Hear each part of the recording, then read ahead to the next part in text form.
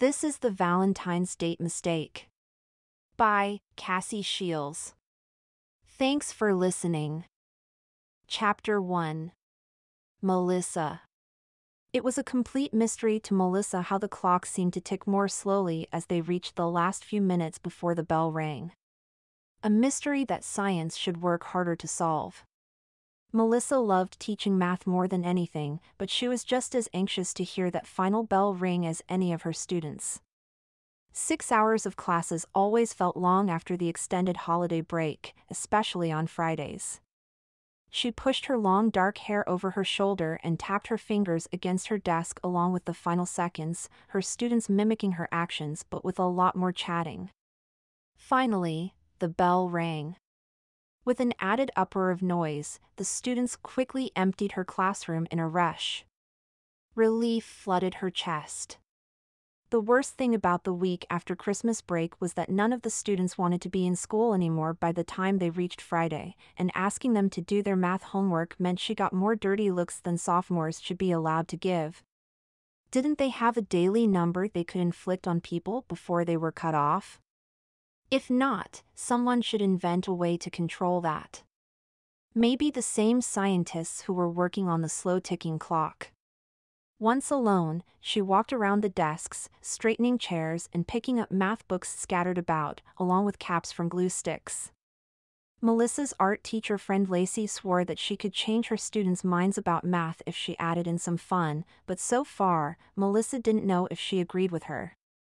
Melissa's classroom had more color than she was used to.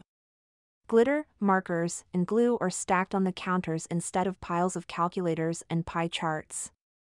She wished her classroom looked a little more academic than artsy. The students were having fun, though. That was the only reason she kept working with Lacey's suggestion. She pushed a few more chairs in and debated whether she should have chosen high school for what felt like the 100th time. She loved teaching her students the higher academic math classes, but if they needed markers and glue to enjoy it, she felt like she was doing something wrong. There has to be another way, she murmured to herself, straightening the last chair. She wanted them to see how much fun math could be on its own. It might take longer than she expected, but she would find that way. Her intercom system buzzed. "Ms. Jackson. Principal Hendricks needs to see you in his office right away. He has something important to discuss with you." "Okay, I'll head down in just a moment." "Thank you." Melissa hurried over to her chair and pulled the newest math papers into an even stack on her desk. Maybe the principal would respond to the email she'd sent last weekend in the middle of the night. He had given no indication during the week that he'd read her email or had any intention to answer her plea. She should have realized he was busy like they all were after Christmas break and would get back to her eventually. "The students are going to see that neither math nor I am something they need to fear," she said. Feeling a new rush of energy pumping through her veins, she quickly gathered her things.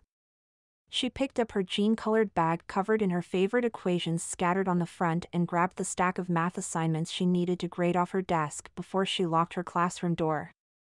With a tug, she ensured her flowy white blouse lay straight and her purple jeans weren't bunching. In an attempt to walk with dignity, instead of running down to the office like a crazy lady, she concentrated more on her speed than on which way she was going. "Hey, Melissa," Tristan, a fellow teacher, called from her classroom when she was halfway down the English hall. "What kind of trouble are you up to?" Melissa stopped cold, her hand gripping her bag tighter. "What do you mean?" She wasn't causing trouble, at least not anymore. For the last few months, she'd kept her head down, done her job, and attempted to make math class more fun. "Mrs. Matsby called you down on the intercom to the whole school again."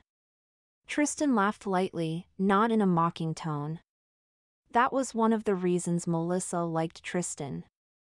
Melissa let out a slow breath. You'd think she'd have that figured out by now. "I think she does it on purpose," Tristan exaggerated an eye roll. "Just in case we're not in our classroom." And now everyone knows you've been sent to the office, Tris said with so much drama on her face that if Melissa didn't know any better, she would have thought that Tristan taught drama instead of English. Melissa's lips twitched to a slight smile. Ha ha, Tris. You know very well that you're the troublemaker, not me. Tristan laughed heartily. But don't tell anyone. She gave Melissa a pointed look, brushed her blonde hair behind her ear, and kept setting a Romeo and Juliet book on each desk. That must have been what her classes were starting to study come Monday. Melissa snickered and wound her way through the large high school halls to the front of the school, where the offices were located. She'd opened her mouth to ask about seeing Principal Hendricks when the door to his office opened wide, and the man appeared in the doorway. His smile brightened when he saw her, his slightly graying hair sticking up like he'd been yanking on it all day. The students called him a teddy bear, and she had to agree with that assessment. That is, if a teddy bear wore a brown and green tweed jacket every day and had thick black glasses. I'm so glad we could catch you before you left for the weekend, he said, pointing to an empty seat beside none other than Mr. Calloway, the school's prized AP history teacher. Melissa froze in the doorway, her eyes darting up and down Calloway's physique, from his well-formed biceps to his dark brown hair. If she didn't know the kind of man he was, she might have felt attracted. Mr. Calloway's lips curled into what could only be described as a tight smile.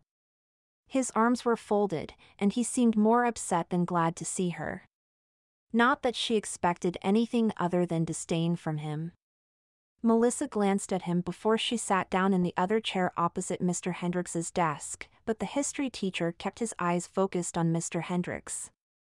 Mr. Calloway, she said flatly, focusing her eyes on the principal. Miss Jackson, he said, matching her tone. What was going on?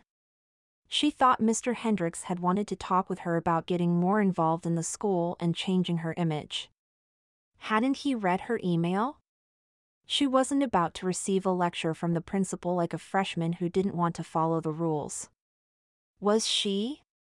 She and Calloway didn't get along, but they kept their private war away from the notice of most of the students and teachers. She looked sideways at the man who'd made her first year here much more complicated than it had to be, starting with their classroom battle. He gave her no notice or acknowledgement. Why couldn't he treat her the same as everyone else? What did he have against her? Other than wanting what should have been her classroom at the beginning of the year, she had no idea. And he'd won that battle. Miss Jackson, we need your help, Mr. Hendricks said, leaning forward, his teddy bear eyes growing bigger behind his thick lenses. Melissa pushed thoughts of Mr. Calloway out of her head, made sure her face looked poised and professional, and turned her full attention to Mr. Hendricks. Mr. Calloway is the supervisor for the sophomore class presidency, and we've run into a pickle. A pickle we know you can help us solve. Well, I am good at solving things, she said with a hint of a laugh in her voice. She was not sure where this conversation was going. Mr. Hendricks laughed enthusiastically at her comment. That you are. You see, the sophomore class officers are in charge of this year's Valentine's Day dance, and Mr. Calloway has asked for the last part of January off to help his father, who is having surgery. The students will need to meet during those weeks to finish planning the dance, make posters, etc., and need an assistant supervisor. I thought this would be the perfect opportunity for you to work together and help these kids plan a fantastic dance. He laced his fingers together and leaned forward like he'd done something commendable. Melissa looked sideways out the corner of her eye. Calloway's jaw had tightened in a way that led her to believe this arrangement was news to him too. Are you sure that is a good idea, Mr. Hendricks? She asked. I have no experience supervising class officers. He waved her comment away. Oh, pish-posh, you run the math club just fine, and you'll only be assisting Calloway and filling in for him for a meeting or two and, of course, helping at the dance. Didn't you email me this last weekend asking for a way to be more involved at the school? She had. That wasn't something she could deny. But when she sent it, she hadn't expected this to be the outcome. Melissa knew he wanted her to see it as no big deal, but it was a big deal. If one of the other teachers, Olivia or Lacey, were in charge of the sophomore class presidency, she wouldn't argue one bit, but this was the pinhead, Mr. Calloway, they were talking about. Mr. Calloway leaned forward. "Mr. Hendricks, I was hoping Miles would fill in for me. I talked to him yesterday, and he said he was willing." Mr. Hendricks immediately shook his head. "Oh no, Miles tried helping with one of the dances last year. It isn't his forte. He does better with the science fairs. Ms. Jackson is the better choice." Mr. Calloway scooted even closer as if he were begging. Not that she blamed him. If he hadn't started begging first, she would have. "What about Olivia? She is already in charge of the music." "Good one, Calloway," she thought. "Oh yes, Olivia is a great choice, especially if she is already involved, and besides, I've got math club on Fridays to keep me busy," Melissa said. Calloway shot her a dark look when Mr. Hendricks wasn't looking. Good grief, she was on his side. Mr. Hendricks stood. No, Ms. Jackson is my choice, and I know you both will respect that and work together." He gave them both the eye. It was a look he gave every student who earned detention. It wasn't a look you argued with, further proof that Mr. Hendricks wasn't an actual teddy bear. "Okay, Mr. Hendricks, if that is what you want," Calloway said, sitting back in his seat and folding his arms. A tightness still showed in his jaw that Melissa could fully understand. Mr. Hendricks looked at her, and she nodded, hoping he couldn't see through her tight smile. "Wonderful. It would be best if you plan on attending their meeting next week, Ms. Jackson. That way, there won't be confusion when you appear instead of Mr. Calloway." Agreed. "When is it?" Melissa kept her eyes on Mr. Hendricks, hoping he would answer the question, but he only looked over at Mr. Calloway. She sighed and turned to look at him instead. Mr. Calloway shifted toward her. "Wednesday, right after school. In my classroom." "I'll be there," she said, keeping her tone light. Mr. Hendricks gestured to the door for them to leave. Melissa shot to her feet and moved to the door. She'd wanted to get more involved in the school. Show the students that she was a fun teacher and could be trusted, but the last thing she wanted was to get stuck working with Mr. Calloway after school. She hated this whole plan. Mr. Hendricks was trying to trick them into getting along, which was one thing she didn't want to do. Once you were an adult, you should be able to dislike anyone you wanted quietly. But now, she had to pretend to at least get along with the man instead of avoiding him altogether.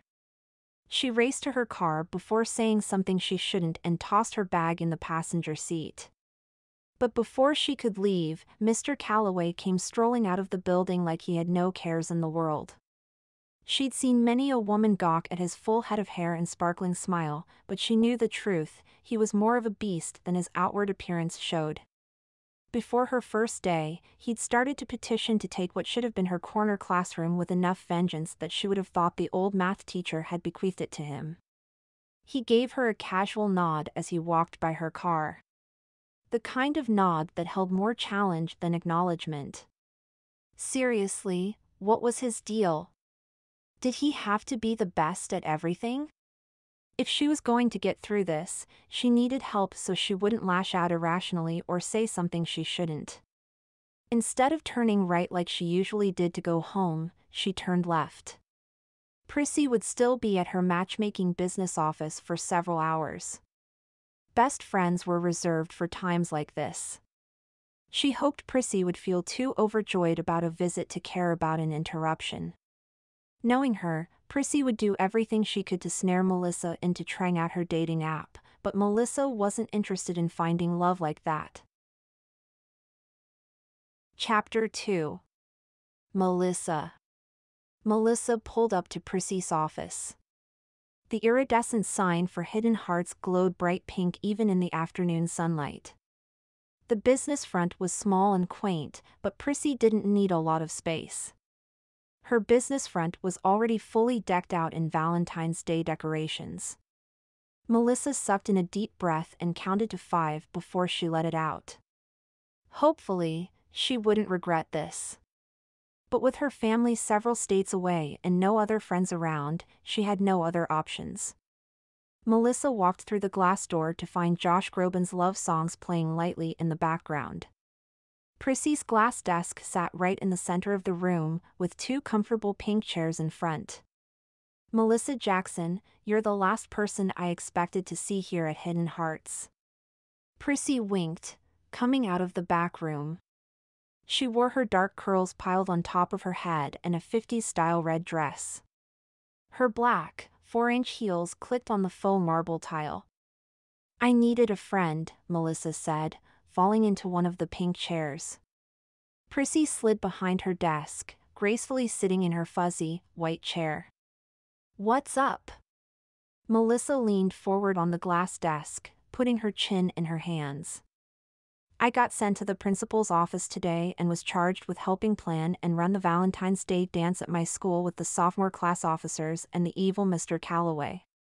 Prissy's eyebrows shot up before she snorted. "Isn't that the teacher who petitioned for what should have been your nice corner classroom?" "He did more than a petition. In the end, he won, and he's never let me forget it." Prissy winced. "Well, other than working with him, I'm sure you're excited about this." "I've always dreamed of planning a school dance, not just setting up couples and helping them find their true love." She sighed and looked toward her wall of fame with happily matched couples who made it all the way to an engagement. Their perfect pictures sat in long rows in silver frames on the side wall. "Feel free to text me any of your ideas until Wednesday when I have to meet with the sophomore class officers," Melissa said, turning to sit in the chair properly. "You bet I will." "Do you get to attend the dance?" Prissy asked, her eyes all dreamy. "Yeah, I'll have to supervise.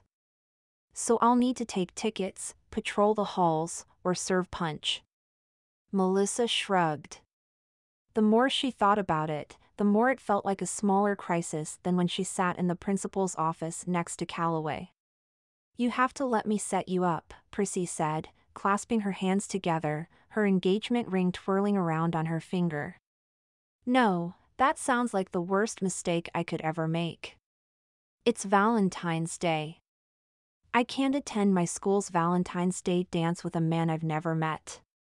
Besides, I didn't come here for a guy or to sign up. I came here for some sympathy." Melissa slumped a little to help with the pathetic look she was going for. "You don't need sympathy. You need a man. Come on, please?" Prissy clasped her hands together again and stuck out her bottom lip, her eyes wide like a puppy begging for even a tiny piece of bacon. When Melissa didn't acknowledge her, she dropped her begging stance. "Liz, you're cute, smart, you have glorious white skin and sparkly eyes, and your long dark hair is to die for. Men should be lining up for you, and they would if you gave them a chance. I'm your best friend. I won't pick just anyone for you. You have plenty of time to talk to a few of them and vet them before the dance." She swung her computer screen around. "Just look at the hunks I have on my database right now." The screen was full of headshots of handsome men and a few avatars. Melissa pushed the screen back toward her friend, so not in the mood for this. "Granted, some of them are hot, but I couldn't even focus on a date. Like I said, I'll be taking tickets or patrolling the halls, or making sure none of the kids are sneaking off into dark corners." "So nice try, Pris. That is not going to happen. I've told you before I am not interested in your online dating program." Prissy pursed her shiny red lips. "Whatever, Melissa, you need a date, or else you'll look like the lame teacher with no one in her life. The kids will mock you." "Ouch." That was supposed to hurt, Prissy said, typing frantically on her keyboard. You came to me for help, and I'm going to help you. First, I have to set you up with a profile. Melissa shot to her feet. Whoa. Wait. I didn't sign up for this. First of all, just because you found your Prince Charming doesn't mean I need to find mine. Secondly, I don't need a guy in my life right now. Third, I can't afford it. Melissa knew what Prissy's prices were, and it wasn't something she had in her budget. She could do the math. Prissy rolled her eyes. I'm your best friend. I'm not about to make you pay for something I can give you for free, well, for a month, that is, then if you want to continue, it's up to you. Melissa fell back into the chair across from her supposed best friend since her first semester of college. However, Prissy brought up a point that Melissa hadn't thought of. What if she didn't have a date? Would the kids think of her as lame and mock her? Would they have more reason to believe her subject was boring or that she wasn't an extraordinary teacher? She already felt like she was fighting an uphill battle being the new math teacher that year.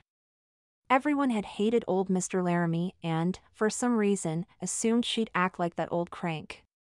She'd won over a few students, but not enough to get them to see that not only was math fun but that she was a fun teacher too.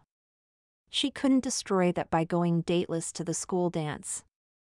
I feel like I am going to regret this, she said, rubbing her forehead as she sat back down. Yes. Prissy clapped her hands together. You won't regret this, I swear it. Now I need a profile photo. Great. This day was only becoming worse by the minute. She should have gone home to her hot chocolate. Do you have to use one? Prissy paused with her typing. It's better if you do, but I've had a handful of clients who prefer to work with a lookalike avatar. Melissa raised her hand. That sounds like me. Yeah, it does, Prissy mumbled under her breath. She tossed Melissa her iPad. Create an avatar on there. Try to make it look somewhat like you, okay? Okay, Melissa said, swiping to the app. I also need a username. Many of my clients prefer not to use their real names on here just in case a psycho slips through my screening process. I get it, and it is more confidential that way. The trick is choosing one that represents you.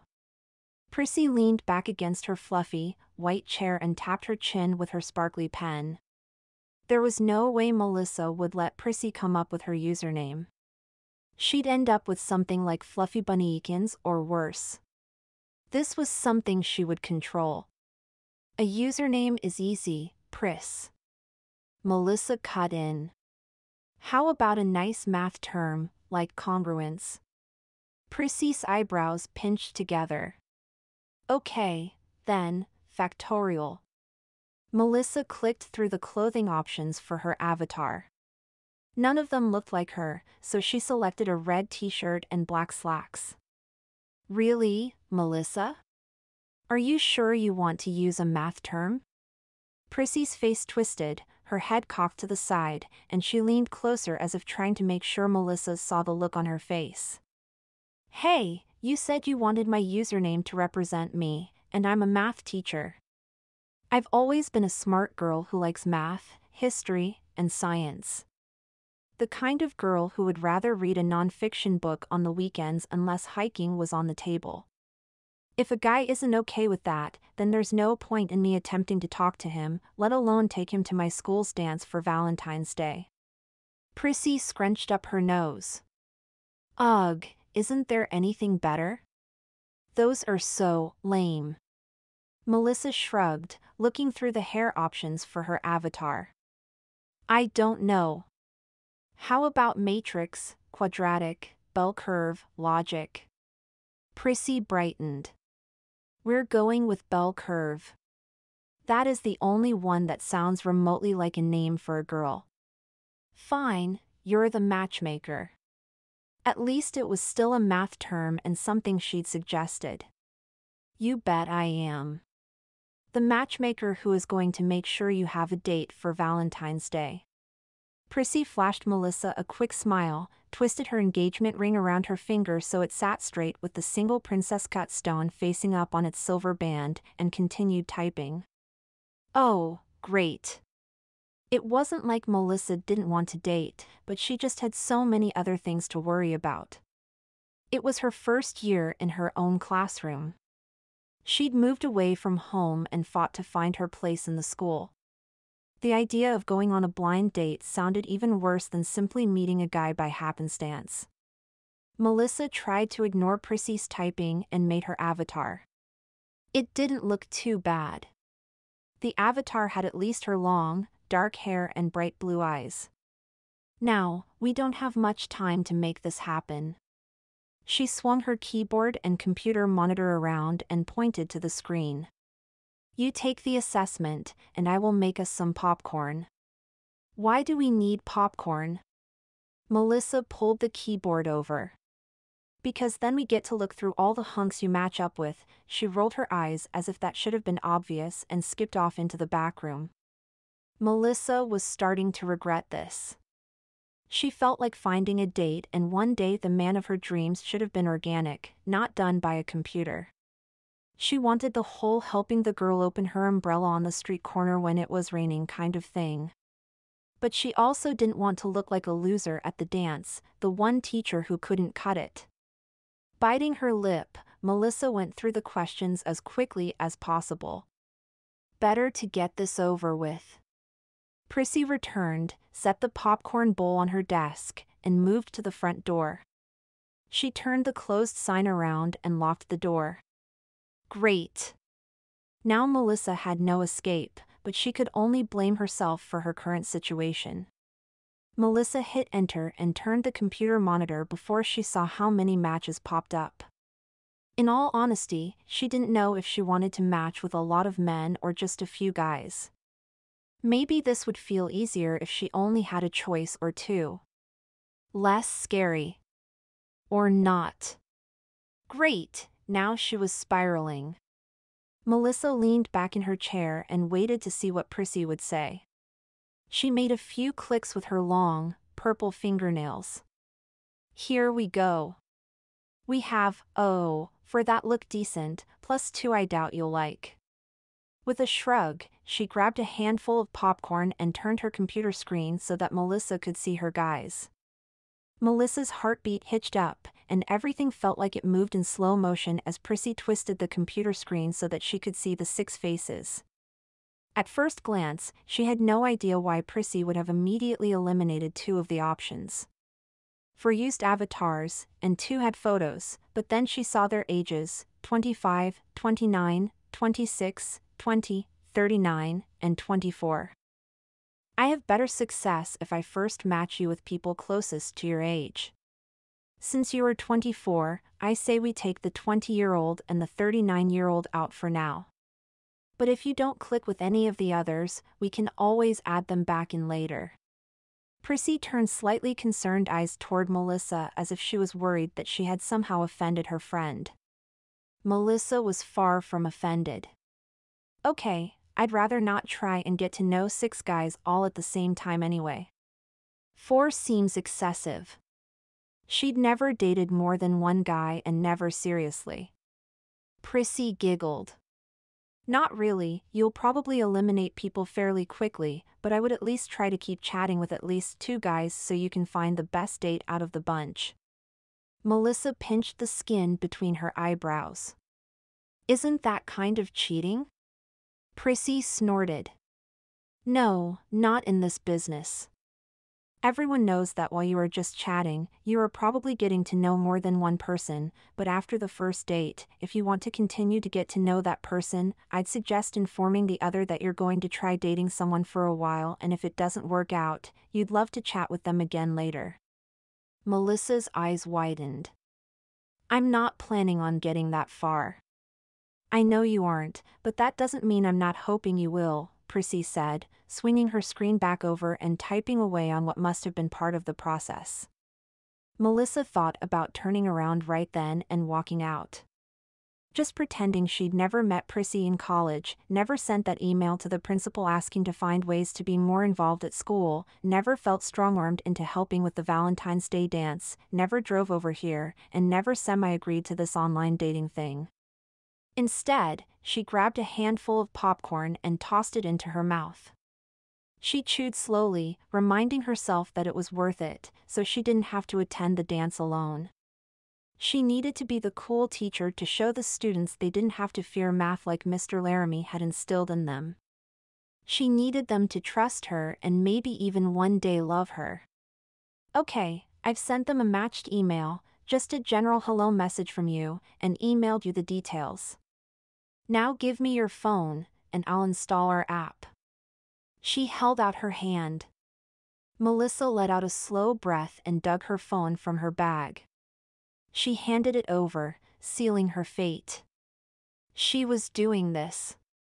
Prissy took her phone and clicked away, her long fingernail tapping against the screen.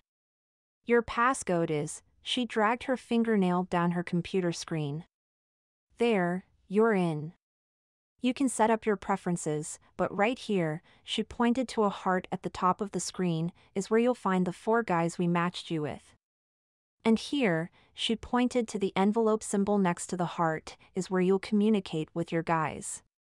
She sighed like it was the most romantic thing she'd ever said. Melissa reached for her phone. Thanks. You'll love it, I know it. I would never have found Michael without this app. So, you have to update me. I know who you matched with and whether either of you chooses the unmatch button, but I don't have access to your private conversations. She grabbed another handful of popcorn and sat back with a huge smile. At least one of them was thrilled about this arrangement. She was determined, but that was different from thrilled. Her phone dinged. Prissy clapped her hands. I allowed notifications. Check it out. She clicked on the app and saw the number 1 next to the envelope symbol. With a quick breath, she tapped it and opened the message from a guy whose username was Jazzbean.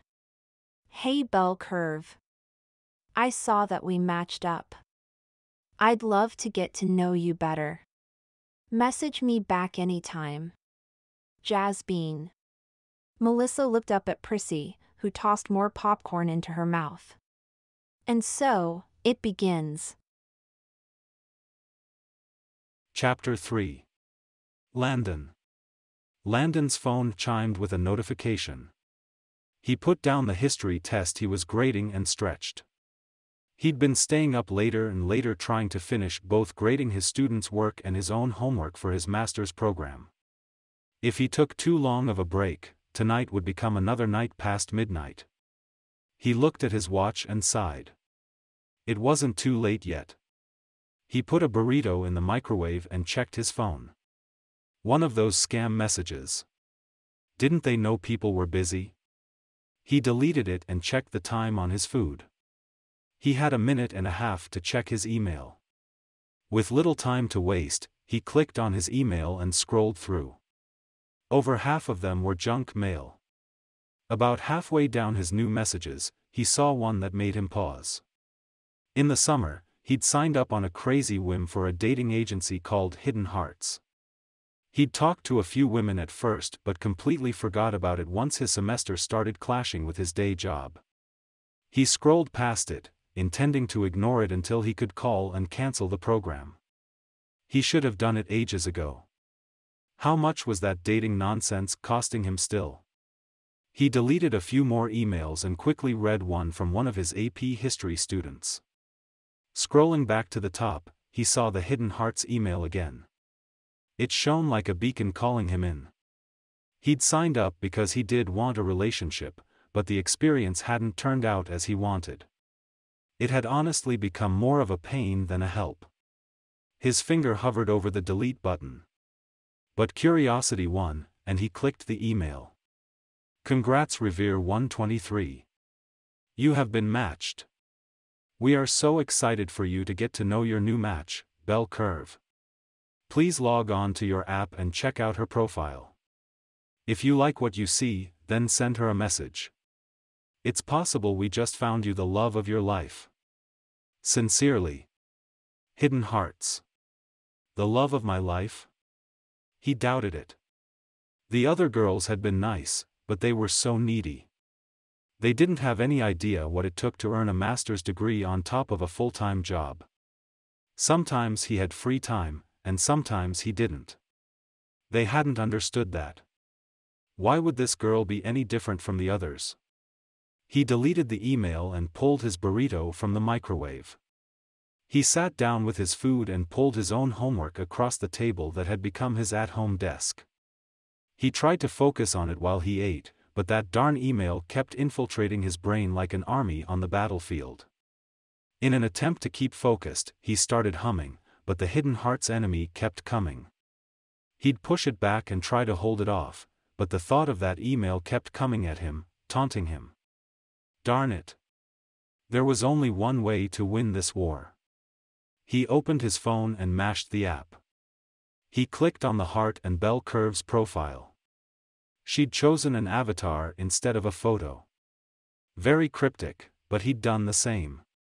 He ignored the rest of the profile and went to the message part of the app. Maybe he could get back to work if he sent her a message. Dear Bell Curve. So, I guess we matched up. Listen, I've done this for a while now, and I refuse to beat around the bush. So here it is. I'm busy. Very busy, so busy that girls in the past have called me a workaholic. Excuse me if I have goals that I am working hard to accomplish and commitments that I've made. If you can't deal with that, then we'd better not even waste our time chatting. If you're looking for a one-time thing or a guy you can cry to, who will be there at a moment's notice, I am not the guy for you. As I said, I am far too busy for that. You may be wondering at this point why I am even on here, and I can only claim a moment of weakness and the hope that one day someone will want to work with my busy life and support my goals. If that isn't you, then don't bother. Revere 123. He read the message over. Now, if that didn't put a stop to it, then nothing would short of him straight up deleting the app and forgetting about this whole thing. But if his words didn't scare her off, she might be someone worth talking to. He shrugged it off and started back on his burrito. He knew he shouldn't expect an immediate ding on his phone, signaling that she'd written back, but he did. He couldn't help but wonder if she was the kind of girl to get scared off by a note like that. Probably. His phone rang, making him jump. He took several breaths to calm his sudden heart rate increase and answered it. Hello, Dad. Hi, son, we know you're busy, but your mom's been working hard lately, and I was hoping you'd be able to go to the store to get a treat for her. I'd go myself, but with my knee. Landon stopped him there. I can go. He knew his dad felt terrible about how bad his knee had gotten before he agreed to get it taken care of. Pushing his papers aside, he picked up his plate and walked back into the kitchen. Any requests? He asked. How about some ice cream? You got it. Landon hung up and stretched. He'd been working hard since school got out, so he had probably earned a half-hour break. Thankfully his favorite store was only a few blocks away, and his parents were only a block farther than that. If he kept a good pace, he could make that half-hour work for him in the best way. Grabbing his keys and wallet, he darted out the door. He raced through the store heading directly to the freezer section. He checked his watch 10 minutes after his dad's phone call. He was doing great. He turned into the aisle with the ice cream and frozen dinners to find the aisle empty except for one person. Why did it have to be her? She made his pulse jump from normal to a dangerous rate in 2 seconds flat. Ms. Jackson, he said, passing her in the aisle. He'd grown up right and knew how to act civilized and acknowledge someone if there was no way to avoid it. That did not mean he had to stay and chat it up with the one person who got under his skin in the worst way. She looked up at him and gave a weak smile in response before she turned her gaze back to the single-serve ice cream cartons. He didn't know what could keep her so occupied. You grab an option or two and get out of there. Shaking his head, he walked farther down until he reached the large boxes of ice cream and grabbed his father's favorite, double chocolate fudge, and his mom's favorite, homestyle vanilla. He turned to go and found Ms. Jackson still staring at the doors between her and the ice cream. He could leave the aisle the opposite way, but that felt like a waste of steps and time. He started past her but paused at the end of the aisle. He checked his watch. He had only taken a minute and a half more of his allotted time. Maybe he could spare 30 seconds more. He turned to her. "Everything okay?" She jumped like she hadn't even noticed him standing there. "Me? Yeah. I'm fine." She reached inside the freezer, pulled out the closest container of ice cream, and turned away without even looking at it. Landon shrugged his shoulders and kept walking away. Probably a girl's problem he didn't want to know about anyway. The store was busy like every Friday night, and he darted into the shortest line. What he didn't expect was for Ms. Jackson to follow him, but then again, every other line was a lot busier. She was a logical person, after all. "Are you having a party?" she asked, setting her single-serve ice cream behind his two large tubs on the conveyor belt. He glanced back at her. "No. I'm not much of an ice cream guy." Her eyes narrowed. "Could have fooled me," she said, her eyes darting between the two cartons and him. He could have countered back, but he didn't want to waste any time arguing with her. That was where every conversation with her went, no matter what he tried to do. They didn't mix well. "The ice cream is for my parents," Landon said, turning away from her. He shouldn't have greeted her or asked her if she was okay. This was probably why she felt she could talk to him. He should have kept focused on the time and the ice cream. He checked his watch and sighed again. This line was taking forever. "I don't think I've ever met anyone who doesn't like ice cream." He whipped around. "I don't dislike it all the time. It's just not my first choice." "No wonder we're not friends," she said so quietly he almost didn't hear her. He smirked. "We're not friends for a lot of reasons." "I'm tempted to ask you for that list," she said, looking up at him with a slight smile. He forced his face to remain expressionless. "That would be a long paper, Ms. Jackson. I can give you till Monday." Landon snorted. She was funny. He'd known her for 6 months and not once had he ever noticed that about her. Not that he'd given her much of a chance. The moment he learned that she was going to be handed Mr. Laramie's prized room, he knew they would never see eye to eye, at least after he started fighting for the room. Finally, the lady in front of him moved, and he slid his ice cream to the front. The cashier smiled at him brightly and pushed the dessert through. "Having a good day?" "Yeah," he said, turning away from Ms. Jackson. He felt for his wallet in his back pocket. It wasn't there. He patted his front pockets and then checked his jacket pockets. He could have sworn that he'd tossed his wallet into his car. With his face reddening, he started the process again, even though he knew he hadn't felt his wallet in any of his pockets. Oh great, now he'd have to go all the way out to the car to search for his wallet, maybe go back home to find it. His half-hour break became 45 minutes to a whole hour of wasted time. This was not what he needed today. A movement just behind him caught his eye. Ms. Jackson scooted her small carton of ice cream up to the front of the conveyor belt. "Add this, and I'll pay." "No, no," Landon said. But she gave the cashier a look and held out a 20. The cashier shrugged, took her 20, and ran her ice cream through. "You didn't have to do that," he said, his face coloring up even more. He never did this.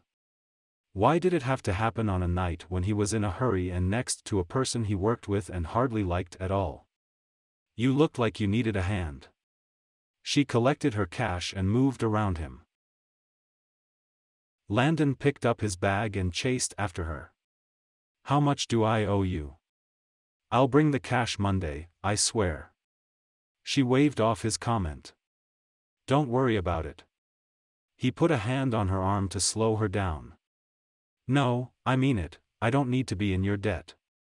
I feel like you'd hold that over my head forever. She smiled at him in a way that made him think she'd just proved his statement true. Come on, Jackson, work with me. He didn't have the time to waste arguing over this. Just tell me exactly how much I owe you, and then I won't be in your debt. One of her eyebrows shot up. You know, most people would simply say thank you. He dragged his hand through his hair and resisted looking at his watch again. Thank you, but please tell me the price. I wasn't paying attention to the cost. She rolled her eyes and started walking out to the parking lot. You owe me exactly $8.86. I assume you will pay no more and no less. Who gives out numbers like that? Landon resisted a groan. $8.86. How in the world did you come up with that number? He chased her to her little white car parked on the opposite side of the lot. She opened her car door and turned to look up at him. Math. Each of your ice creams was $4.18, times that by our 6% sales tax, and it comes out to $8.86. Although, if you have an issue with that number, we could always round it to $9. But then, she paused, tapping her chin. Would I then owe you 14 cents, and would you hold that over my head for all eternity? Of course not. He tapped his foot, thinking quickly about how to solve this. He had no more time to waste.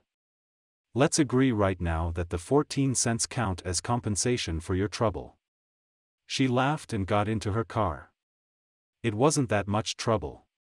And 14 cents isn't that much money. Take that, math teacher. She set her ice cream in her cup holder and turned back to face him. All right, then. I'll see you on Monday with your $9 and your paper. She smiled brightly. He nearly snorted again. I'm not wasting my time writing a paper this weekend, but I'll have your money first thing. She looked like she choked down a laugh of her own and closed her door. Landon didn't wait for her to pull away before he checked his watch. He had only 5 minutes left. With a groan, he walked back across the parking lot. Inside his car, sitting on the passenger seat, was his wallet. Darn you, he said, setting the ice cream on top of it. I have no one to blame but myself, but now I've lost at least another 15 minutes of study time. He pulled out of his parking spot and drove toward his parents' house. It'd be another late one tonight. Chapter 4. Melissa. On Monday morning, Melissa had to silence her phone. Jasmine, Dr. All, and Tortilla Chips had messaged her all weekend. She couldn't become the teacher who ignored the no-phone rule at school. She'd lose all sense of control in the classroom. Management was vital, and she meant to maintain it at all costs. She'd only heard from Revere 123 on Friday, and she hadn't been sure how to reply to his message. It had been eating at her all weekend. He seemed so frustrated with this whole online dating thing, and she had to agree with him there. It was throwing her all off balance. But it also felt like he was challenging her, and Melissa wasn't one to back away from any challenge. She lived with them every day. She forced her thoughts to return to school things and began writing the homework assignment on the board for her first period class. She shuffled her worksheets on her desk and added a few more red pens to her stripped cup on her desk. Her eyes darted over to the clock. She still had about 20 minutes until her students began to arrive. Darn it, she had the time to reply. Casually, she walked over to her door and closed it. She leaned against the door and pulled out her phone. Before she could change her mind, she clicked on the Hidden Hearts app and clicked on the message from Revere 123. If he was going to frustrate and challenge her, then two could play that game. Dear Revere 123. I think it's great that you have goals and commitments.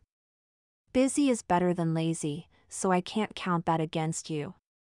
I can also understand that you have been burned in past relationships. I get that. I have too. I understand if you don't want to chat simply because we matched up.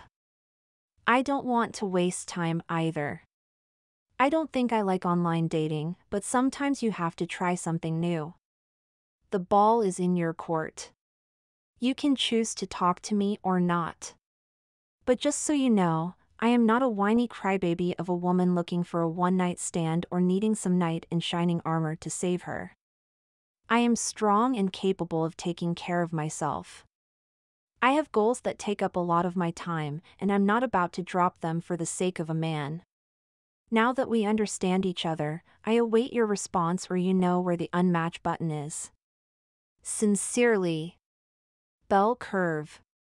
She read over her message, shifting against the hard door behind her. It turned out a little harsher than she'd meant it, but if he was going to be blunt with her, then she might as well be blunt right back. She needed to know if he felt like this was a waste of his and her time. She pocketed her phone. Though she had to admit it was attractive the way he'd been so upfront. The other 3 guys just kept asking her empty questions. She'd gotten a minimal indication of their personalities. She'd even reread the texts to ensure she wasn't repeating herself. Revere 123 might not have been as friendly, but she'd be able to tell him apart from the other 3 guys. Her door started opening. Melissa stumbled back, trying to catch herself before she fell to the ground. An arm attempted to catch her, but she was already too off balance for it to be a graceful save. She looked up into the eyes of whoever had at least saved her from hitting the floor to see none other than the insufferable Mr. Calloway. He righted her. Good grief, Jackson. I hope that isn't how you meet your students every day. She pushed herself out of his shockingly strong arms. Of course not. What are you doing here? She snapped. He took a step back from her. Whoa, Jackson, I'm not the one who was leaning precariously on your door. Melissa folded her arms, her face burning. What do you want, Calloway? First of all, I wanted to pay you back. He slapped $9 into her hand. And I wanted to see if we could move the meeting to Tuesday instead of Wednesday. Ava and Ruby apparently have a conflict, and Charity and Walter are open to that day too. Walter doesn't seem to care. Melissa swallowed her fury. He was acting civil, and she could, too. Their private war needed a moment of truce. Without making it look like a big deal, she tucked the money into the pocket of her red pants. Thank you for that. And Tuesday? Yeah, sure. Math club is on Friday, so don't move any meetings to that day. He leaned against the short wall between Melissa's classroom and the next classroom. That might be a problem in February. Why? He folded his arms across his chest. We have to set up for the dance the Friday before, so everything is ready for that Saturday night. Melissa couldn't believe it would take that long. You start right after school? He shook his head. No, we must wait until the basketball game ends this year. We can't set up until after 9 that night. I'd put it on your calendar now. Melissa shoved her doorstop under her door with her toe. So, we don't have a conflict. I think we have a lot of conflicts, Jackson, and no, I'm not going to write a paper about it. He raised his eyebrow in challenge. This time she didn't have a snarky comeback. He spoke the truth about the conflicts, and she never thought he would write a paper on their issues. Melissa leaned against her door frame. You know, I think I agree with you on something for the first time ever. We should celebrate. By what? Giving each other a high five? He asked, his frown rippling as if he was trying not to let a genuine smile burst through. Melissa rolled her eyes, keeping her expression bland. Now, let's not go crazy. Calloway smiled. Actually, smiled for the first time in her direction. It was weird, and yet it felt like another win. He had a bright smile that did wonders to his face, which usually had a dark look when she was around. Was the beast unfreezing a bit because she'd shown him some kindness? If so, then today was off to a great start. "See you around, Jackson," he said, heading down the hall toward his corner classroom with the extra windows. The classroom that should have been hers. She stalled the anger flare that always bubbled up when she thought about that and turned back to her classroom. She had classes to teach and no time to dwell on the past. Asterisk, asterisk, asterisk. At lunch, all of her students made it out the door on time, so she had a few moments to breathe before it all started again. She leaned back in her chair and took several deep breaths. In a much better mood, she pulled out her sandwich and a bag of chips. The idea of going to the teacher's break room sounded extremely unappetizing. The idea of running into Calloway motivated her to remain exactly where she was. She was in too good a mood to risk it. Her phone vibrated in her pocket. She looked around out of habit before she pulled it out. There was a message on her Hidden Hearts app. What could it hurt? She opened it to see 4 messages, one from each of her matches. It hurt a little to admit it, but she couldn't help but smile at that. She wanted to read what Revere 123 thought of her message, but she forced herself to read the others first since they'd come in while she was teaching. Jasmine sent her a LOL to her earlier message. He was proving hard to figure out. Tortilla Chips wanted to know if she would like to exchange phone numbers or meet up. She replied to that one. "Thanks, but not yet. I would rather we kept things on here for now." Her phone number was a little more personal to give to a guy she'd only talked to a few times online over the last couple of days. As for meeting up, not happening yet. That was for sure. Dr. All's message said, "Bell curve.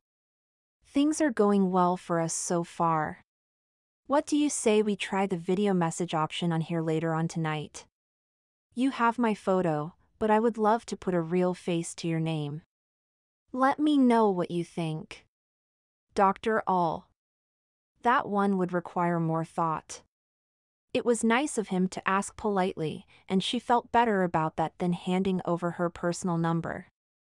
She'd think about it first and decide by the end of the school day. She clicked on Revere 123's message next. "Bell curve. I have to admit that your response took me by surprise. I expected some watered-down wish that I wasn't so harsh, or some claim that you wouldn't be a time suck, or worse, report me to Hidden Hearts as a bad guy to match with people. You said the ball is in my court, and since you surprised me, which I promise you is hard to do, I'm open to chatting. But I wouldn't expect immediate response times from me. Talk to you later. Revere 123. His response wasn't what she had expected either. She looked at the timestamp.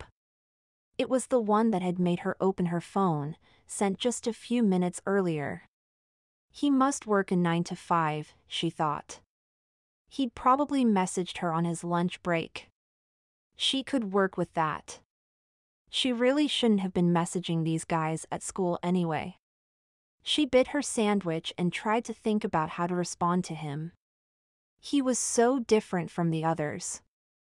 Revere 123. Deal.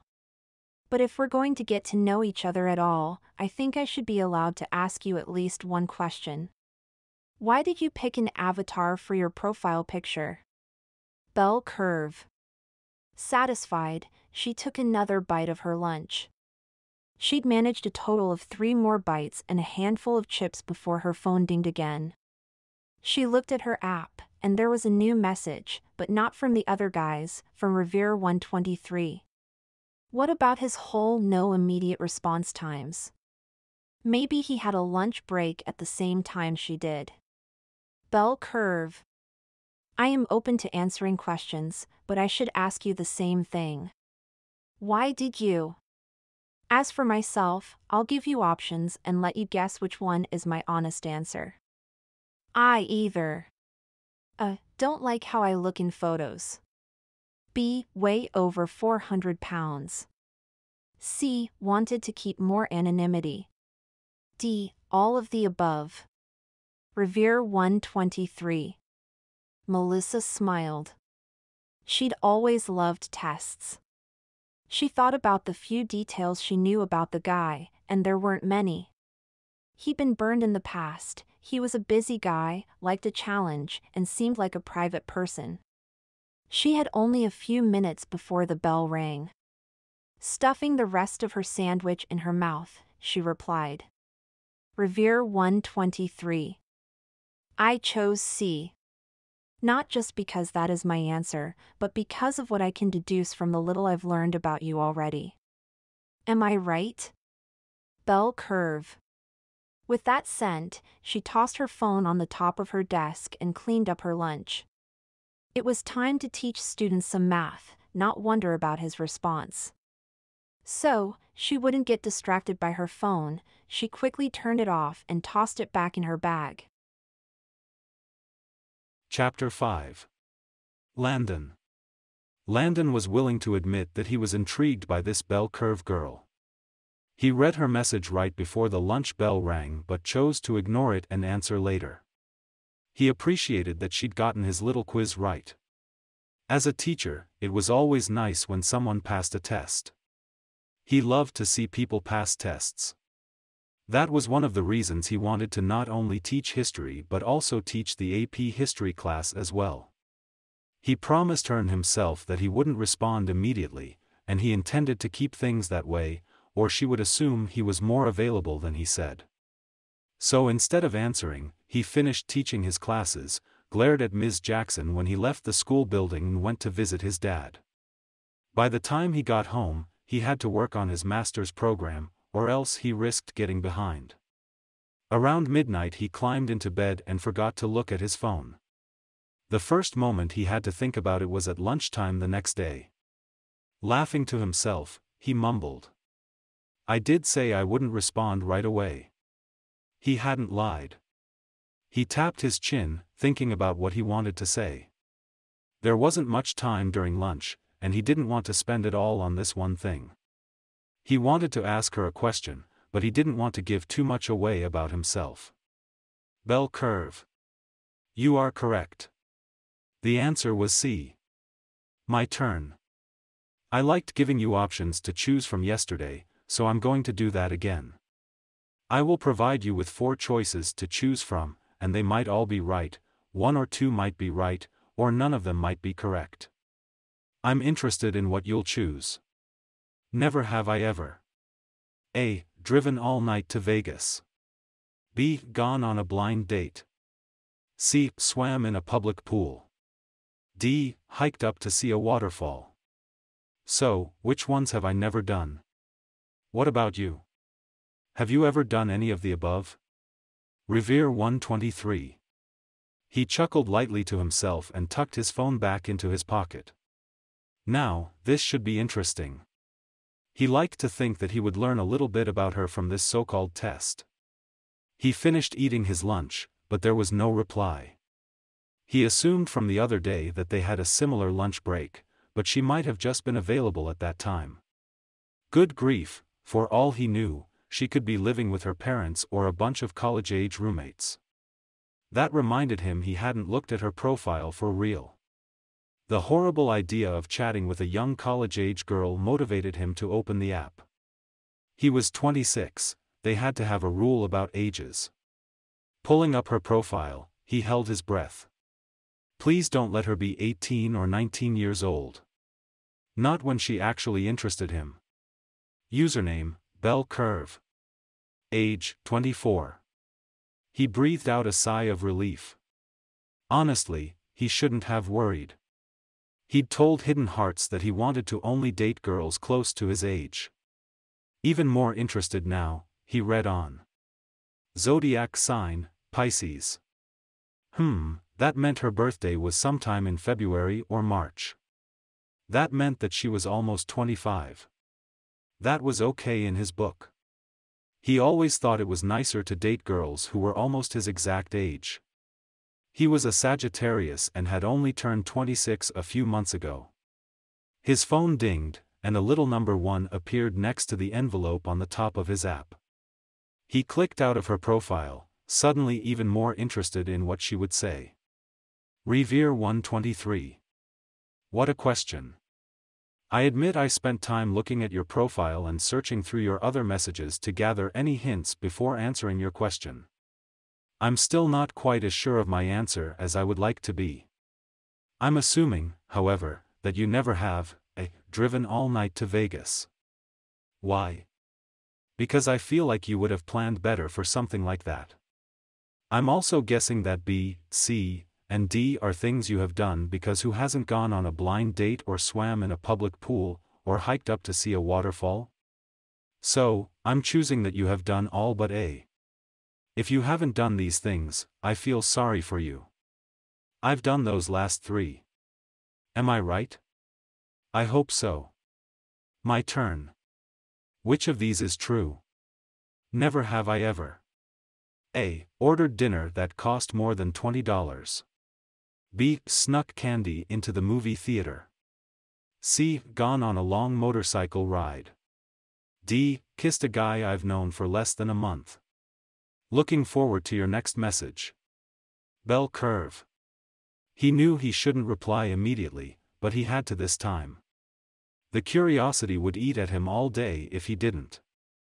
The clock ticked closer to the end of his lunch hour, and he would have to forget all about this until that evening or tomorrow. Tomorrow was probably best. Why did he have so much fun messaging this girl? He debated for a moment more before opening a new reply message. Bell curve. You were half right.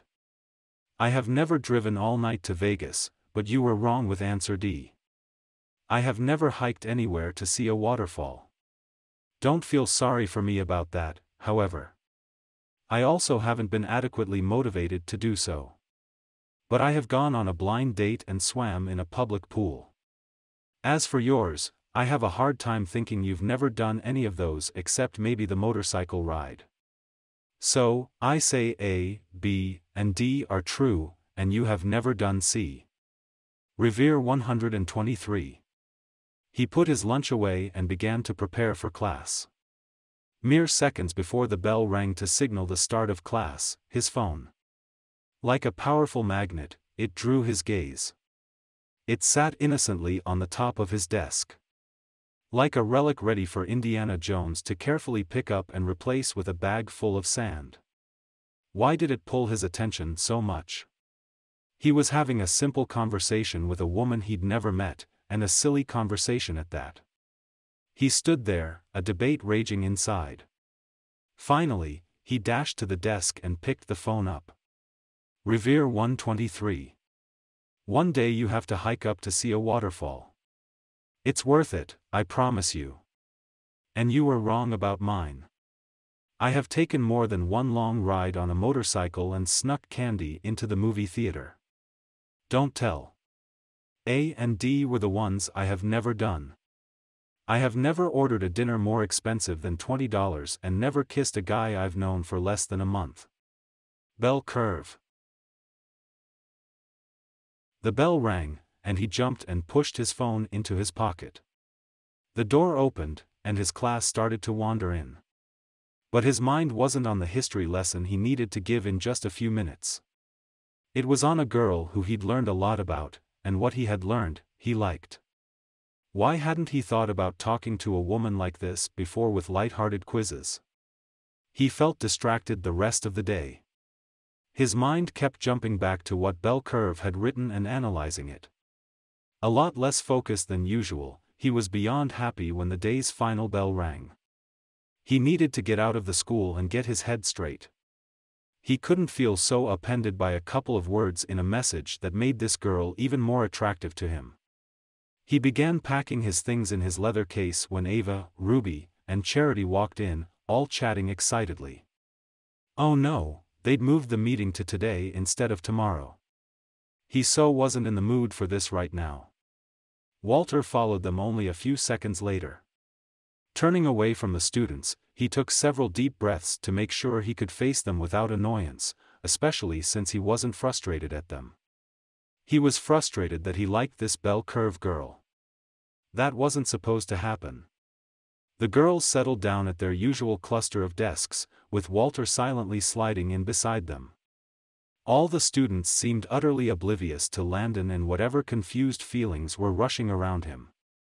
Thankfully, that was one of the best things about teenagers. They focused a lot on themselves.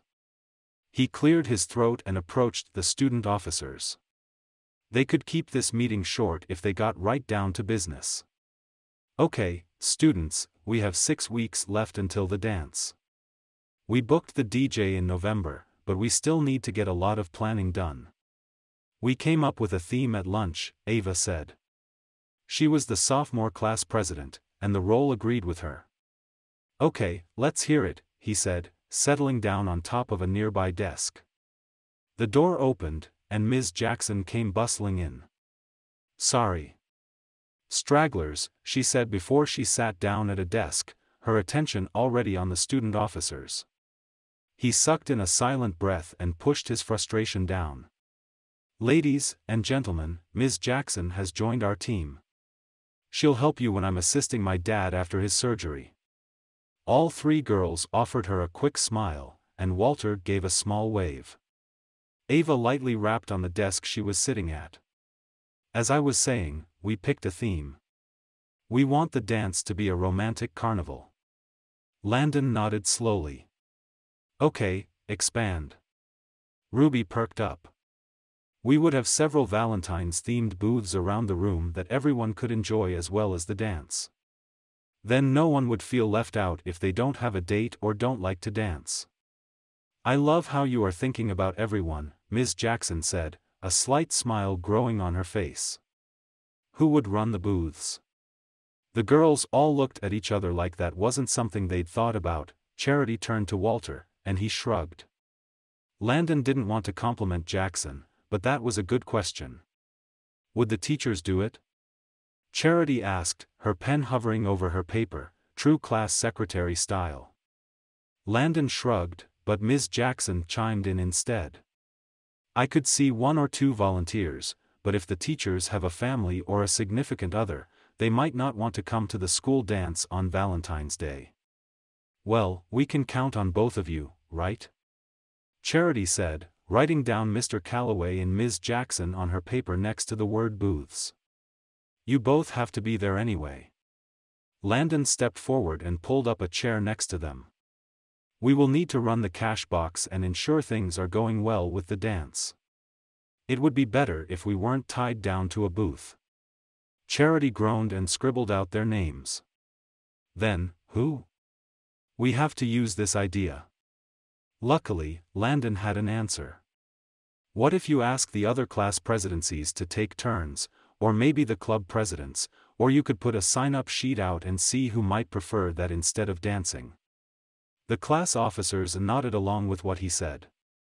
Ms. Jackson even nodded her approval, something he didn't expect to see. Ava pointed to a blank line on Charity's notebook. Let's try the sign-up sheet first. Okay, I'll make some up, and we can post them when we put up the posters. She added a note in her notebook.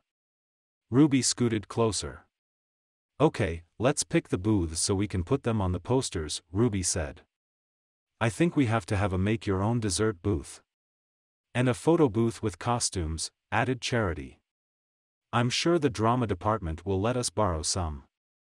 I think we should have a Valentine-making booth, Ava said. And a chocolate-tasting booth. You know, to see if you can figure out what is on the insides of those chocolates. All 3 girls laughed. Landon found himself smiling, even Ms. Jackson's lips were upturned. Walter looked uncomfortable, like usual. I think we need one more, Charity said, adding a 5 to the bottom of the list she was making. Walter? He only shrugged, and everyone started thinking. A kissing booth, squealed Ava. Oh my gosh, you're so right, said Charity, writing it down. We could even charge a quarter for it to raise some money for the school. We're so smart, Ava said, pointing to the last booth idea. Wait, girls, I don't think that's a good idea, Ms. Jackson said, standing up. Or appropriate for high school students. All three of them looked up at Ms. Jackson like she'd suddenly sprouted horns out of her forehead. The glares quickly followed. Glares only teenage girls could inflict on a teacher.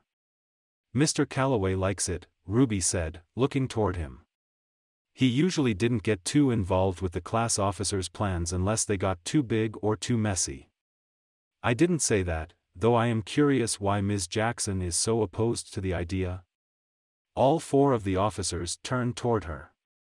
There are many reasons, she said, her cheeks coloring up. She started to pace the floor right by the door. First, parents are sure to disapprove. You'd have to get permission slips, you'd need volunteers in the first place who are willing to sit in that booth and get kissed, and you three are probably only thinking about kissing boys like Dylan Smith, Colby Tanner, and Trevor Adams. All three girls sighed, but Jackson didn't back down. You didn't even think about the fact that if anyone pays their quarter, then anyone can get a kiss, even Mike Darnes, Fisher Andrews, and Smelly Keller. The three girls exchanged worried looks. Landon hated to agree with her, but she was right. Ms. Jackson makes some valid points. Let us ponder this one for a while. There's a lot more to figure out on the chocolate tasting booth. I don't want to think it through, said Ava. I want it on our list. Who cares if someone has to peck Fisher on the lips? You'd care if it was you, Ms. Jackson said, stepping closer to the three girls as if making sure they heard her. The only fair way to run a booth like that is to have your volunteers take a 15-minute turn or a total of so many kisses before you switched. You could not pick and choose who you got to kiss and whom everyone else got to kiss. Why not? We're in charge, Ava said, standing up, her arms folding in a sharp look aimed at Ms. Jackson. Why did she keep bringing up good points? He would have let them go with their idea if she weren't here, but she was right. Actually, girls, Ms. Jackson has a point. If you wanted this booth to be included in the dance, then you'd have to make sure it was fair, no one could pick and choose, and we would need the parents to agree. We couldn't simply plan on it. Ms. Jackson whirled around. Thank you. Landon stood up to face her. I'm not saying we can't do it, but there are more hoops to jump through. I don't think we should even consider it. She turned to look at the officers. What about a good old-fashioned fishing booth? Everyone but Walter gave her a scrunched-nose look before they returned to arguing about booth ideas. Landon moved a little closer to her and said quietly, Jackson. My job isn't to stop them but to guide them. If they can get the permission slips and are willing to work with a schedule, then I don't see why they can't try to use their idea for a booth. It's not a good idea, Jackson said, her tone low and her face deepening in color. That isn't your call. He gave her his strictest look, reserved for troublesome students, to ensure she knew he was serious. Then, why am I here? She asked, jabbing a finger into her chest. He clenched his teeth for a moment before he answered her. According to Mr. Hendricks, you're here to help. Yes, help keep them from making a big mistake.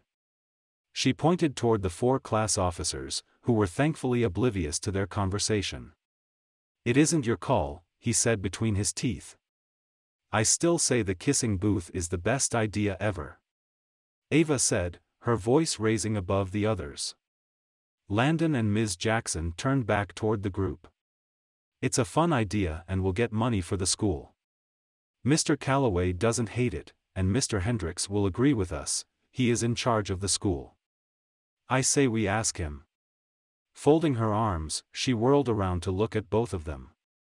I think we'll have to discuss it further, let's move on to another subject for now, Landon said. Ava huffed but sat back down. Without another word, Ms. Jackson flung her hands in the air and sat in the closest chair to the back of the classroom. As huffy as Ava was, Ms. Jackson outshowed her. For the rest of the meeting, Jackson sat there with a dark look on her face. He didn't particularly like the woman, but that didn't mean he wanted to see her upset. The moment the students declared the meeting over, she stood and, without a word, left the room. Landon bid everyone farewell, and once they had all left, he rushed out after her. Ms. Jackson was already at the other end of the hall and storming into her classroom. He raced after her and yanked her classroom door open. "What in the world was all that about?" he asked, his tone harsher than he meant it. "You can't argue with me like that in front of the students." "Excuse me," she asked, picking up some papers from her desk and shoving them into a bag covered in bright mathematical problems. Why did he have to explain this to her? "You were arguing with those students and me, not guiding them."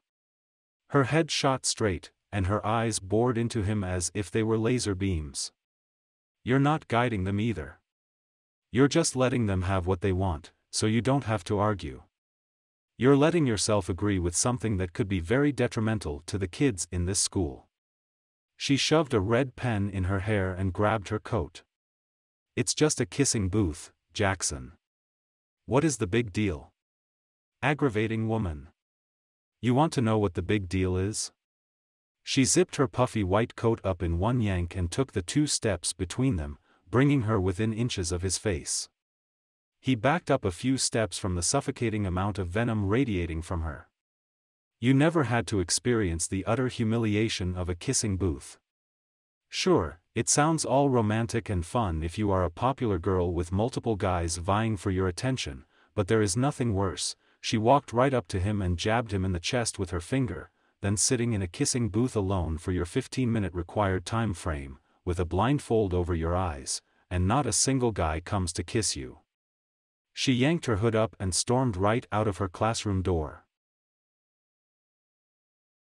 Landon stood there momentarily, unsure if he was supposed to follow her. Did he ask more questions or remind himself that Ms. Jackson was a psycho Mr. Hendricks had shoved on him simply because he had to miss school? This is what he got for choosing to be a good son and help his parents out. Unable to suffocate his fire, he followed her out into the hall. She was moving quickly, and it took him until the outside steps of the school to pull her to a stop. "Let me go, Calloway." He held firm. "No. I get that you must have had a bad experience, but that doesn't mean you need to shove your bad experiences onto those students. I'm trying to protect those students, unlike you." She shoved his hand off of her arm. He groaned. "If they actually needed protecting, then I would protect them. This would be a volunteer thing, something where they would have to agree to be kissed or not kissed, and forgive me if I don't see a problem with that. You volunteered to do it, so you should have shouldered the consequences better." She turned to look at him directly. "I didn't volunteer. They required all of the presidents of every club to take a turn in the booth. I was the president of the math club. I either took a turn or stepped down as president, and I wasn't about to do that. I wish I'd known then that they lied to me, and I could have refused, but I didn't know. I was 17, and my parents felt the same way you did. What could it hurt?" She shrugged, moisture building in her eyes. "Well, it harmed the kids who didn't get kissed. And it harmed the girls who didn't want to kiss someone and had to anyway. It messed up relationships, caused anger in couples, and everyone regretted it. Everyone. It's an all-around bad idea, and if you all can't learn from my experiences, then I will not help you, no matter what Hendricks says." Landon felt some of his own steam die down at her words. "I'm sorry, Melissa. We didn't think of those consequences." He'd honestly not seen the harm in the idea. "It seems like you're right, for once. I'll ask them to think of something else." Her eyes narrowed. "Did you just call me Melissa?" He had. Well, it felt appropriate. "You're upset. Am I not allowed to call you by your first name?" She adjusted the shoulder strap of her bag and blinked back the moisture in her eyes. "No, it's just that you never have. I'm Jackson to you." He nodded slowly and leaned against the cement railing of the school. No, I haven't. I know it's crazy, but you get under my skin, and calling you Jackson worked better for me. What? She said, drawing out the word long enough to sound more like one of the students from school instead of a teacher. A ghost of a smile appeared on her lips. Landon couldn't help a smile from bursting on his own. If I get them to trash the kissing booth idea, will you still help us? My dad is still having surgery, and I'm going to be out for 2 weeks. Melissa rolled her eyes and nodded. Yes. Is it okay if I clear out now? She pointed back toward her little white car. Sure, I'll see you tomorrow. See you, Calloway, she said, turning and heading to the parking lot. He knew he shouldn't have expected her to call him Landon, but somehow, he did. He assumed he'd crossed some barrier calling her Melissa, but perhaps not. He shook off the thought. It wasn't like they were friends or anything. Chapter 6. Landon. The class officers decided to meet again on Thursday to make the posters for the dance. He'd successfully convinced them away from the idea of a kissing booth using more of Melissa's story than she probably would have liked, but only her story did the trick. They replaced it with a version of Pin the Tail on the Donkey they decided to name Plant One on the mascot. He hadn't seen much of Melissa in the last several days. He knew he shouldn't care, but he couldn't help but wonder if she was all right.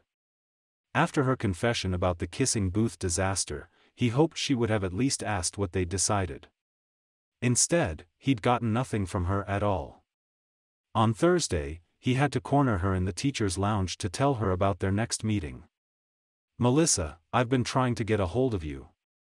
She tried to move around him, but he blocked her path.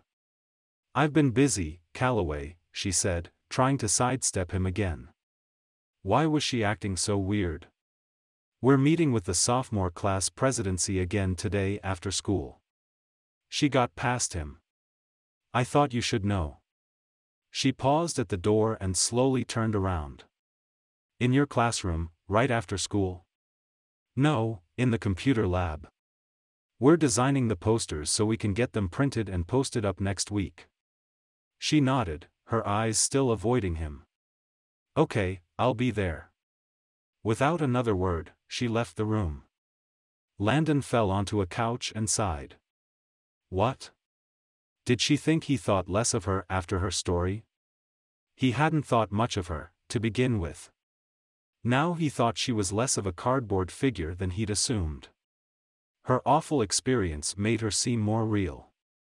She'd seen him in one of his most embarrassing moments at the grocery store the other night, and now she'd shared hers with him. It was like suddenly they were on even ground. Like they were equals. An odd concept, to be sure, but that didn't change how true it felt. He pulled out his phone and started scrolling through his social media. He had half of his lunch hour left before he needed to return to teach. He'd been more than busy the last 2 days and hadn't responded to Bell Curve's previous message. He knew 2 days was pushing it, so with a quick glance around the room to make sure no one was paying him any attention, he clicked on the Hidden Hearts app and opened a new message. Bell Curve. I think something must be wrong with you if you've never ordered a dinner that costs more than $20. Think about what you are missing out on. I can name several foods right now that you've missed. I know without a doubt that you have never ordered amazing ribs, all covered in barbecue sauce, that fall right off the bone. I know that you haven't had a perfect steak.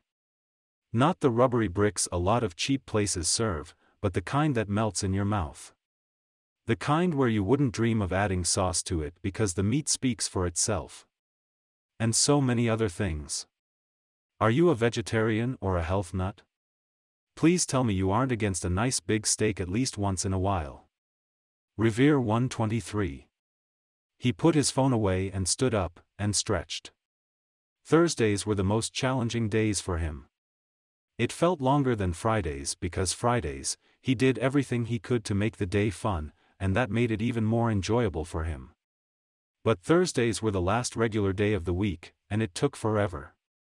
He made to move to the door to return to his classroom, then his phone dinged.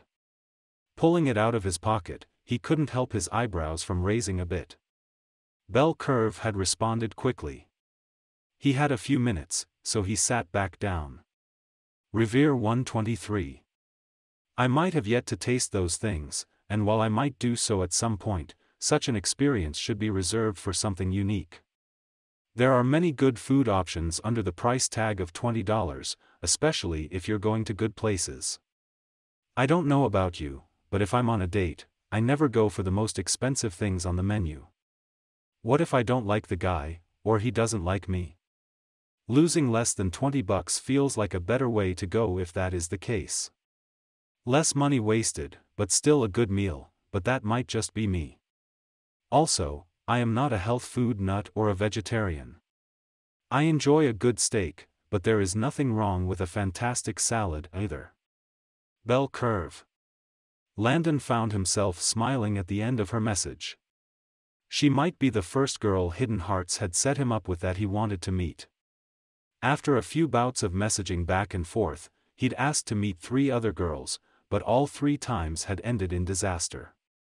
Even if he was interested enough to ask her out now, he was better off waiting a little longer.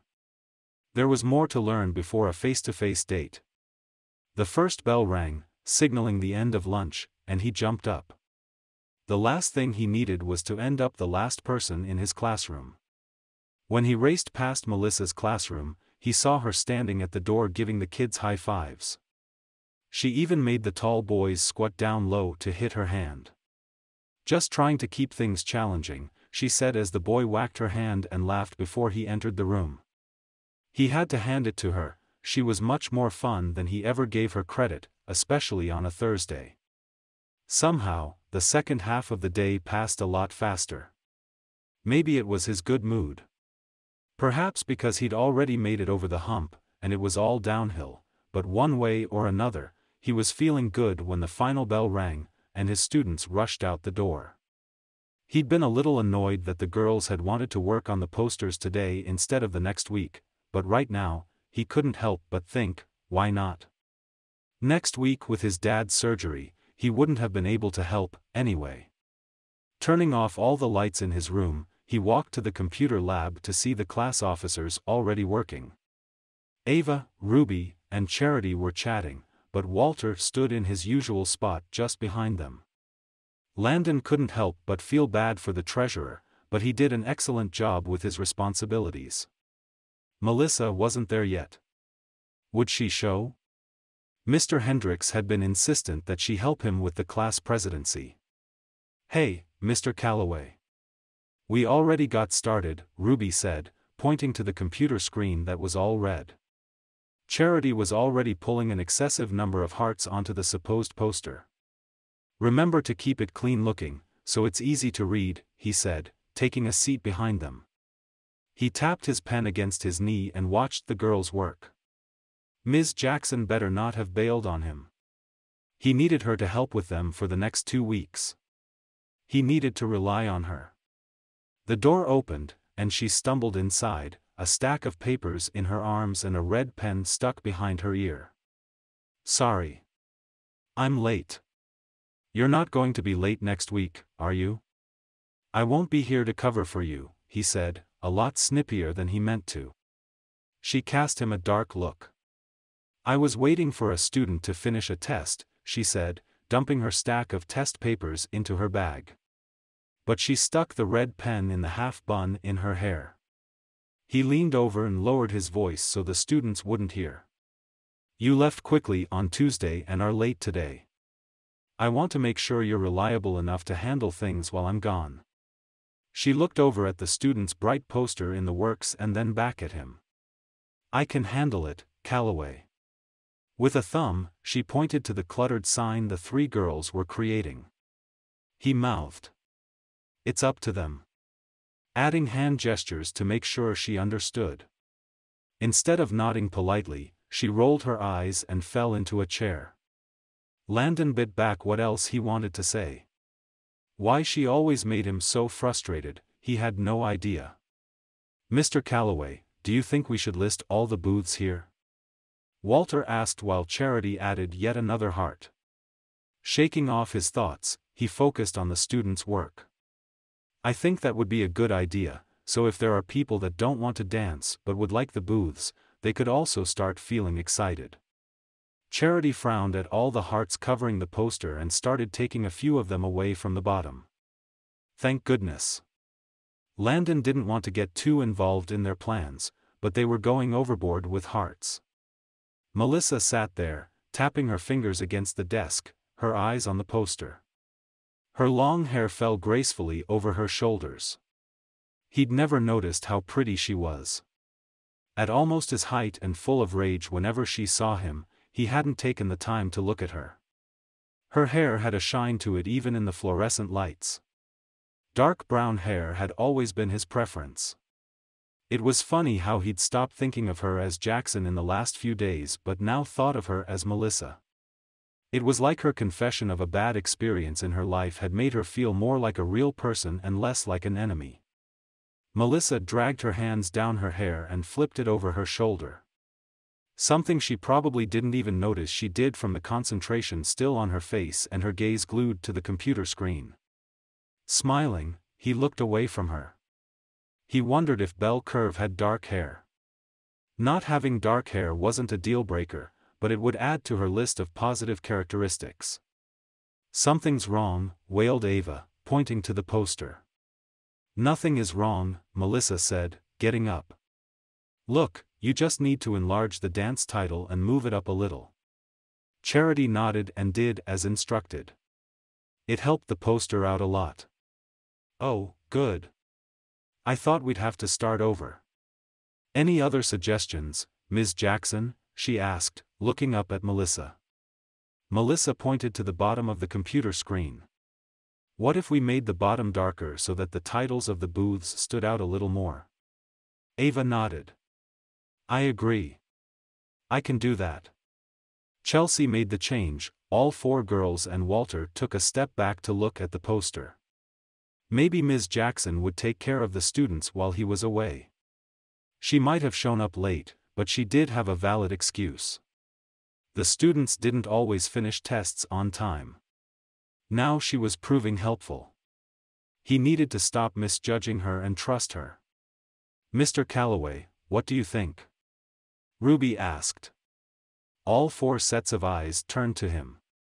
He blinked quickly and stood up to join them. The poster had the dance title Carnival of Hearts, Alvin High School's Valentine's Day Dance. The booths were all listed. And though he didn't particularly like the amount of hearts on the poster, it did say Valentine's Day Dance. I think you did it.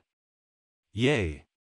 I was afraid this would take forever, Ava said, standing up and slinging her backpack over her shoulder. I have to meet Kevin. Her eyes darted between Ms. Jackson and him. One of you is taking this to a printer, right? Ava was a popular girl who cared a lot about her social life, but this one comment was why Landon felt she made a decent president. She still made sure things got done. I'll take it, but Ms. Jackson will have to pick them up next week. His gaze slid over to her, and she shook her head. No, I'll do it. It's better if it's all in my name, so there isn't confusion at the printers. Landon bit his lower lip in thought. Finally, he nodded. He'd have to have faith in her. In a small way, he felt worried she'd drop out, and he'd have to figure out how to pick up the pieces in the middle of everything else he had to deal with. Landon pulled a thumb drive out of his pocket and handed it to Charity. Put it on there. Charity did as instructed and handed the thumb drive back to him. Landon turned to Melissa and held it out.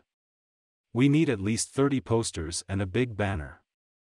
I got it, she said, taking the thumb drive out of his hand. I can handle the posters, no need to worry. She slipped the thumb drive into her bag, and he nodded slowly. It was time to trust her. Chapter 7. Melissa. Melissa drove up to the Italian restaurant and parked. The strange thought crossed her mind that she could have come here with a date tonight. Tortilla Chips had pushed and hinted and begged her to go out tonight. She'd refused him. The more she thought about it, the more she knew meeting the tortilla chips guy was a bad idea. She could feel it in her gut. He'd asked her more than once.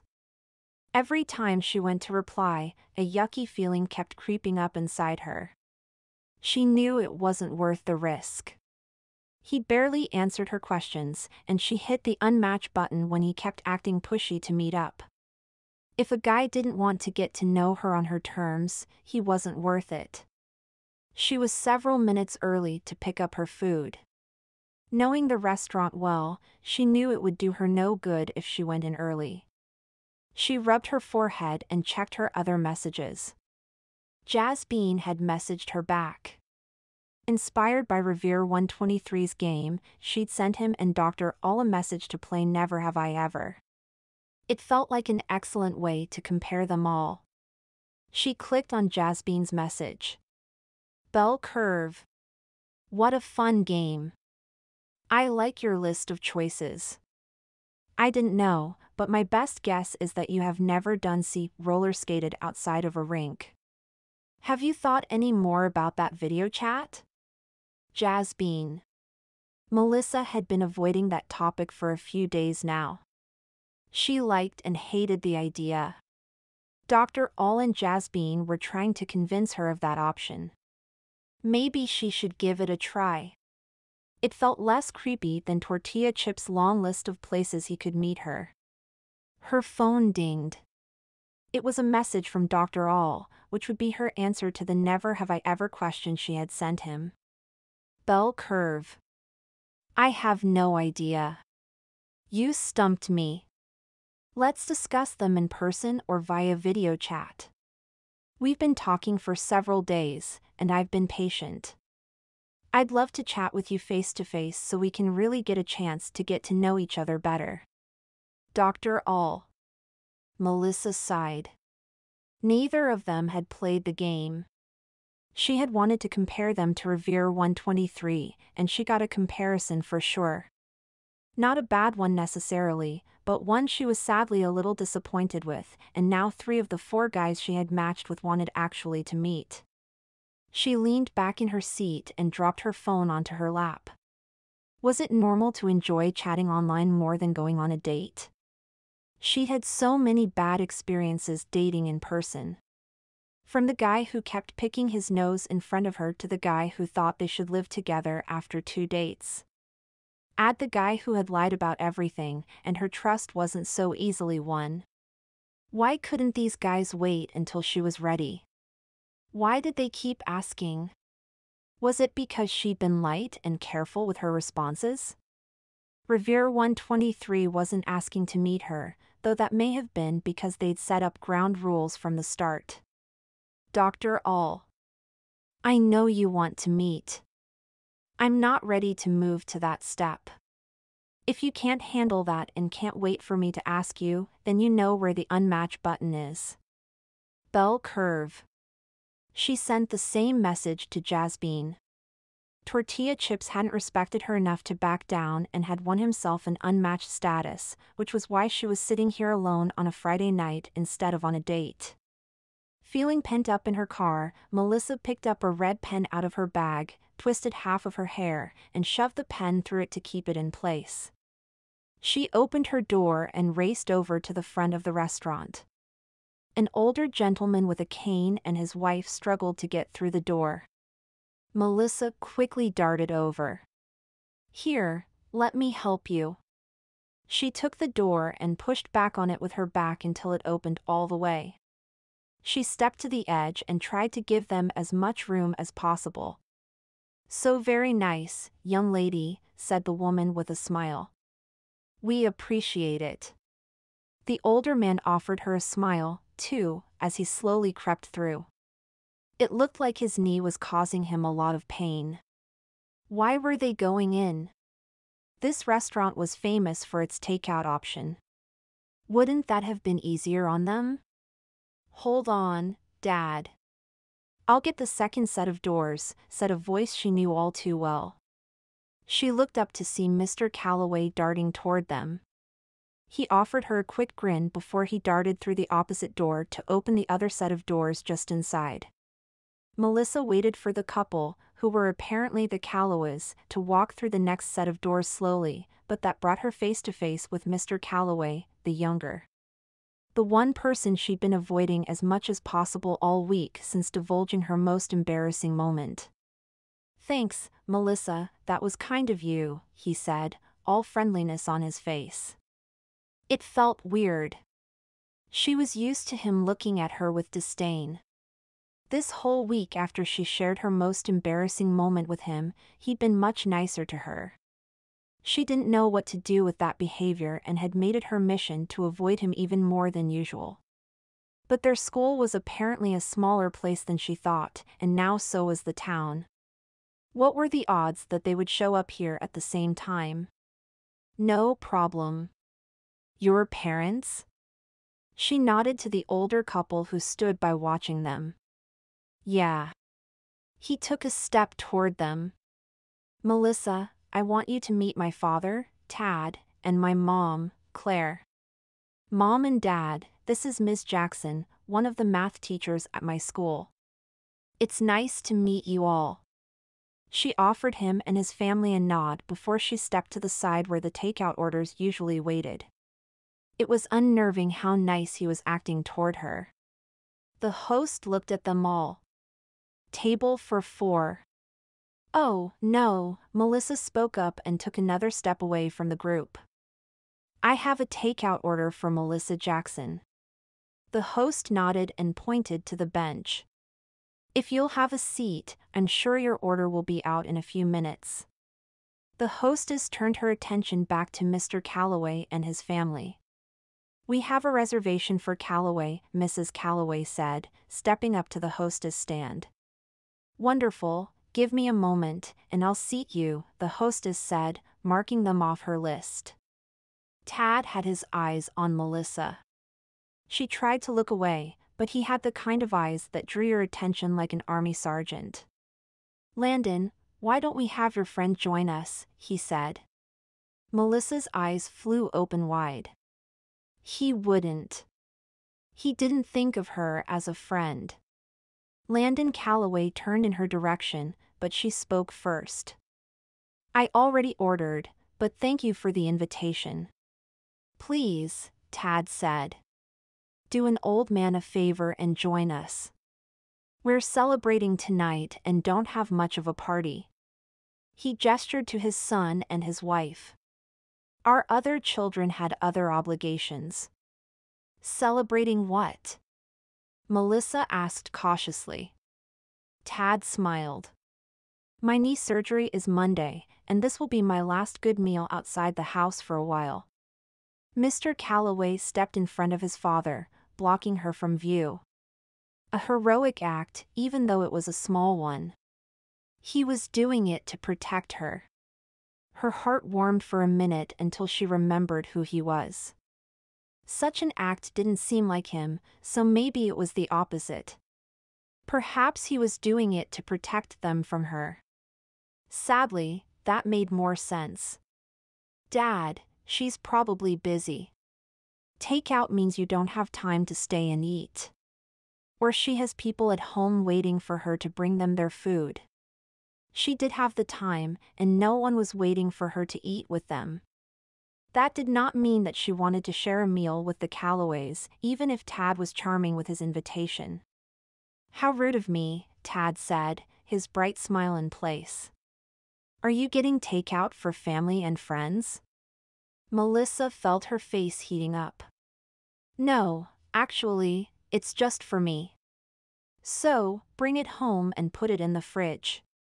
Good Italian will keep." Tad looked at his son and Claire, probably for allies. "Dad, you're embarrassing her," Mr. Calloway said, stepping in between his father and her again. "Let it go." Melissa's heart leaped in her chest. Maybe he was protecting her after all.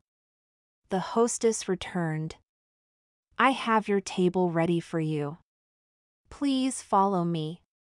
Melissa looked down at her hands, so she didn't have to watch Tad shuffle away with his family. After the sound of their movement faded, she looked up. They were seated not too far away from the front of the restaurant. She couldn't see Tad or Claire, but she could see Mr. Calloway. Her gaze must have drawn his, and she quickly offered him a smile. He nodded in return, and Melissa suddenly felt terrible for her harsh thoughts toward him. He'd been nothing more than kind to her when she'd explained why a kissing booth was a bad idea. He trusted her to print the posters even though she could tell he hadn't wanted to, and now he'd stood up for her. Maybe he wasn't quite as bad as she thought. The hostess returned and smiled at her. "It will be a few more minutes." "Thank you." Melissa pulled out her phone and started checking her email. Maybe that way, she wouldn't look like a loser alone on a Friday night. A few more couples came in and were seated, and she still didn't see her food. Maybe they were backed up in the kitchen for the takeout tonight. She looked up to see Mr. Calloway coming toward her. "Do you have a stubborn parent?" he asked, sitting down next to her on the bench. She smirked. "Yes, Mr. Calloway, my father often demands his way." "Good, then you might understand my position." He rubbed his temple with his fingers before he looked over at her.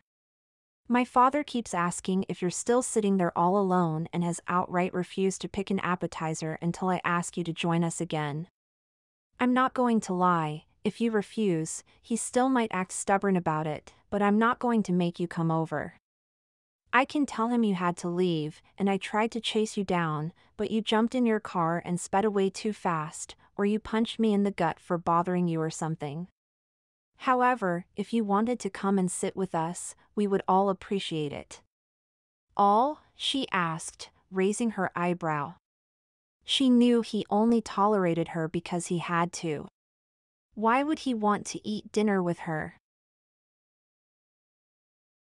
He looked down at his hands.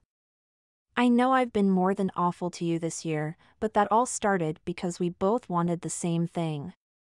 I can't see you as a competition for something where the battle is already won. Honestly, this last week, I've started to see you more as a person. Regardless of your choice, I'd like to see us become friends." He wrung his fingers, his eyes on them instead of her. "I'd like you to refer to me as Landon instead of Mr. Calloway. We think and talk of all our other teacher friends by their first names. I'd like to join their number. What do you say? Friends?" He stuck out his hand and turned his face toward her, looking her directly in the eye for the first time and holding her gaze. For the second time in her life, her heartbeat increased when he looked at her, and she found herself wanting to accept. "Order for Jackson," a server said, holding a brown paper bag with her dinner. She waved, and he came and set the food on her lap. With a nod, the server left. Mr. Calloway hadn't moved. He still sat there with his hand out. Melissa's eyes darted between his hand and the food. It would be nice to think of him as a friend at work instead of an enemy. Mr. Hendricks wanted them to find a way to get along. Mr. Calloway seemed willing to move past their misunderstandings. Finally, she removed her purple glove, reached out, and took Landon's hand. "Okay, friends." He gave her a firm handshake, but not one crushing in any way. It actually felt quite comfortable. "So, are you coming to dinner, friend?" he asked, standing up. Melissa looked past him to see Tad leaning around the corner of the booth, his eyes on them. The hope shining in his eyes decided for her. She had no idea why the older man had latched onto her, but if it would make him happy, how could she refuse? "I think I'd better.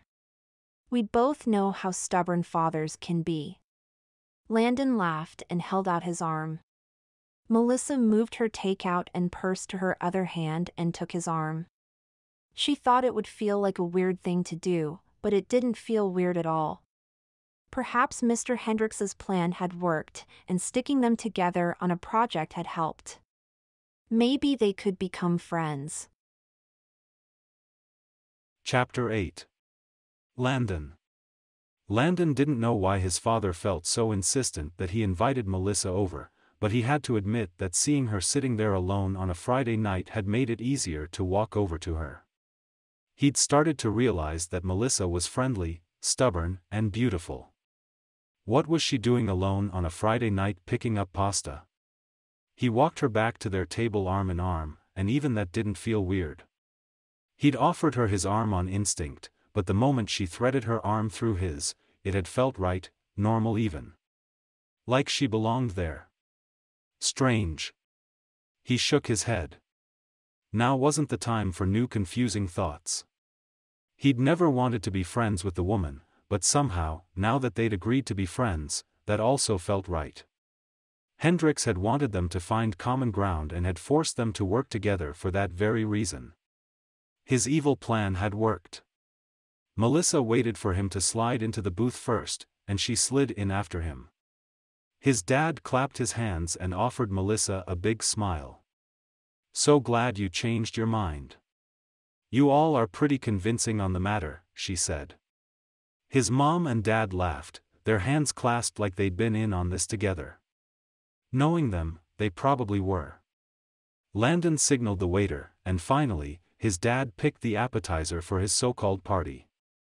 His mom passed the basket of rolls over to Melissa, and she smiled and took one out of the basket. "Tell us, Melissa, how long have you known our Landon?" She grinned while buttering her roll. 5 months, 2 weeks, and 6 days. All eyebrows shot up except Melissa's. She laughed instead. "Sorry, I'm a math teacher, and you did say one of my favorite words." "Exactly." It took a moment, but Landon's mom and dad both started laughing, really laughing.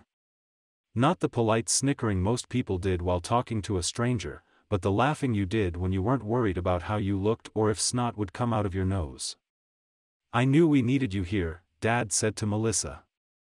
"We've all been stuck together without someone new to brighten our day. Tell us more, Melissa. Why did you choose to teach math?"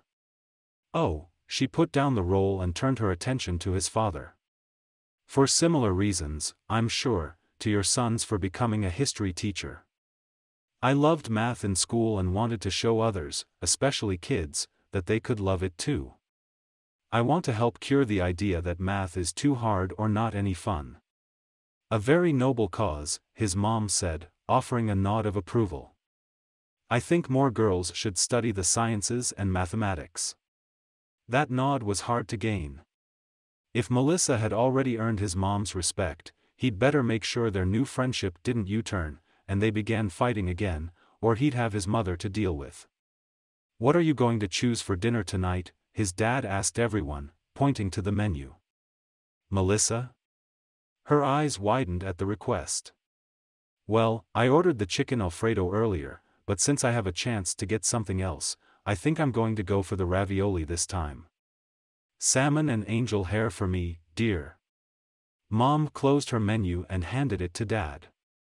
All 3 sets of eyes turned to look at him. He'd been too caught up in the conversation that he'd hardly glanced at the menu.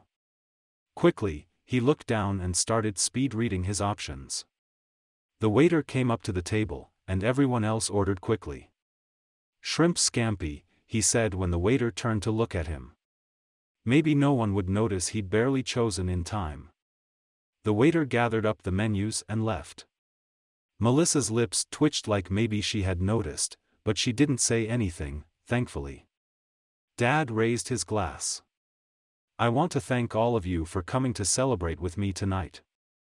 The doctor says I'll have quite a few weeks of recovery, but after that, I'll feel like a new man, and I'm looking forward to that more than anything.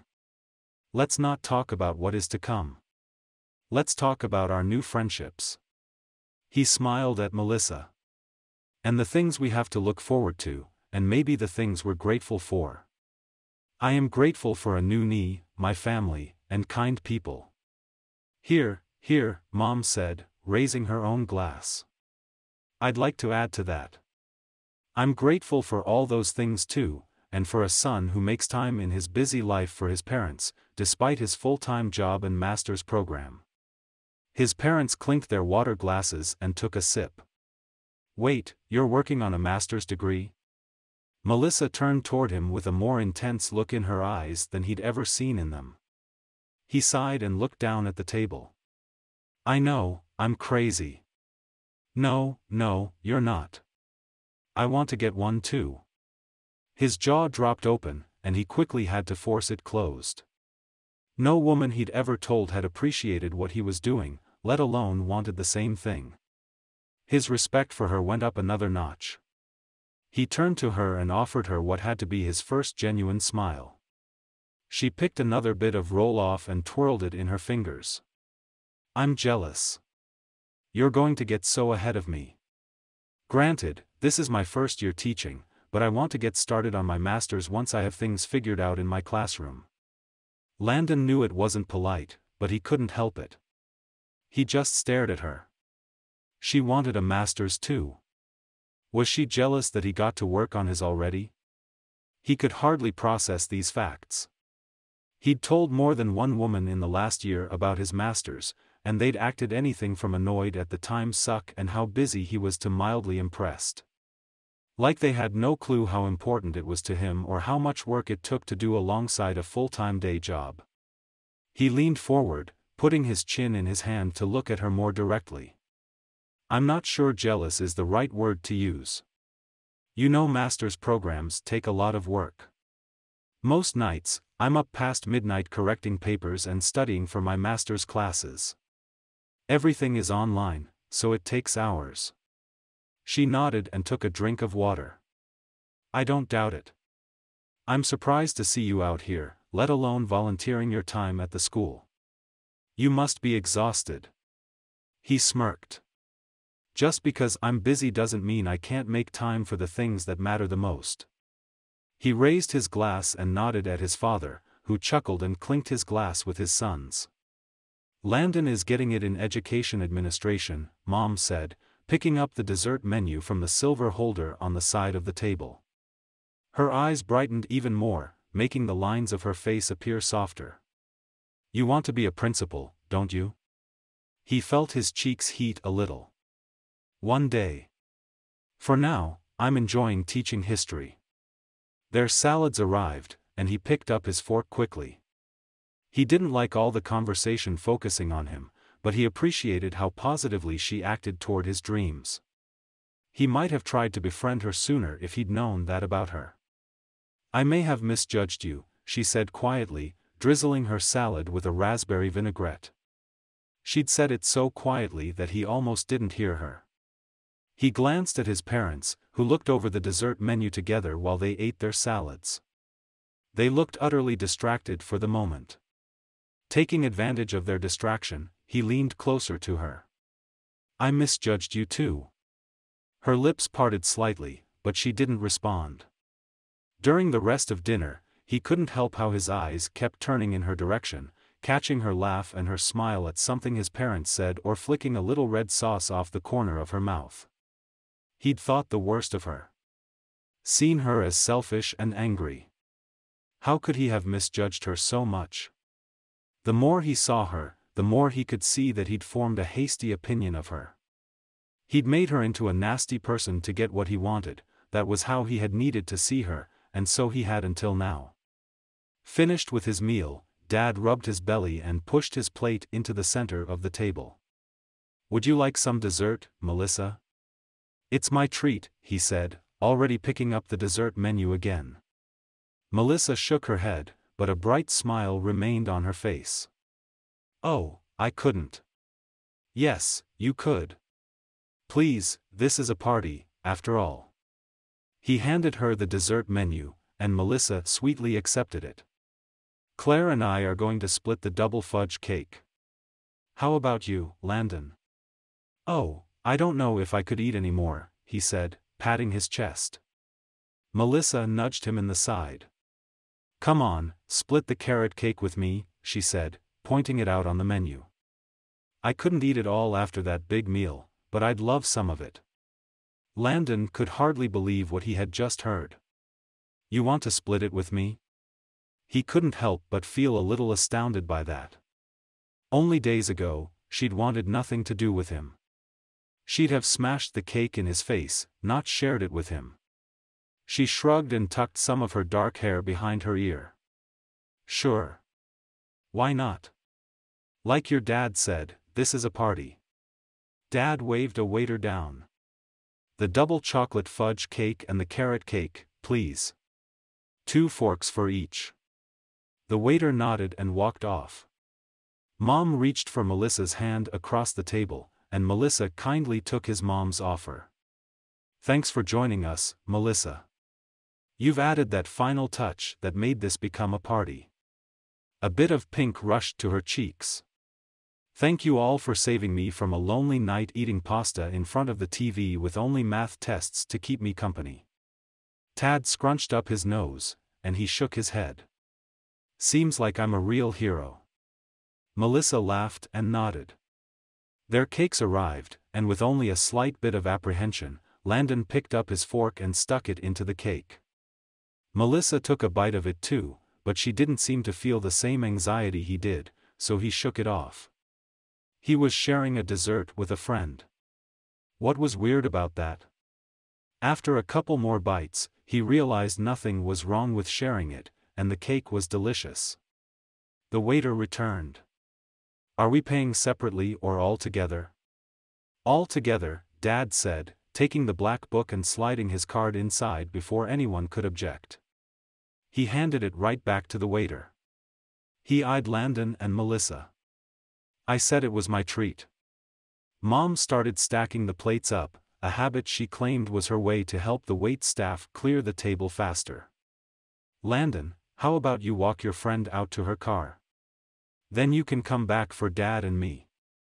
We've got to wait for the card to come back anyway. Melissa blushed lightly at his mom's suggestion, and Landon couldn't help but like how that slight pink to her cheeks looked on her. It softened her face somehow. Sure. Melissa slid out of the booth first and grabbed his dad's hand. Thank you, Tad, for inviting me to your party. I hope your surgery goes well on Monday. She looked up at his mother and offered her a smile too. It was our pleasure, Melissa. Good luck with grading your tests, Mom said. With a final squeeze, Dad gave her hand back. Melissa laughed again and gathered up her boxes. It's all good if I can read their handwriting. I know that struggle, Landon said, pulling his jacket on. Essays are the worst to grade. I'll not argue with you there, she said as they walked back up to the front of the restaurant. He nodded to the hostess and swung the door open for her. You have cute parents, Melissa said once they were outside. Thanks. I'm glad you weren't mortified. He looked around the lot and spotted her little white car in the parking lot. Not even close. And it would be best if you didn't worry about the sophomore class presidency or the dance while they need you, she pointed back at the restaurant. I promise I will put them first on my priority list. For the first time, he believed her. Thanks, Melissa. That means a lot to me. I've been stressing how to fit it all in and make everything work out with how much I have on my plate. Sometimes, you don't have to do it alone. She pulled out the red pen stuck in her hair all night and scribbled her number on the corner of the brown paper takeout bag. She tore it off and handed it to him. If you need help, Landon, I'm just a phone call away. She climbed into her car and shut the door, leaving him staring at her number. Landon watched her drive away and let out a slow breath of air, his heartbeat returning to normal. He looked at her number on the brown paper before he tucked it into his jacket pocket. Maybe he needed to thank Mr. Hendricks. The Melissa he'd known before Christmas break would never have made such an offer. While he helped his parents to their car, his mind kept spinning with thoughts of Melissa. They continued tormenting his mind while he drove home. If he had been asked right after they returned to school after Christmas break what his opinion of Melissa Jackson was, he would have said that she was selfish and only concerned with what she cared about and was a subpar new teacher. But that wasn't true anymore. He parked his car and darted up to his apartment.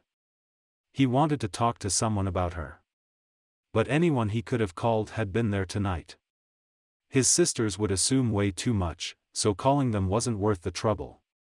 Finally, he pulled out his phone and clicked on the message function of the Hidden Hearts app. He paused with the new message in front of him.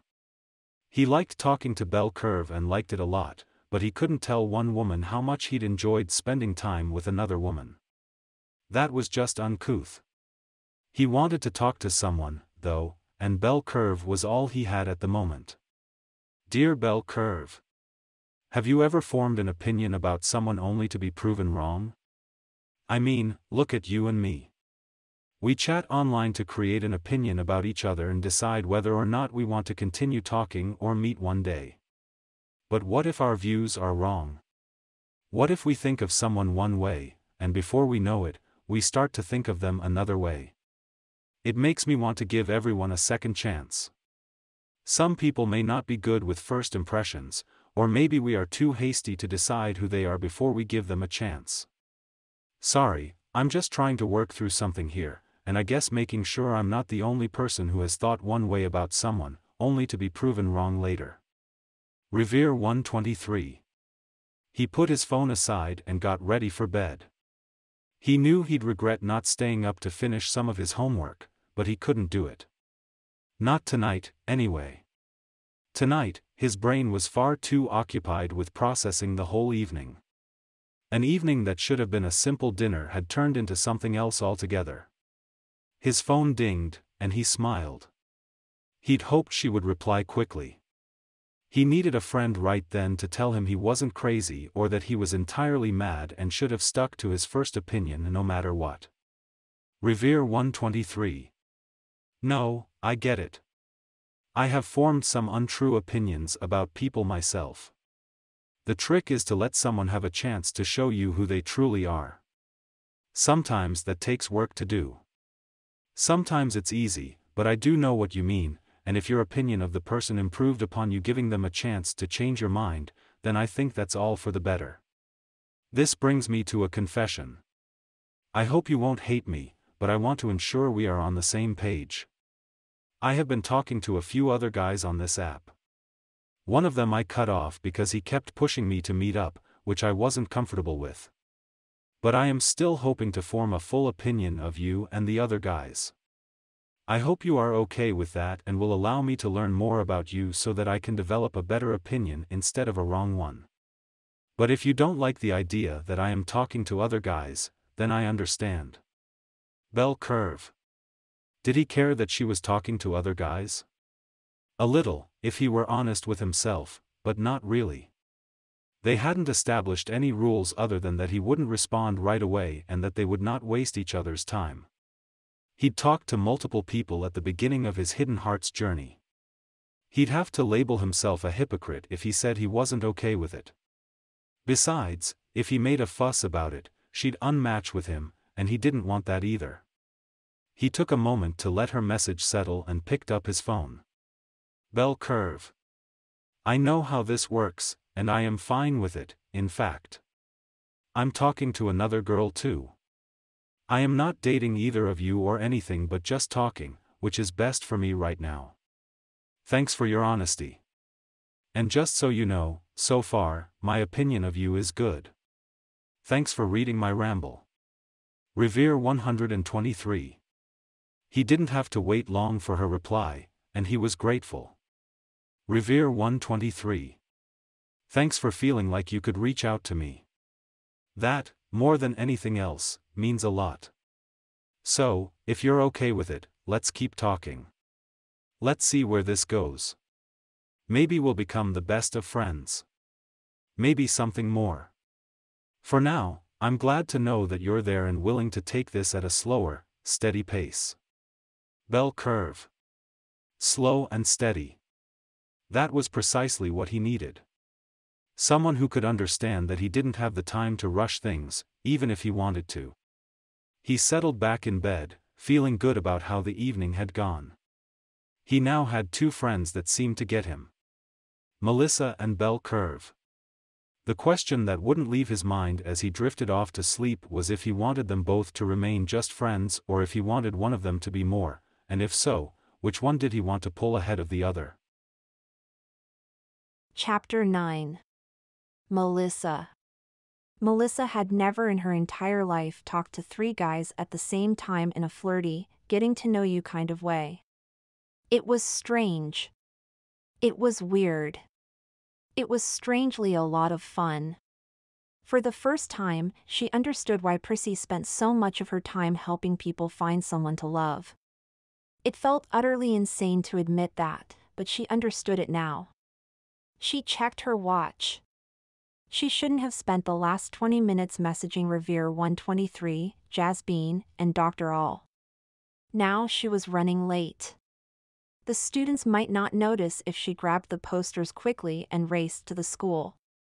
They'd probably roll their eyes at her for arriving a minute or 2 later than them, but they might keep that to themselves instead of telling Landon, or Mr. Calloway, on her. They'd all had a great meeting on Tuesday without him, and she wanted to show him that she could cover for him for more than just one meeting. She drove her car into the parking lot at the local copy shop and parked right in front. According to her watch, she was just in time to pick up the dance posters. Hopefully, they were done on time. Pulling on her gloves, she opened her door and braved the frigid air. "Cold, cold, cold," she said, stamping her feet once she pulled the door open. The place was packed. She wondered what in the world was going on, getting in line behind 3 men and 5 women. With her eyes on the clock, she bit her lip. It was 5 minutes to 6. She'd told the girls to meet at 6 at the school because she anticipated simply walking to the counter and grabbing the posters. Great, now I'm going to be late. Her phone dinged. With nothing else to do, she pulled it out, but it wasn't a message from her Hidden Hearts app, it was a text message. "Hey Melissa. I am checking in with you and the class officers. Let me know if you need any help with the posters." It was like the man had a 6th sense of when she would mess everything up. It wasn't fair. Melissa had thought giving Landon her number was a stroke of genius, so she'd received updates on Tad and his surgery. But right now, not so much. She texted back. "Okay, will do, picking up the posters as we speak." Landon had been missing all week from school while helping his father after his surgery. It felt weird to admit, but she'd missed him. It was like one of those things you overlook, but it is always there until it's gone. She sighed and stretched to see the front of the line. The employees were laughing and casually going about their business. Did they not see the madhouse in front of her? Her phone dinged again. It was Ava. "Ms. Jackson. We're at the school, but it is all locked up and dark. We swore to get the posters up today even though we all had stuff to do after school, but it's creepy. Are you almost here?" Melissa looked up to see one person move away from the counter with a brown bag in hand. They left looking pleased with life, and Melissa took one step forward. With a glance at the clock, she knew she would be late. It was 6 o'clock already. Darn it. "Ava, hang tight. The line is really long at the copy shop. I'll be there as soon as I can." Her phone dinged again. "But I have to meet Kevin in 30 minutes. Charity has some music thing in an hour, and Ruby has lots of homework. Walter might have the time, but we don't have much time to wait." Melissa looked at the torpid line and groaned. The guy in front of her shot her a dark look. Averting her eyes, she texted Ava back. "I'll be there as soon as I can." Tapping her foot, Melissa tried to avoid looking at the clock. It was moving at double speed while everyone here had turned into sloths. She moved several feet before looking at the clock again and sighed. It was almost 6:20. There were still 3 people ahead of her. Her phone dinged. It was Landon. "Ava just called me and said you weren't there. What is going on?" "Gah." They told him. Face flaming, she texted the girls back first. She'd deal with him in a second.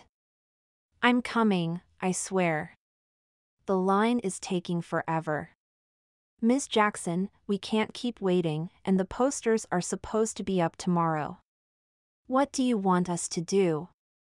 Melissa bit her lip. This was all her fault because she'd gotten lost messaging guys like a love-starved teenager. She would have told any of her students that they had to suffer the consequences. Now she had to. With a heavy sigh, she texted Ava. If you four need to, go ahead and head home. I'll put up some posters and the banner when I finally get through the line, and we can hang the rest at lunch tomorrow. What do you think? While waiting for a reply, she hoped everything would suddenly start moving in regular time, but nothing changed before her phone dinged again. Deal. We'll see you at lunch. Hang the banner one, for sure. We want people to start getting excited. Agreed. Sorry girls, see you at lunch tomorrow. Her phone started to ring. It was Landon. At least she had a solution to tell him, though that wouldn't stop him from yelling at her. Melissa, what is going on? He said with the sternest tone only a fellow teacher could recognize. She turned left and right, but there was no private place to have this conversation. Hold on, Mr. Jumped to conclusions, I'm at the copy center, and it's taking forever for this line to move. There was a pause, and she checked to see if he'd hung up on her, but they were still connected. Which copy center did you go to? He finally asked. The one closest to the school. I thought it would be the best choice. Surprisingly, laughter came over the phone. She hadn't expected that. Another person finally left the counter, and the line moved another foot, 2 more people to go. I made that mistake the first time too. I'm sorry. I should have said something. Are the students freaking out? Melissa let out a puff of breath she'd been holding. Yes. I told them to go home. I'll put up a few posters so we can at least have some up in the morning, and then we'll do the rest at lunch tomorrow. I'm sorry.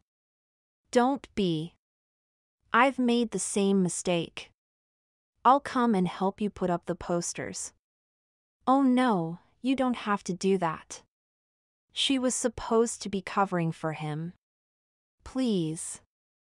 I love my parents, but we have been stuck together for the last 4 days.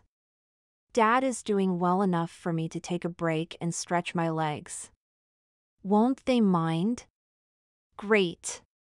Not only was she not covering for him, but she was taking him away from his parents. Not if I'm coming to help you. Melissa wouldn't admit it to the students, but being all by herself at school in the evening was creepy. She'd much rather have someone with her. If his parents didn't mind and he needed an escape, maybe she wouldn't have to feel guilty. If you're sure. I am. I assume I have a few minutes until I need to leave. No question. I'll count myself lucky if I get out of here in the next 10 minutes. He laughed again, and she couldn't help the smile that appeared on her lips too. Thank goodness he understood. See you there. He hung up, and Melissa thanked her lucky stars he didn't yell at her. She didn't want to have that version of the conversation in the middle of a crowded room. She liked that they argued less lately, which was something she never thought she would admit. 15 minutes later, she sped to the school. No cars were in the parking lot. He must still be on his way. Taking the large stack of dance posters out of the back of the car, she walked up to the front of the building. She stood there looking at the locked doors with her arms full. Things were not adding up correctly here. Thanks for waiting for me. Melissa spun around to find Landon darting up the steps in what looked like jogging clothes. She'd never seen him so casual. He was a blazer and dark pants kind of guy. He looked good in casual clothes, softer, like he could actually be a fun guy. "You seemed kind of insistent on coming," she said, quickly shaking off her thoughts about him and how attractive he suddenly looked. A quick smile flashed on his face. Had he smiled this much before? "Don't get me wrong, I'm happy to help my parents, but I'm glad for a moment to feel free for the sake of my sanity." He pulled out his keys and opened the door for her. Only the nighttime lights shone in the dark halls, but he quickly flipped on a light. Melissa squinted her eyes against the sudden brightness and pointed at the banner hanging from the office wall. "So, the students and I want to hang the banner at the very least." She dropped the poster stack on the chair outside the front office. "Maybe a couple on the main doors." She slid the roll of masking tape off her arm and looked up at the old banners advertising the Christmas dance. "How about I find a ladder, and you get started with the others," he said, already heading off down the hall. "Great," she called after him. The quicker she got out of there, the better. Her brain and heart were doing odd things when she thought about Landon. Thank goodness he still wasn't going to be at school tomorrow. Missing him was one thing, but her heart attempting to pound right out of her chest being close to him was quite another. She rolled several pieces of tape before she started with the posters. 3 were hung on the wall before Landon got back with a ladder. "Are you keeping the string?" he asked, climbing up and starting to untie the old banner. "Yes. I didn't bring any new string." She hesitated for a moment, what should have been a simple question on the tip of her tongue. Prying into other people's lives wasn't something she usually did, but she wanted to know. A text felt less personal than asking in person. "How is your dad doing today?" Landon's lips turned up. "He's doing well. We went to the doctor today, and he is pleased with how Dad is healing. Dad is still struggling with getting around, and he's not sleeping in his bed yet, but he's behaving as expected." "I'm glad to hear that." She hung 2 more posters on the doors that led to the south part of the building. Once they had the banner up, there was no way the students would miss the announcement. They would probably feel like they couldn't escape the information or even pretend they hadn't seen it once they scattered the rest of the posters throughout the school. "Dad asked if you would come and see him." Melissa's eyes flew wide, and she turned away to hide the slight tremble of her lips. She lived a long way from her family. Sometimes she felt so alone. The decision to teach at Alvin High and live far away hadn't come easily. Had Tad realized that somehow? "Why me?" He shrugged. "You must have made an impression on him." "Me? The teacher you wish had never agreed to work at Alvin High School?" She tried to make it sound teasing but wasn't sure if he'd get that from her tone alone. She picked up a corner of the banner and started on the string. Landon stopped what he was doing and turned his gaze on her. At first, his face wasn't readable, and she began to worry that she'd said something terribly wrong, that he hadn't caught the joke in her sentence. He stood and came closer to her. "Melissa, I didn't ever wish that you never worked here.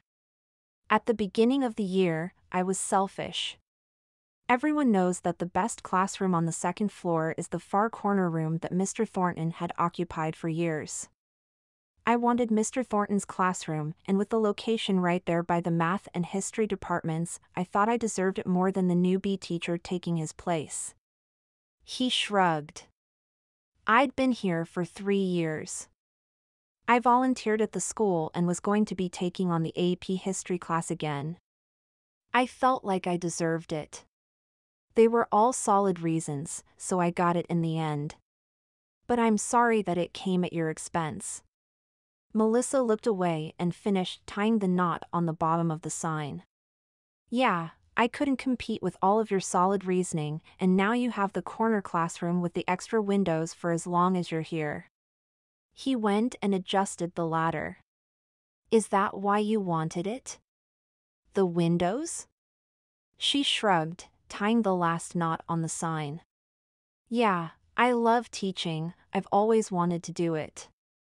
My mom told me that once I learned what numbers were, I latched onto them and never turned back. She laughed lightly. I'm also a girl who likes sunlight and fresh air.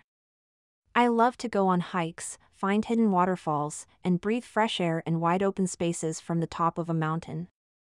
All of which is in short supply in a classroom with 2 tiny windows. Landon raised an eyebrow. Maybe you should have taught PE. Melissa grinned. I thought about it and took a class or 2 in college, but it wasn't the right fit. I know math isn't everyone's favorite subject, but it is mine, and I just wanted to try and spread that love around a little more, you know? Well, so far, I think you're doing a good job, he said, stepping up on the ladder. She sure hoped so. Mr. Joshua Thornton Laramie had lived up to his middle name and had been a thorn in everyone's side. Including hers when she found out she would be the one to replace him. The students hated the man, so her new position had felt cursed with a bad vibe from the beginning. Do you really? She asked, hoping the vulnerability she felt didn't sneak through her words. Landon shrugged. Well, better than old Mr. Laramie, at least. Melissa looked away so he wouldn't see the pure relief on her face and picked up the sign. Let's get this done before you try and compliment me again. What, didn't I do a good job? He asked, a teasing glint in his eyes. Let's just say you need more practice. Melissa matched his tone. Then I'd better compliment you again soon. He laughed, took the sign from her, and began tying it where the old one had hung. Since elementary school, she'd been taught not to stare, but suddenly, all those hard fast rules flew out the window, and she found herself staring at him. Not with anger or disdain, not as a colleague, but as a guy. A man who was beyond busy but had still made time to help her somehow. She'd misjudged him before, and it looked like she'd misjudged him again. Landon was nice. He cared about his parents. He set goals and worked toward them. He volunteered his time to help the school's students, but not for selfish motives like her. A slight shiver raced up her arms, and she forced her eyes away from him. She'd better stop thinking like this, or she might start thinking of him as more than just a colleague or a friend. Darn prissy. She would never have had such thoughts if she hadn't flirted with guys on that insufferable app. Finished with the first side, Landon climbed down and moved the ladder. She stretched the sign across the walkway and handed it up to him. Thanks, he said with a smile he'd given her many times. Why did it suddenly make her feel like sighing or writing their names next to each other in a notebook like her students did? Get a grip, Melissa. She cleared her throat and moved away from him to look at their handiwork. Looks good, Landon. He hopped down and stood next to her. It really does. He turned toward her, and her heartbeat sped up. You and the class officers got the rest of it tomorrow? Absolutely. She dashed across the room, stuck her arm through the roll of masking tape, and picked up the rest of the posters. It's getting late. We'd better go. Melissa, wait, he said, racing after her. I wanted to ask you something. She froze with his hand on her shoulder. Heart pounding harder in her ears, she slowly turned to look at him. He shuffled his feet, a half smile on his face. His eyes rose to hers, and his mouth opened, but behind him, one of the strings snapped on the sign, and half of it flopped over. Shoot, Melissa said, rushing past him to the ladder. The string broke. Landon dragged his hands through his hair before he darted after her. I can fix it. No, I got it. She shoved the posters into his arms and pulled the masking tape off her arm. With hasty steps, she climbed the ladder before he could say something. Something she wasn't sure she was ready to hear. Grabbing the end of the tape, she pulled off a long piece and grabbed the 2 ends of the string. Her phone dinged once. She ignored it and stuck the ends of the string to the tape. It would be rude to look at her phone right now. Not when Landon had taken the time to come out and help. He had so many other things he could be doing. But then it dinged again and again. Quickly she wrapped the tape around the frayed ends and squished them tightly in her fist. Ding. Ding. Ding. Good grief. I'm so sorry, I should have turned it off, she said, fumbling with her phone on the ladder. Don't worry about it, he said, shifting the posters in his arm to hold the ladder still. Just don't fall. With her phone on silent, she went to put it back in her pocket but wobbled a little. Instead of her phone safely getting stored in her pocket, it slipped and fell.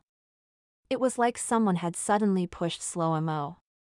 As her mouth opened wide, she watched her phone plummet to the floor. Landon made a move to catch it, but with his arms full, he wasn't fast enough. Her phone and the remaining posters both fell to the floor with a loud bang. Oh, no. I'm sorry, she said again and climbed down the ladder to help scoop up the mess.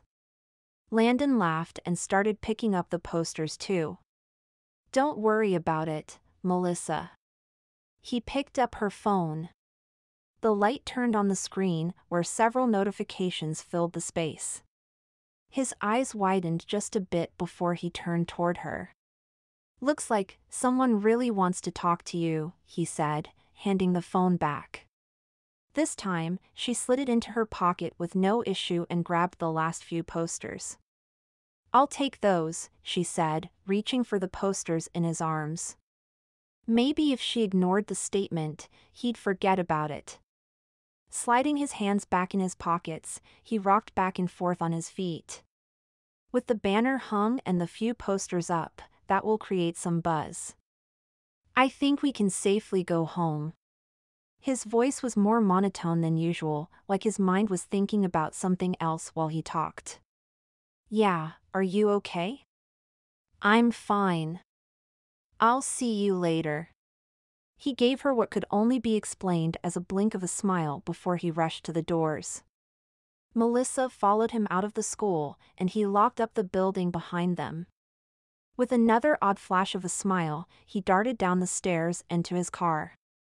Great. Now, what had she done? He wasn't going to go back to acting beast-like to her, was he? She hoped not. She liked this Landon a lot better. A lot. Chapter 10. Landon. He slammed the car door closed and took several deep breaths. Just because she had a Hidden Hearts app full of notifications didn't mean anything. It couldn't mean anything. Hidden Hearts had so many people in their database that there was no way whatsoever that he and Melissa had talked or matched up. There was no chance at all that she was his bell curve. No way at all. And yet, a bell curve was a math term. What if? No. When he first saw the username, he thought maybe that meant her name was Isabel or something like that, and she had great curves. His mind hadn't gone to math, not even close. However, he'd chosen a name from history. Paul Revere and the poetry from Henry Wadsworth Longfellow, one if by land and two if by sea, had given him the 123. It was still possible he was right and that he and Melissa hadn't gotten matched. Why would they? They were so different. Well, he used to think so, but now he wasn't so sure. If they had, would that be such a bad thing? He liked Melissa a lot more than he was ready to admit. He also liked Bell Curve. There was no guarantee that they were the same person. Chances were they were completely different. What he did know was that if he didn't make sure Melissa wasn't Bell Curve, it would drive him crazy, and he didn't have any spare time to waste. He glanced around the empty parking lot. No one was around. Melissa had pulled out of her parking spot. He tugged out his phone and hit the app. But what did he say? He couldn't ask Bell Curve if her name was Melissa Jackson. What if Belle Curve was a cute curvy girl named Isabel and not Melissa? Dear Belle Curve. He paused. But what if she was Melissa? He wasn't sure he wanted her to know he was Revere 123. He and Belle Curve had been messaging back and forth for the last several days, just casually and talking about everyday things. He looked through their old messages for a clue of who she was. He could just as easily see Melissa in those messages as anyone else. The only similarity he knew for sure was the waterfall thing. Melissa and Belle Curve had hiked to see a waterfall, but that wasn't any kind of confirmation. Most people had done that. The messages proved to be no help at all. There was nothing for it. He closed his eyes and slowly sucked in air through his teeth to calm his racing heartbeat. Dear Belle Curve. We've talked about many things, but I don't know what you do. I've formed a hypothesis and would like to put it to the test in our usual way. Are you A. a student, B. a cashier, C. a teacher, D. a counselor, or E. none of the above? If the answer is E, then I am even more curious. I am looking forward to your response. Revere 123. He read over his message several times to make sure it didn't sound creepy. He didn't want to appear weird. Finally, he hit send. The phone light slowly faded back to black while he stared at the screen. A chill ran up his arms. He hadn't started his car and suddenly realized how cold it was. Putting his phone down, he started his car and pulled out of the lot. With a sideways glance, he looked at the phone, but it remained black. Melissa wouldn't have had time to get home yet, would she? This was going to drive him nuts. The same feeling he'd felt when interviewing for a job filled his chest. An idea that felt stupid filled his head, but it was either suffer, wait, or go for it. Not one to choose to suffer, he decided to go for it. He pulled off the road and parked in the parking lot of a closed sandwich shop, grabbed his phone, and hit Melissa's name. It began to ring, and the feeling only intensified. Hello? Landon, are you okay? I saw you just sitting in your car when I left. Did it not start? I should have waited. He smiled despite the kraken eating his liver-like feeling that was currently twisting in his gut. No, I'm fine. My car did start. No need to worry. He wasn't a chicken, but he was already kicking himself for this call. Better get it over with. I know it's probably a personal question, but I saw on your phone that you had a Hidden Hearts app. I was thinking about it, but wanted to know if it was worth it. Yikes, could that have sounded any lamer? She was bound to spot the lie. Oh, the surprise on the other line at least sounded genuine and not laced with anger or resentment if such a thing could be heard over the phone. You know. I never thought much about it. My friend Prissy owns the company. Landon leaned back in his chair. She probably only had the app to support her friend. But what about the notifications? See, Prissy has been trying to strong-arm me into trying her dating company for over a year, and I kept saying no. I wanted love to come organically, not from some dating website where desperate people shoved money at a chance to maybe find love. He leaned forward. Having felt many of those same feelings at first, he couldn't help but feel a little curious. What changed your mind? Laughter filled the phone. I needed a Valentine's Day date to a high school dance. Landon swallowed hard. He'd met Belle Curve not long after Mr. Hendricks had put them together to work on the dance. Could that mean Melissa was Belle Curve? What if this was all some giant coincidence? Landon, I'm sorry if you're looking for a discount or something. I don't have any codes, but I can get you in touch with Prissy. No, I'm fine. Just curious. Landon opened his phone and looked for the date of his first messages with Belle Curve. I'll tell you this. I'm stunned at how well it's working. I only matched up with 4 guys, one was a loser, but the other 3 seem pretty nice. Landon's eyes narrowed, and his fingers paused their scrolling. So, are you going to ask one of them to the dance? Melissa sighed. Maybe, but isn't that a little weird? I couldn't meet one of these guys for the first time at my high school dance. What if the one who accepted such an odd request ended up being a creeper? Darn it. I'm going to have to meet them first, aren't I? Why do you say that like it's a bad thing?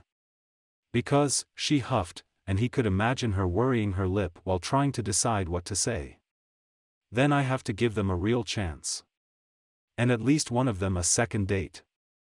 I don't know about you, but that scares me to death. Landon smiled. You're a great girl, Melissa. I should have seen that sooner. The way you keep trying after everyone gives you a hard time and how you responded to my dad's wish, a complete stranger to you, tells me that any of those guys would be lucky to go on a date with you. He'd thought he should ask her to go to the dance so they wouldn't have to abandon a date half the time or find a real date in the first place. It would save them both the trouble, but now he might lose his chance, and for the first time, he didn't like the sound of that. He wanted to go with Melissa, but did he dare ask her if she was indeed Belle Curve? He needed to solve this mystery first. Thank you, Landon, that means a lot coming from you. Who are you taking to the dance? Landon set his phone back down. I'm not sure yet. I've mostly focused on my dad's surgery, my masters, my job. I get it. You're busy. If you want help finding a date, I know Prissy would love to help. That's why she set up Hidden Hearts. Do you want her number? Landon groaned. No, thanks. I can take it from here. Okay. And Landon, thank you for coming to my rescue tonight. He snorted. That's me, a regular knight in shining armor. Melissa's sweet laugh came through the phone. That's the first time I've had one of those. Good night, Landon. Night, Melissa. He hung up and pulled back onto the road. Everything was swirling around in his mind. He didn't know that Melissa was or wasn't Belle Curve, but the clues he'd gained warred with some other emotion. Jealousy, maybe, that is, if he wasn't one of the 4 guys she matched with. Shaking his head, he put it aside until he pulled into his parents' driveway. His phone dinged, and he looked over to see a notification on his Hidden Hearts app. Swallowing hard, he picked up his phone and clicked on it. The phone call hadn't done a good job confirming whether or not he'd matched with Melissa, but this message might. Revere 123. You always ask the best questions and seem to have a way of figuring me out. I am actually a teacher. Landon froze, his eyes staring at the word teacher. The word seemed to grow bigger and bigger, making it so that he could see nothing else. Swallowing hard, he forced his eyes to move on to the next part of the message. I have always wanted to be a teacher. I never thought about another occupation, but I wavered here or there on a subject even though I knew I would choose math all along. Yep, I'm a math teacher, though maybe my username, Belle Curve, gave that away, and I hope confessing that won't make you run and hide because I feel like we get along online pretty well so far. I have a few theories about what you do too. Because you are always so busy, I'm guessing you are one of the below. Are you? A lawyer. B, a doctor. C, a police officer. D, an accountant just getting started on tax season. E, none of the above. I'm excited about your response. Are you interested in meeting up? Nothing fancy. We could meet at the diner, a cupcake shop, or even in the middle of the mall. We've said online was fine in the past, but I'd love to put a face and a name with your username. But if you're not ready, I totally understand, and I am okay with that. Belle Curve. Landon sat in his car for a long time, rereading her message repeatedly. On the one hand, it had indeed answered his question. Melissa was Belle Curve.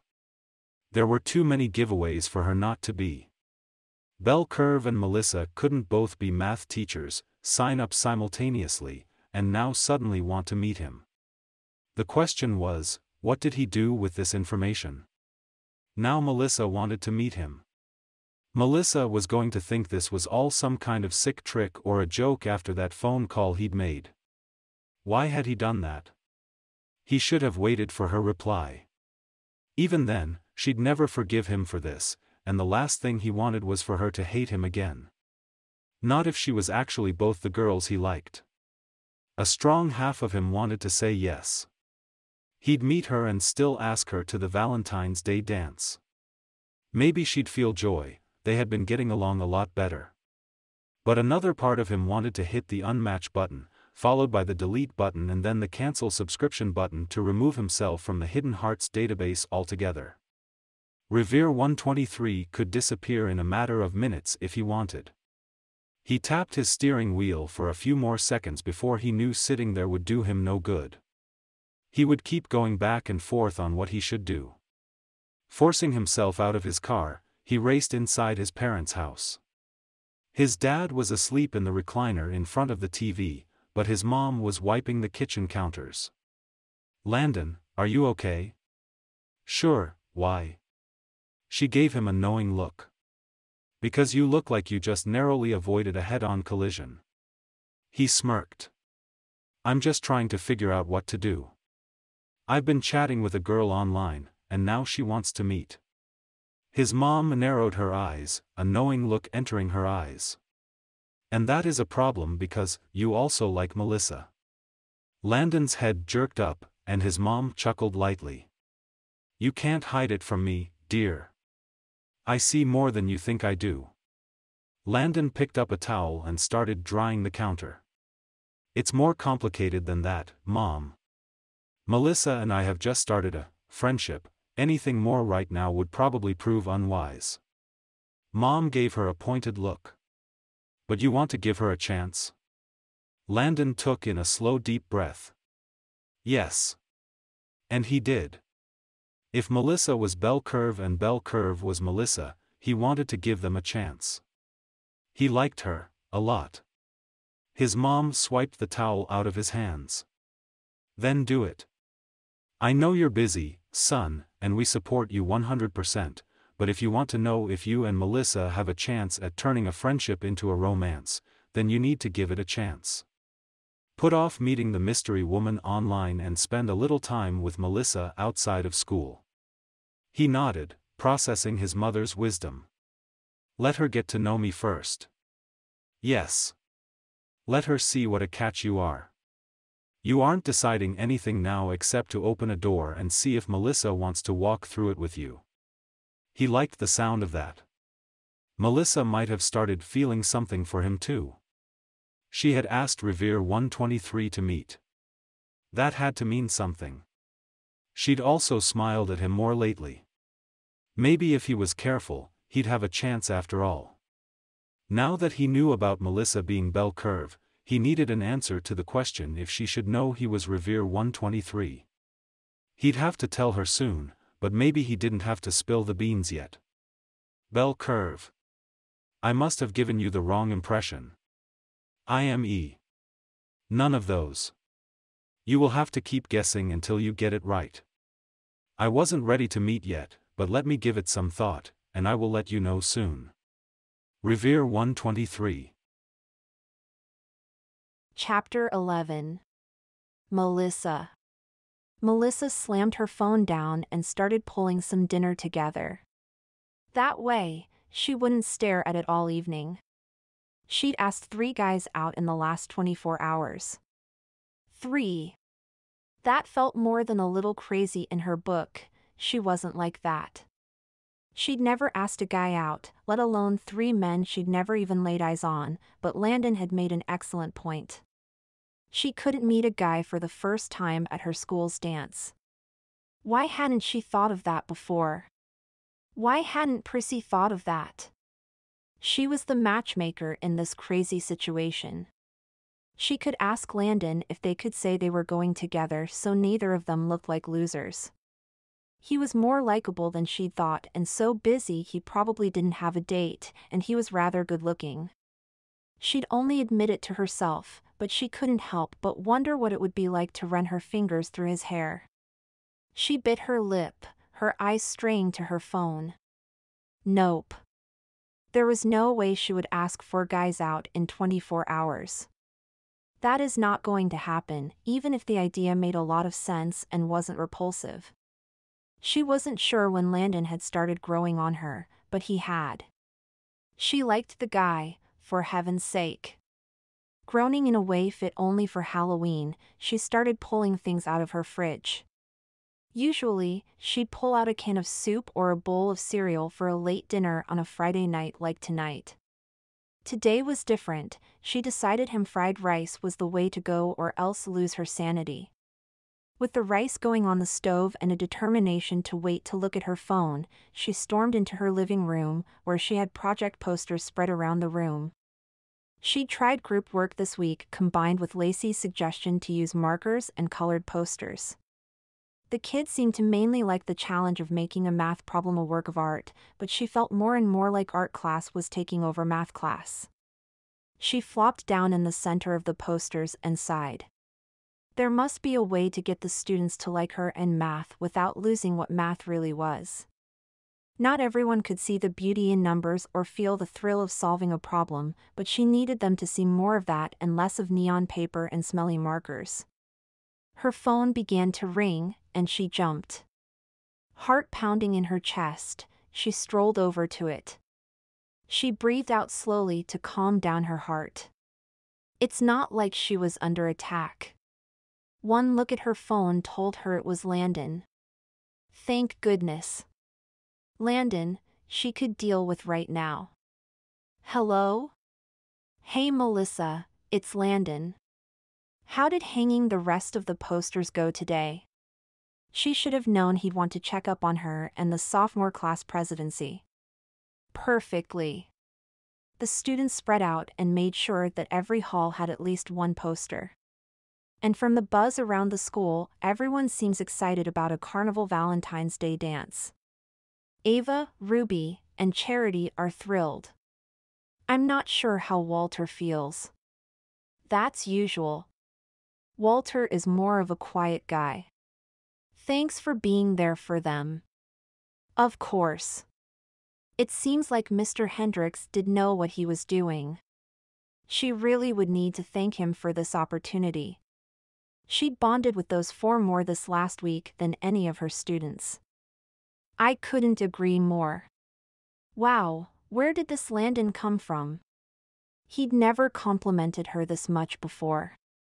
Maybe he'd given up his beast-like form for good. Are you busy?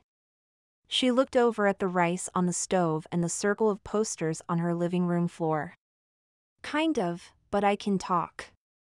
Do you mind if I stop by? Again, her eyes flicked around her apartment. Only if you don't mind math art and homemade ham-fried rice. He chuckled, and she cracked a smile of her own. When had he started making her smile? Really smile, not just the thing people force on their faces. I think I can handle that, he said before hanging up. Melissa rushed around, tidying up a few things before Landon arrived at her house and finished the ham-fried rice. She just set the pot on the counter when a knock sounded on her door. Tossing her hair back over her shoulder, she straightened her shirt and answered the door. He stood there, his hair newly combed and gelled like he'd quickly taken a shower before coming over. He wore jeans and a t-shirt for the second time that she'd seen, and he looked more like a regular guy than a teacher. She swallowed hard as her heart sped up a little. Come on in. Thanks.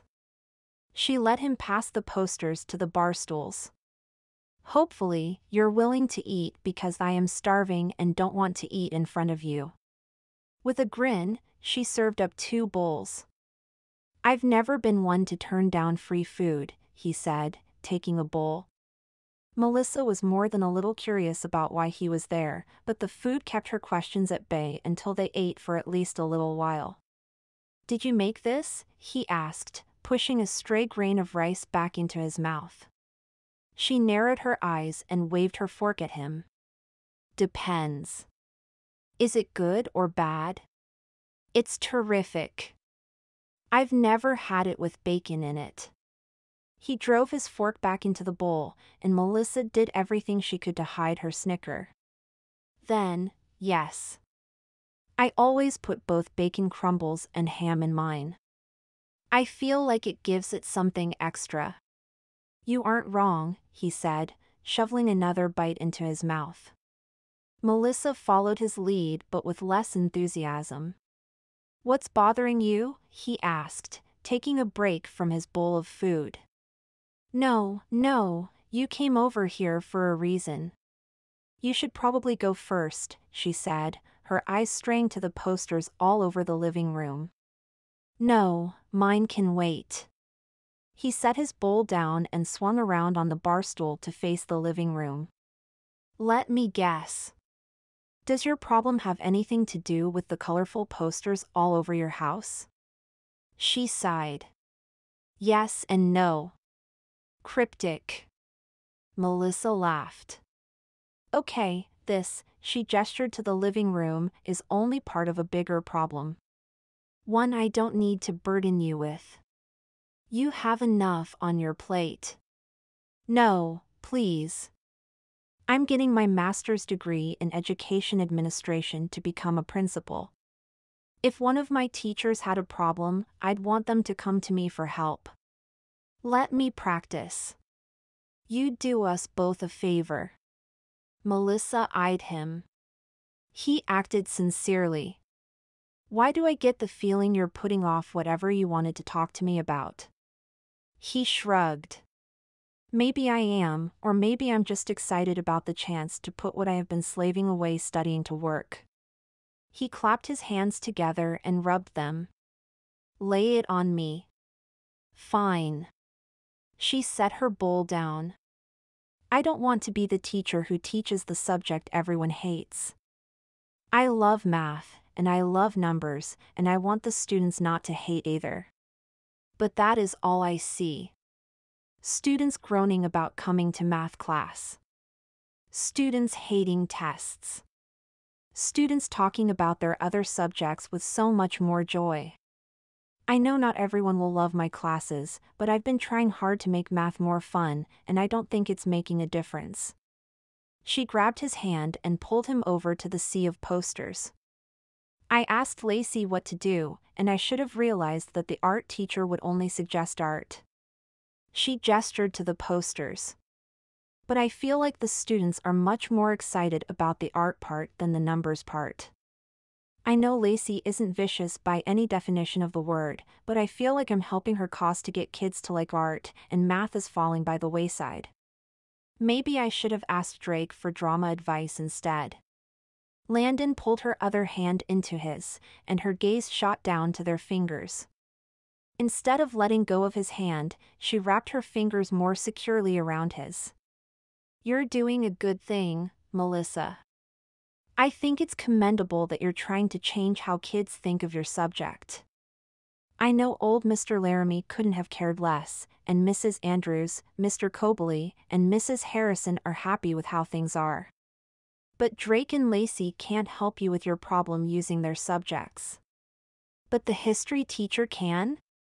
He laughed and, with a squeeze, let go of her hands. I'm pretending to advise like a principal, not a history teacher, right now, remember. All right then. She flopped down on the couch and turned her full attention to him. What do you think I should do, Principal Calloway? His eyebrows rose, and he slid his hands into his pockets. I think you need to make the math fun, not do fun things to disguise the math. Now you sound smart. She pushed a few posters off her couch and gestured for him to sit down. He did, sitting a little closer than she thought he would. Not that she minded, she enjoyed being around him. Now that she'd given him a chance, he'd proven a better friend than she ever thought he would. Have you tried math games? Yes, she groaned, dragging her hands down her face. I guess I chose the wrong ones or something because I didn't feel like they went over that well. Some kids liked it, and others seemed to hate it. Landon put a hand on her shoulder. It's okay, Melissa. We're going to figure this out. She turned to look at him, her heart speeding up when she realized how close they were. Why are you acting so nice to me? What do you mean? He asked, letting his hand drop. A handful of weeks ago, you would have laughed at my struggles or shrugged off any of my concerns if I'd brought them to you. Landon lightly scratched his jaw. You're right, I would have. All I saw in you was a woman who wanted what I wanted, so you became enemy number one, but I don't see you like that anymore. Melissa swallowed hard. You don't? No. I see you as a passionate teacher who wants to do good for her students. You're trying. You're taking your own time at home to figure out ways to do things better. Your students may not know this yet, but they are lucky to have you. Melissa's cheeks flamed red hot, and she had to look away from the sincerity she saw in his eyes. Why did he have to act so nice to her? That strange thought to ask him to the dance instead of her online guys snuck back into her head. The idea of doing something like that had become more and more appealing. She bit her lip and turned back to him to find him staring at the posters, his fingers steepled together. Her gaze must have drawn his attention because he turned to her and grinned. I think you should try the games again. Not the ones where you have to work alone, but the kind you could do in groups. Or maybe you should have group math contests where you have challenges and they must work together. If you haven't, I'd suggest trying that and not letting the kids pick their groups. You'd need to put some of the smart ones in each group, to have them help the ones who were struggling.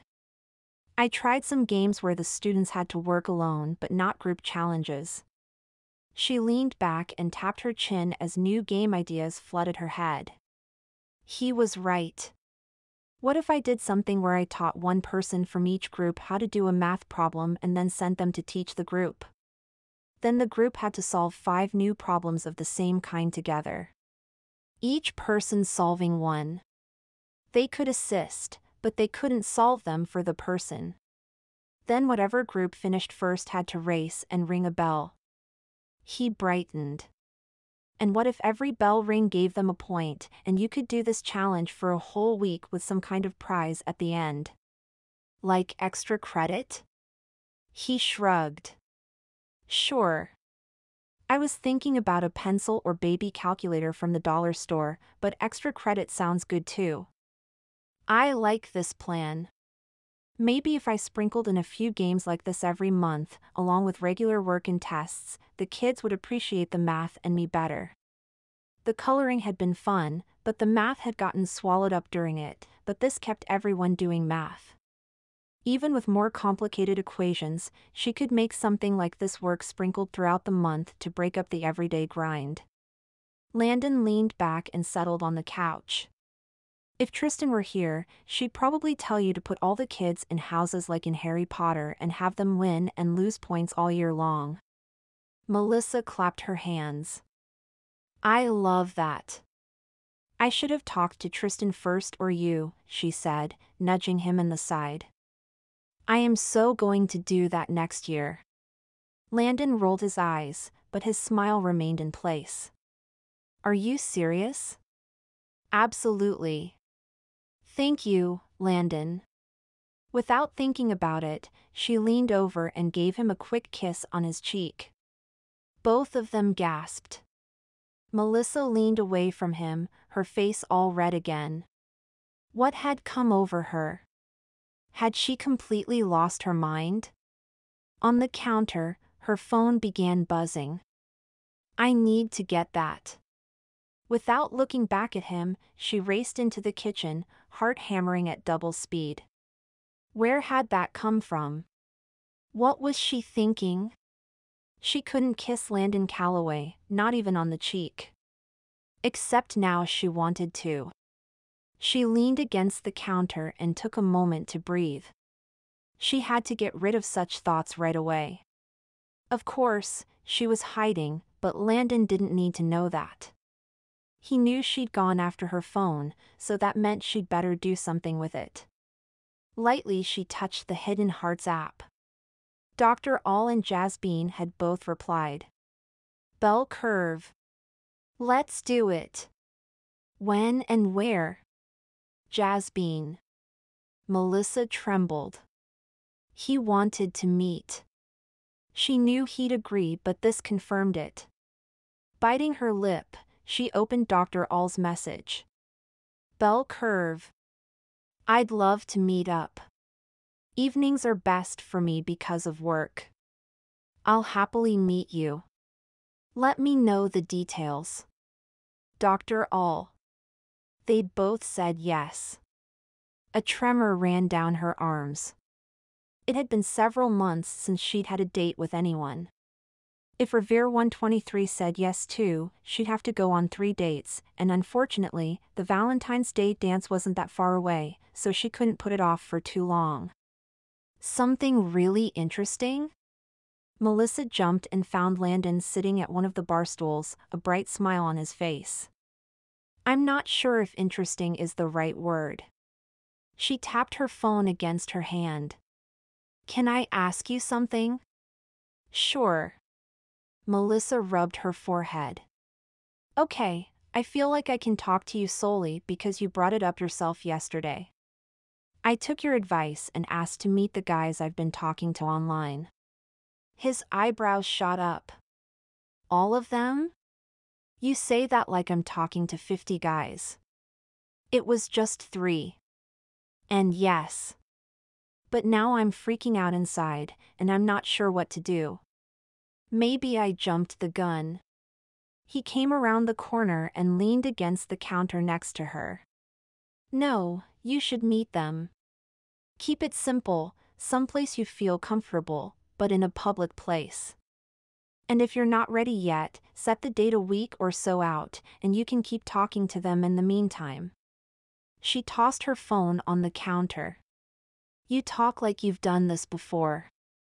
I've been the one meeting a girl before, and from my side, I'm grateful if I can meet a girl in a place where I can, number 1, see and hear her, and, number 2, know we both feel safe and unpressured.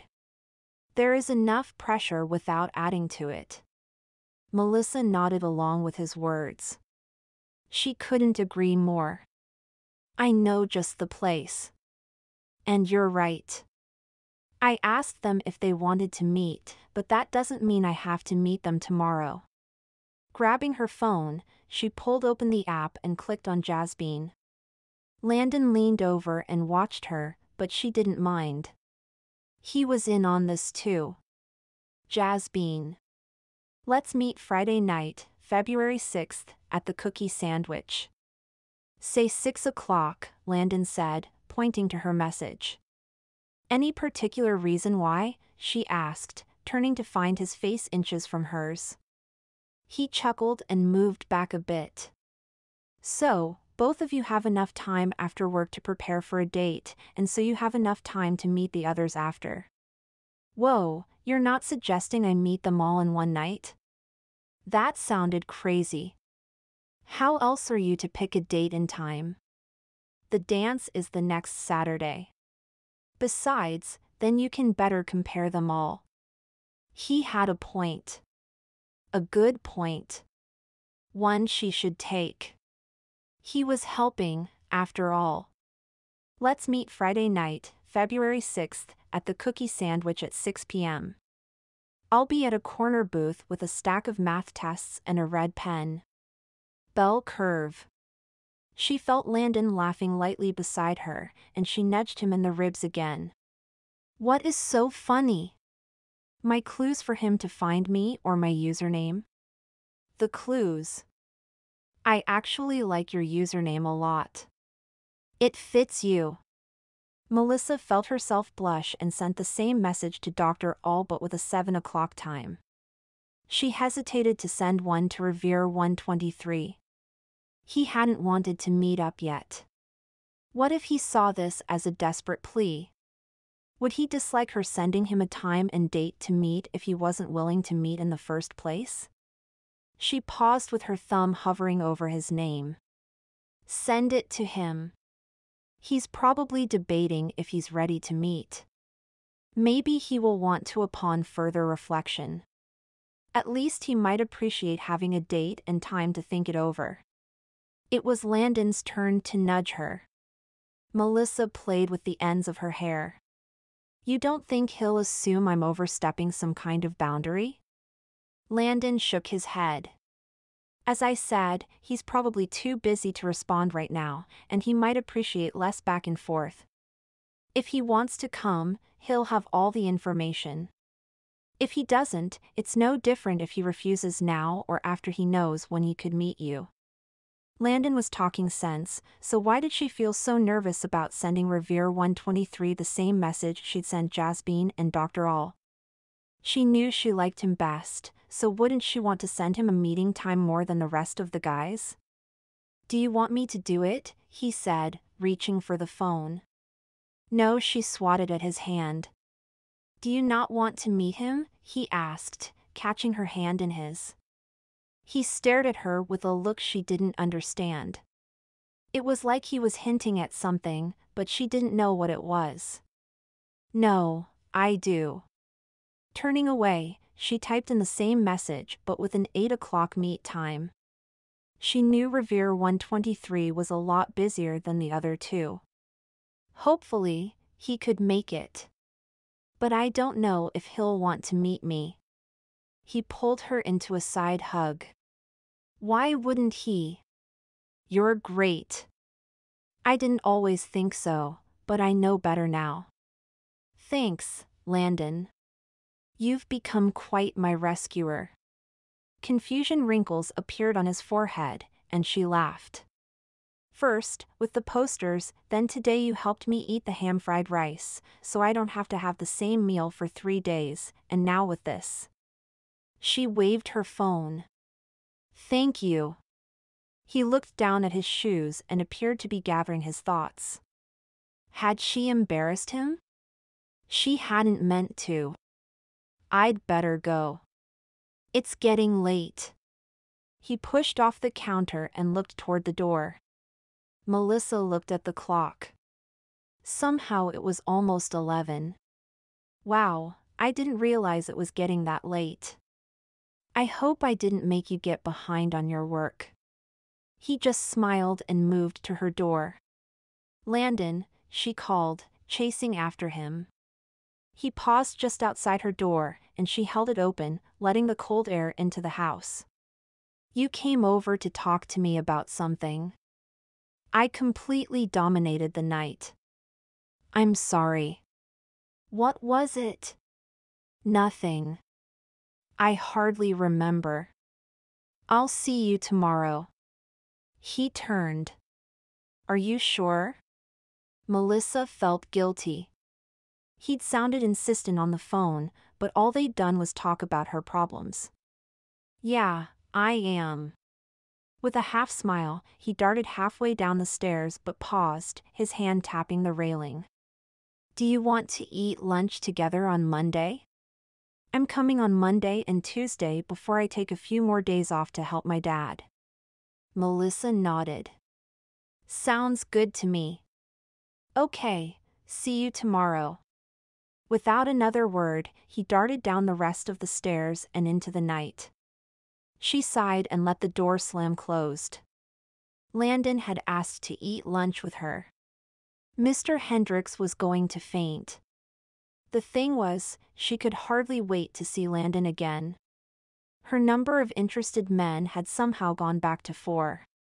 She pushed the posters into a pile and got ready for bed. She just turned off her light when her phone dinged. It was Revere 123. Bell Curve.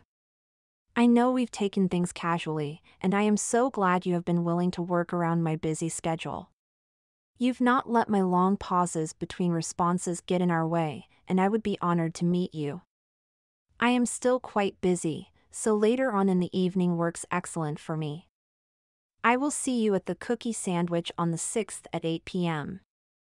I am excited to get to know you better. Revere 123.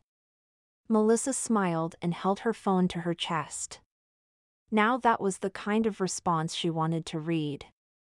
Out of all the guys she was currently seeing, Landon and Revere 123 interested her the most. The trick was if she'd like Revere 123 when she saw him. Chapter 12. Landon. When the lunch bell rang, Landon couldn't suppress his guilt. He'd messaged Melissa back and forth all weekend as both Landon and Revere 123. It was like he was living double lives. He never lied, but he was withholding so much truth that it felt like a lie. He needed to tell her the truth, but what would she say? Would she go back to hating him? Would she feel relieved? He wasn't ready to face either of those options yet. He should text her and tell her he was working during lunch because he'd gotten behind. That was certainly true and not withholding the truth. It was time to start behaving less selfishly. Melissa, I know we were going to meet up for lunch. But I need to catch up with some grading. I forgot how much we could fall behind when we miss school. I hope you understand. Everything in that was 100% true, and even though he wanted to see her, he wouldn't have to withhold the truth if she wasn't there. It was better like this. He pulled over last Friday's history exams and his sandwich, forcing his mind to work and only to work. He could not get this all done in one lunch break. The door opened, and he looked up, expecting to see one of his AP students coming in to ask him some questions. Instead, Melissa strode toward him between his desks. "What are you doing here?" He'd put a stop to seeing her today. I can recognize the sound of desperation. She smirked, a bit of mischievousness in her eyes. Landon blinked. In a text. She leaned toward him, her smirk spreading wider across her face. Especially in a text. Her wide grin made him smile too. Darn her. "Give me some of those," she said, grabbing for the stack of tests. "Melissa, I respect your subject, but history is a lot different than math." She gave him a look he couldn't entirely figure out and pulled the top test off the stack. "Multiple choice is easy. I assume you have an answer key?" "Of course I do," he said, pulling it out of his briefcase. "Great, I will do the multiple choice sections, and you can do the essay section. I'll leave all the handwriting issues for you. I'm nice like that." Without another word, she grabbed the answer key in his stack of tests and settled into a desk across from him. He stared in awe as she started on the first test. "Why are you doing this?" "I figured," she said without looking up, her finger tapping down the page as she checked answers. "That since you helped me, I could help you." Landon didn't know what to say. He could only watch her turn the page, pull a red pen out of her glossy hair to mark an answer wrong before she wrote the correct answer next to it before, and smoothly returning the pen to her hair. She double-tapped the page and tossed the test over to him. "It's your turn." She returned to work on the next test, smiling brighter than he had all day. Landon started on the essays. There were 3 on this test, so he quickly fell behind her, but with both of them working together, he could see the light at the end of the tunnel. They didn't chat, but they didn't need to. She was helping him because she cared, and that was enough. Lucky for him, she was quick at her work. She set the last test and the answer key on his desk 2 minutes before the bell rang. "I hope that helps you catch up." "Yes, thank you. I hardly know what to say." He pointed to the stack of finished tests, which was about the same size as the tests that had yet to have their essay portion corrected. "We did 2/3 of my work in double the time. Glad I could help." She flipped her hair over her shoulder and turned toward the door right when the first bell rang to signal the end of lunch. "I'd better hurry back," she said, walking quickly toward the door. "But if you need any more help, let me know." With one final smile, she disappeared into the hallway. Landon stacked the finished tests and the unfinished tests into his briefcase. Now he owed Melissa big time. An idea jumped into his head, and he acted on it before he chickened out or let his guilt get in the way. A few students started filling the seats, so he had to act fast. Pulling out his phone, he quickly texted. I feel like we've both been working hard and deserve a break. Meet me for dinner? You freed up enough time for me to cook for you this time. He hit send and pushed his phone into his pocket. She probably wouldn't have time to reply until after school, but at least he couldn't back out now. His afternoon classes went along smoothly, and only 2 students in his last class stayed after to ask questions. Once he was alone, he looked at his phone. She hadn't responded. Had he overstepped? Feeling like a doofus, he fell into his chair and opened his briefcase, removing the tests. He made it through half of an essay before his phone buzzed. We have been working hard, but can we try tomorrow instead? I have some things I need to work on for my classes today. Disappointment filled him, but only briefly. She hadn't told him no, just delayed his plans for a little while. If he were honest with himself, he needed the day to catch up and check in with his mom to see if his dad needed anything. It was better this way. Tomorrow will work better. I'll do some catch-up today. He only waited for a few seconds before she replied. Okay, sounds great. Thanks, Landon. I'll see you tomorrow. ********. Landon thought long and hard about what kind of dinner to make Melissa. He wasn't sure if she thought of this evening as a date, but he did. He wanted to show her that he cared without scaring her off, but every idea that would classify as a standard first date didn't feel right. An insane idea hit him during his last class. While his students were all busy working on group projects, he did a quick Google search to determine if his insane idea was even possible. 10 minutes later, he had a plan. Feeling more like one of his students than a teacher, he slipped his phone under his desk. If you're still up for dinner, I'll meet you at your house at 4:30. Dress warmly. He'd nearly signed it Revere 123. Now that would have been a disaster. He was going to tell her. He just wanted to see if she could like him, just Landon. If she didn't like him, then breaking the news that he and Revere 123 were the same person would only cause her pain, and that wasn't what he wanted to do. He looked up at the clock and stood. 2 minutes. Time to clean up. You'll have a sub for the rest of the week.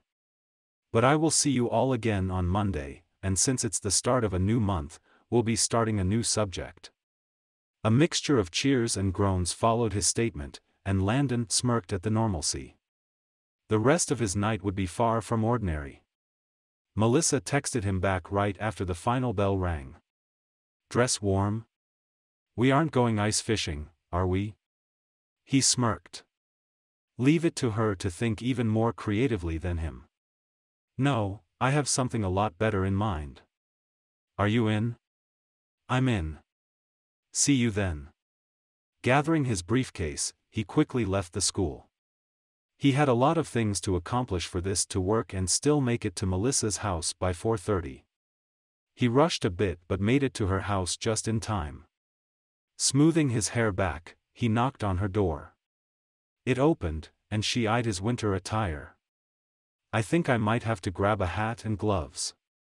I think that is a wise choice. She darted off, and Landon called after her. Maybe add a scarf too. Where are we going? Came her voice from down the hallway. Not telling. Now come on. We don't have much light left, so we need to hurry. Instead of answering, she pushed past him, pulling her door closed behind her. Well, come on. He raced after her down the stairs and to his SUV. He had to push past her to open her door for her. Thank you. You're welcome. Now the next bit isn't so gentlemanlike. He held up a long blindfold dotted with important dates in history. In class, he told his students to let those dates sink into their brains while they had it on during one of his classroom games. You trust me, right? Her eyes rose until they were looking directly at his. She studied him for half a moment before she nodded. Yes, I do. Good. He tied the blindfold on and raced to his side of the car. Thank goodness his plan only required a 20-minute drive if he didn't hit any of the red lights in town. "Landon, what is going on?" Melissa said a few minutes later when he turned a corner sharply. "I'm going to be gone the rest of the week, and I have a huge assignment for my master's program due next Tuesday. I might be hard to reach for the next several days. So, I thought I'd make it up to you in advance." "By kidnapping me," she said, a smile still evident on her face. "No, by surprising you. Hold on tight. The next bit is going to feel a little bumpy." He turned off the highway and onto a side road that wound into the forest. He pushed the four-wheel drive button to get through the snow that had gathered on the road, but finally, they made it to the parking lot. There wasn't much light left, so he quickly unbuckled. "You can take off the blindfold now." She immediately complied. Melissa leaned forward, her eyes darting left and right. "Where are we?" "You'll see, come on." He picked up their dinner that he'd packed in a cooler with hot potatoes to keep it warm, raced to her door, and opened it. Her eyes were roaming all around the snow-covered trees. "Grab that thick jean quilt, will you?" Melissa tore her eyes away from their surroundings long enough to pick up the quilt. "Hurry," Landon said, already heading to the trailhead. "I have a lantern, but I want to get there before the sun starts setting." Melissa rushed after him, and Landon linked his arm with hers. Someone had put ice melt on the sidewalks, but the trail ahead looked much more slippery. The first bit of nervousness churned in his gut. Not only did he hope that she would like this, but he hoped neither of them would fall into the freezing river. The hike was short, and Landon started watching her face for any sign that she knew where they were. He'd never been here before and didn't know when his surprise would show up. After 2 more bends, she gasped, and he followed her lead. Spilling from the cliff face was a fantastic frozen waterfall. It spilled down to one shelf and then another before it split up and became a dozen tiny waterfalls that made their way to a partly frozen pool. The sun began to set behind them, making the ice change color to match the sky. Melissa grabbed onto his arm. "Oh my gosh! We're having a picnic in the snow in front of a frozen waterfall." She turned wide eyes to him. "I had no idea you were this adventurous." "I haven't been for the last year, too busy." Landon chuckled and tossed the quilt onto the frozen picnic bench. "I guess you just bring out the adventure in me. Happy to help with that side of you anytime." She sat on the blanket. He flung his hand over his chest like he was offended. "But not the side that's busy with his nose to the master's program grindstone?" "No, I support that too. If you've done a year of the program, then you're about halfway done, aren't you?" He opened the cooler, and a warm puff of air hit his hands. He handed her a Tupperware with a baked potato and a closed container. "I have a year and a half left. Are you thinking about signing up soon?" "Oh no, I'd better see what the stress does to you first," she teased, accepting his offering. "I hope to look more into it in a year or 2. But it is on my to-do list for sure." Landon handed her a fork. "Do you know what you want to study?" "Not quite. I've thought about getting a master's in mathematics or education like you, or maybe curriculum development. I know I want the degree, but I haven't figured out the details yet." She opened the smaller container, and the smell of fresh chili filled their noses. "This isn't canned?" "Wow, Landon Calloway, you are full of surprises tonight." Landon laughed and poured his chili on the potato. "My mom did teach me how to cook." They ate in silence, but it wasn't stressful or awkward. There was something comfortable between them, and Landon found he liked that feeling. Melissa took her last bite and set her fork and Tupperware back in the cooler. "That was amazing. Remind me to thank your mother." "Excuse me, I did make it." Landon finished his last bite and tossed his container in as well. "I know, I need to thank her for teaching you." If there is ever a chili cook-off, I'll back off right now and crown you king. She tightened her scarf around her neck and walked toward the fence surrounding the water pool and the river. Ah, okay then. I'll thank her when I check on them later tonight, he called after her. After closing up the cooler, he followed her to the fence line. How did you know this place was here? She asked, her eyes on the frozen falls. Google. She raised an eyebrow, and he laughed. Yeah, I've never hiked up to see a waterfall before. So, this all came from an internet search. Really? Wow, I'm starting to think that is much more common than I'd thought. Though I have to give you props, I might have hiked up to see a waterfall before, but never when it was frozen. She leaned forward, the railing pushing into her stomach, and her phone raised. Just a little further, and I'll have the best photo. Careful, Melissa, it's slippery. Landon moved forward to grab hold of her before her precarious position knocked her off balance, and she fell. Her feet slipped at the same time he grabbed hold of her waist. Planting his feet firmly, he caught her in what looked like a dip for a dance. Her arms whipped out, and she grasped his arms tight. Slowly, so he didn't knock himself off balance, he righted her. You'd better stop that, she said, her hands still gripping him tightly. Stop what? She let go of her tight grip but didn't step away from him. Acting like my knight in shining armor and saving me. Why is that? He reached up and righted her crocheted snow cap. Because I don't want to get used to it. I've always cared for myself, ventured on my own, forged my way, fought my own battles, and for some reason, I need saving around you. Slowly, so he didn't scare her off, he put his hands on her shoulders and looked her right in the eye. What's so wrong with having someone around who will catch you when you fall or help you solve a problem you struggle to solve on your own? Her breath hitched. I guess nothing when you say it like that. Landon wondered if she was thinking about what he was thinking about. His eyes darted to her lips, only a couple of inches away from his own. She raised her chin just a little, her eyes never leaving his. Landon moved a little closer, but his footing wasn't as steady as before. His boot slid on the ice. Melissa tried to save him, but her leg tangled up with his, and they both fell into the snow. Instead of screaming in rage, Melissa started laughing. Landon lay there, his face the only thing that was warm anymore. After a few deep breaths, he rolled over to get back up. Come on. We'd better head back. It's already getting dark. He extended his hand to her, but she swatted it away, laughter still shining in her eyes. Maybe we'd better walk ourselves. I'm not sure who is more unsteady on their feet up here, you or me. Landon couldn't argue with that. They picked up the cooler and blanket and headed back to Landon's car together. Chapter 13.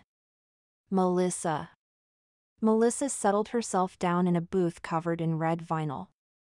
She took several deep breaths, casually picked up her menu, and checked her watch. Jazz Bean should be there in about 5 minutes, and this crazy night of dates could begin. She'd fretted about this night for the last few days. Landon had assured her again and again that it was the right thing to do.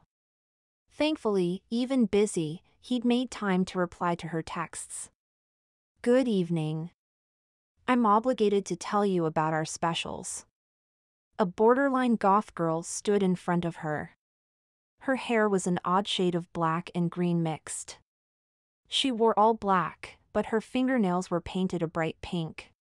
We have an amazing Oreo cream sandwich cookie, but the red velvet is even better.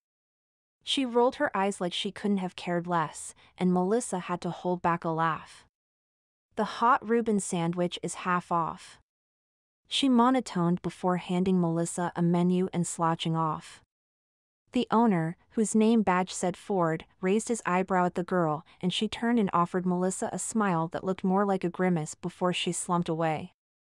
Ford huffed and brought Melissa a glass of water. Sorry about her. She's my sister's kid, and I'm trying to help out. I can give you half off your meal if you want. He dug out a coupon and held it out to her. Melissa shook her head. Don't even worry about it. I teach high school. I can handle a moody teenager. But I am interviewing a couple of men here tonight, so I'll be here a while. I hope that's okay. Fine by me, Ford said, pocketing the coupon. If any of them cause you trouble, let me know. And thanks for understanding, he said, his gaze already on his niece. The bell by the door rang, and Melissa turned to face it. A guy with shaggy blonde hair came in. He wore running shoes and a jogging suit but had a great smile. His eyes darted around the room until they landed on her. Bell curve, he said, one of his eyebrows shooting up as high as it would go. Yes. Hey, I'm Frank. I'm Melissa. Nice to meet you. She gestured to the bench opposite her, and he nodded. He unzipped his jogging jacket but didn't take it off. You're not too bad looking. My friends, they said, she's probably horse ugly. He slid into the seat opposite her. You know, because you didn't use a real photo. I, of course, didn't agree with them. I knew you'd be hot, and you're definitely not horse ugly, that's for sure. He pulled the menu over to him. You want something? Melissa hardly knew what to say. I'm going to stick with water for now. He shrugged. I need to carb it up. The boys and I will shoot some hoops in about a half hour. He waved Ford down and ordered the Reuben sandwich. Do you play ball? He asked. No. Well, not really. I can throw a basketball through the hoop. Sports were fine and all but not her number one thing, another reason she chose math over PE. He sighed. That's cool. I've never dated anyone with real athletic ability like me.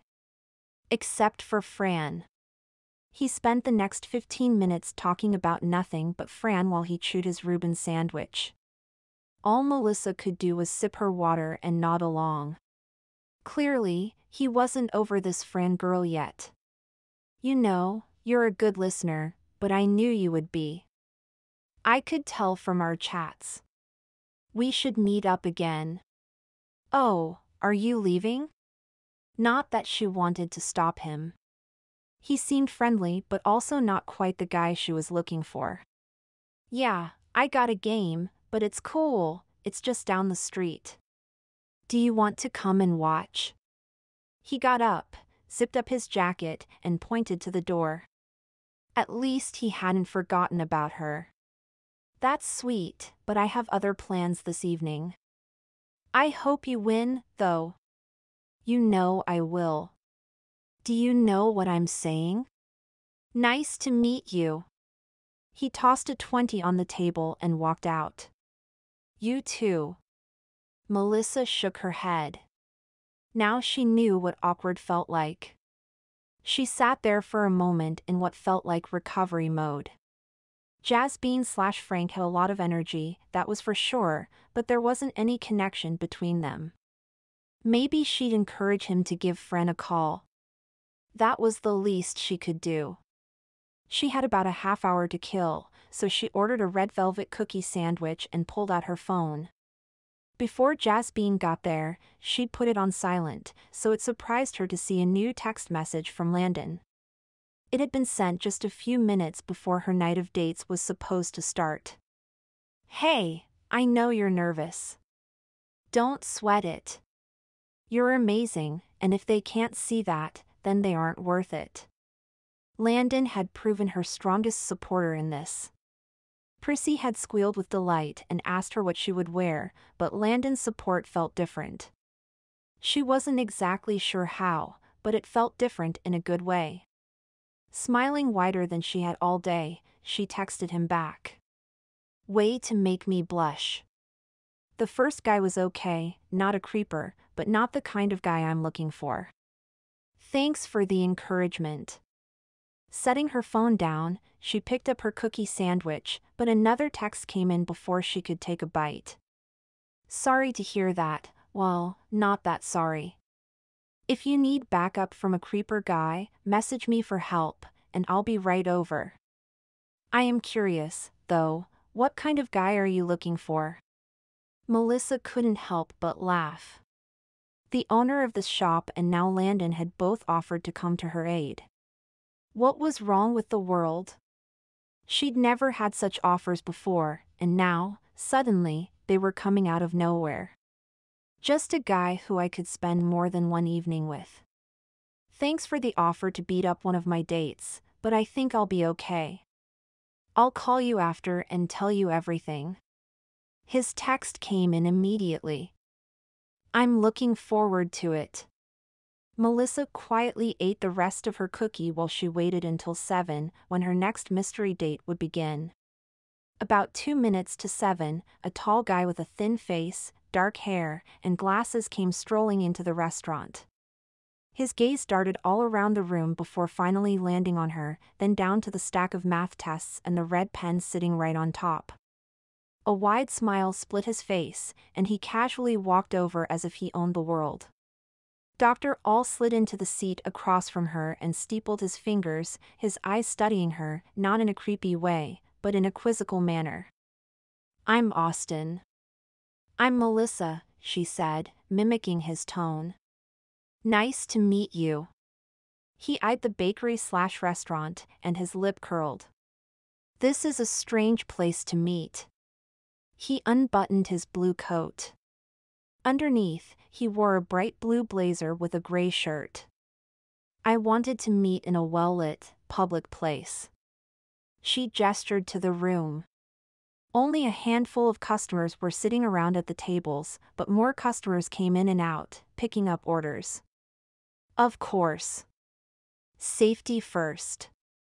He picked up a menu. I'm sure you wanted to keep things simple, but if we go out again, I'll take you to a place with less sugar. He eyed the menu before putting it back down. Not a fan of sugar? No, haven't been for years. You see, I'm a dentist, and I feel like I must warn the public about the dangers of sugar. He eyed the napkin in front of her with the red velvet crumbles still evident, and his lip curled again. I know not every dentist feels as strongly as I do, but I have made it my mission to cure the world of the sugar craze that has infested it. This place serves things without sugar. She flipped the menu around and showed him the croissants and 8 choices of homemade bread. Their bread is amazing. I always grab a loaf when I stop in. His lips only curled a bit more before he forced them into a smile. You do know there is sugar in most bread, don't you? He rolled his eyes as if she should have known better. What about you, Melissa? We've talked about many things but not what we did for a living.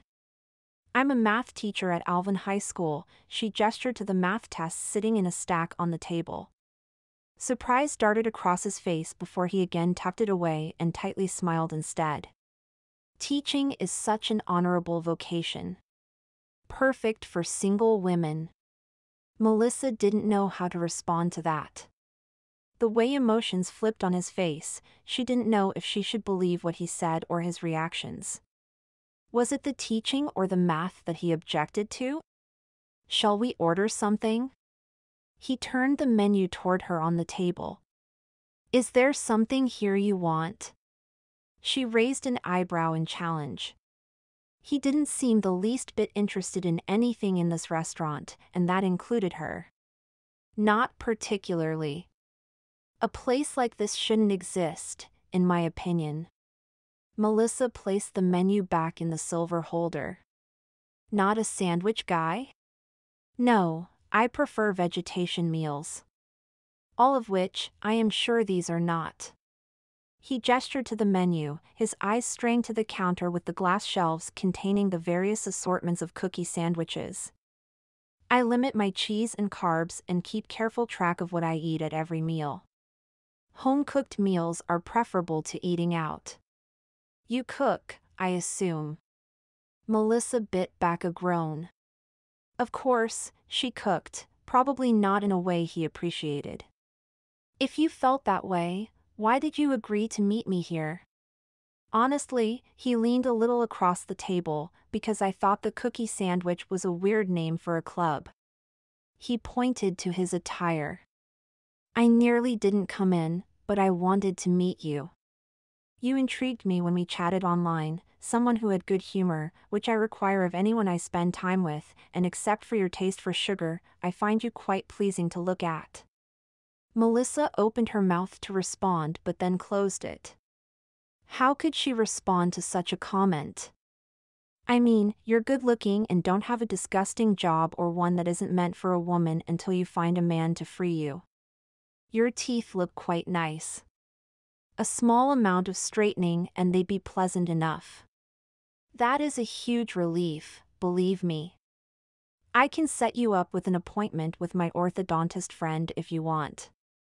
If you got started right away, we could probably be seen together among my acquaintances in about 6 months. He pulled a business card out of his jacket and slid it across the table. He accepts most insurances. And will squeeze you in as a favor to me. Holy cow, who did this guy think he was? Thank you? I'll think it over first. She pushed the card to the side with a finger.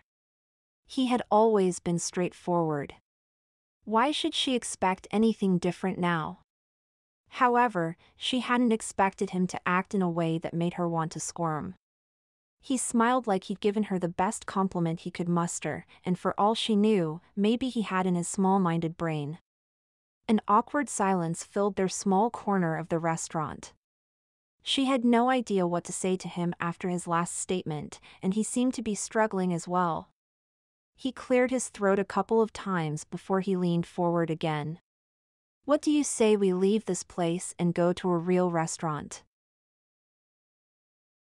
Dr. Austin probably wasn't a horrible guy for the right person, but their views of the world would significantly clash, and their diet would for sure. She wasn't a sugarmonger, but neither did she intend to give it up entirely.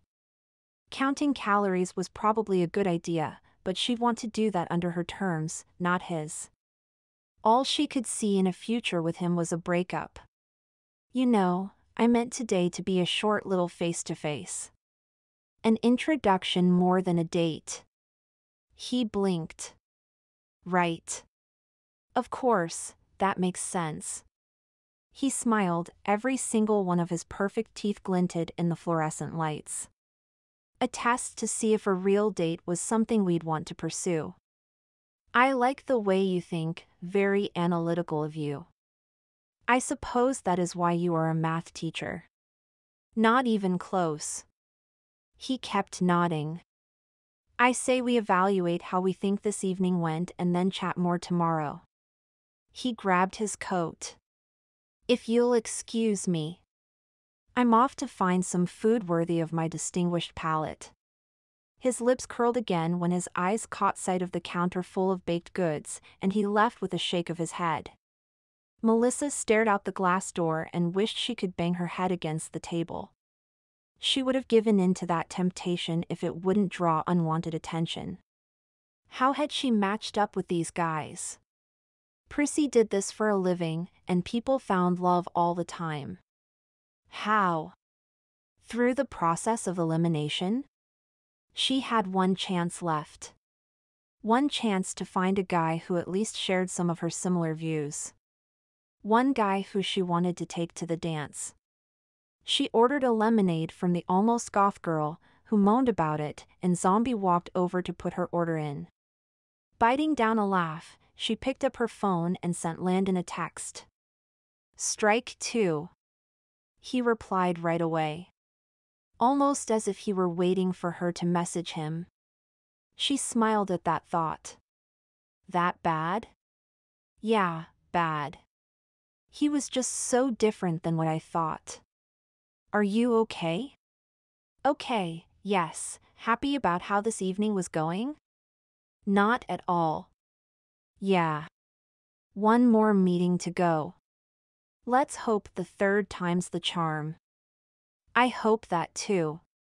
Melissa sipped her lemonade and stared at her Hidden Hearts app. If things didn't work out with this third guy, she'd delete the app, tell Prissy she was never allowed to set her up again, and maybe act on her thoughts to ask Landon to the dance. Melissa checked her watch. It was 8:06. Revere 123 wasn't that late yet.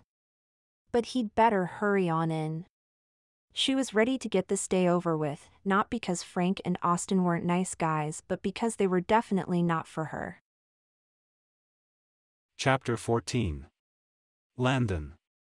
Landon sat in his car and watched Melissa through the window of the cookie sandwich. With the way the last 2 dates had gone, he hoped she wouldn't kill him on the spot when he walked in and told her the truth. She might not realize that what she wanted was to find more than a guy to go to the dance with. She wanted a guy who would stick around for a lot longer than that, and if he listened to his gut, he knew he wanted to be that guy. He'd brought his master's program work with him in the car, however, he'd spent the whole time watching her and her dates and not working. No matter what happened tonight, he'd have to work until early in the morning to finish it. It was worth it. He took a deep breath, straightened his shirt, and got out of the car. He'd been avoiding this for over a week, and it was time to come clean.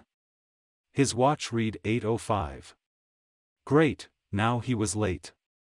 Landon looked over at her in the window. She'd brought work with her too. Even though there had been a little time in between, she hadn't once picked it up. They were more alike than she thought.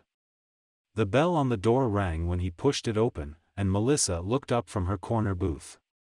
Her eyes registered surprise to see him standing there, but then she smiled. Wait, could she possibly feel happy about this too? Hope bubbled up in his chest. Perhaps he'd made the right decision to help her learn to like him first before he told her the truth. If so, they could go to this dance together and see where things went from there. How did you know he stood me up? She asked after he slid into the seat he'd watched 2 prior men occupy. Stood up? He asked, attempting to swallow his surprise. Hold on, did she not get it? Didn't she know he was her third guy? Melissa groaned and scooped her math papers back into her bag. I know he's only a little over 5 minutes late, but Revere 123 isn't here, and from the way things turned out tonight, I'm starting to think that is a good thing. He blinked. She didn't realize Revere 123 was him. Melissa, I don't need to hear that you're sorry for me. She reached over, grabbed his hand, and squeezed it like she needed something to hold on to. You were right. I needed to meet these guys first before embarrassing myself at a school dance. That would have become a real disaster. Come on, let's get out of here. Sure, he slid out and helped her put on her coat, his mind spinning. She seemed too determined to leave for him to argue at that moment. Did he dare tell her now? What if he simply unmatched with her on the Hidden Hearts app and let Revere 123 die? Could he live with that lie? She strode toward the door, and distracted by his thoughts, he had to turn and catch up with her. Melissa, wait, let's go for a walk. Now? She said, her car keys in hand. Yes, now. He took her school bag from her. You're obviously upset, and I want to stay with you until I know you're not going to run all of the stoplights on your way home. He held out a hand for her keys. Let's walk the distress off. She let out a long breath but nodded and handed him the keys. He darted to her car and tossed her bag inside before racing back and offering her the keys and his arm. With a half-hearted smile, she took his offerings and let him lead her across the street to the city park. Again, Landon debated whether he should tell her about being Revere 123 or not. He knew he should. He would have to at some point. How did he bring up such a thing at a moment like this?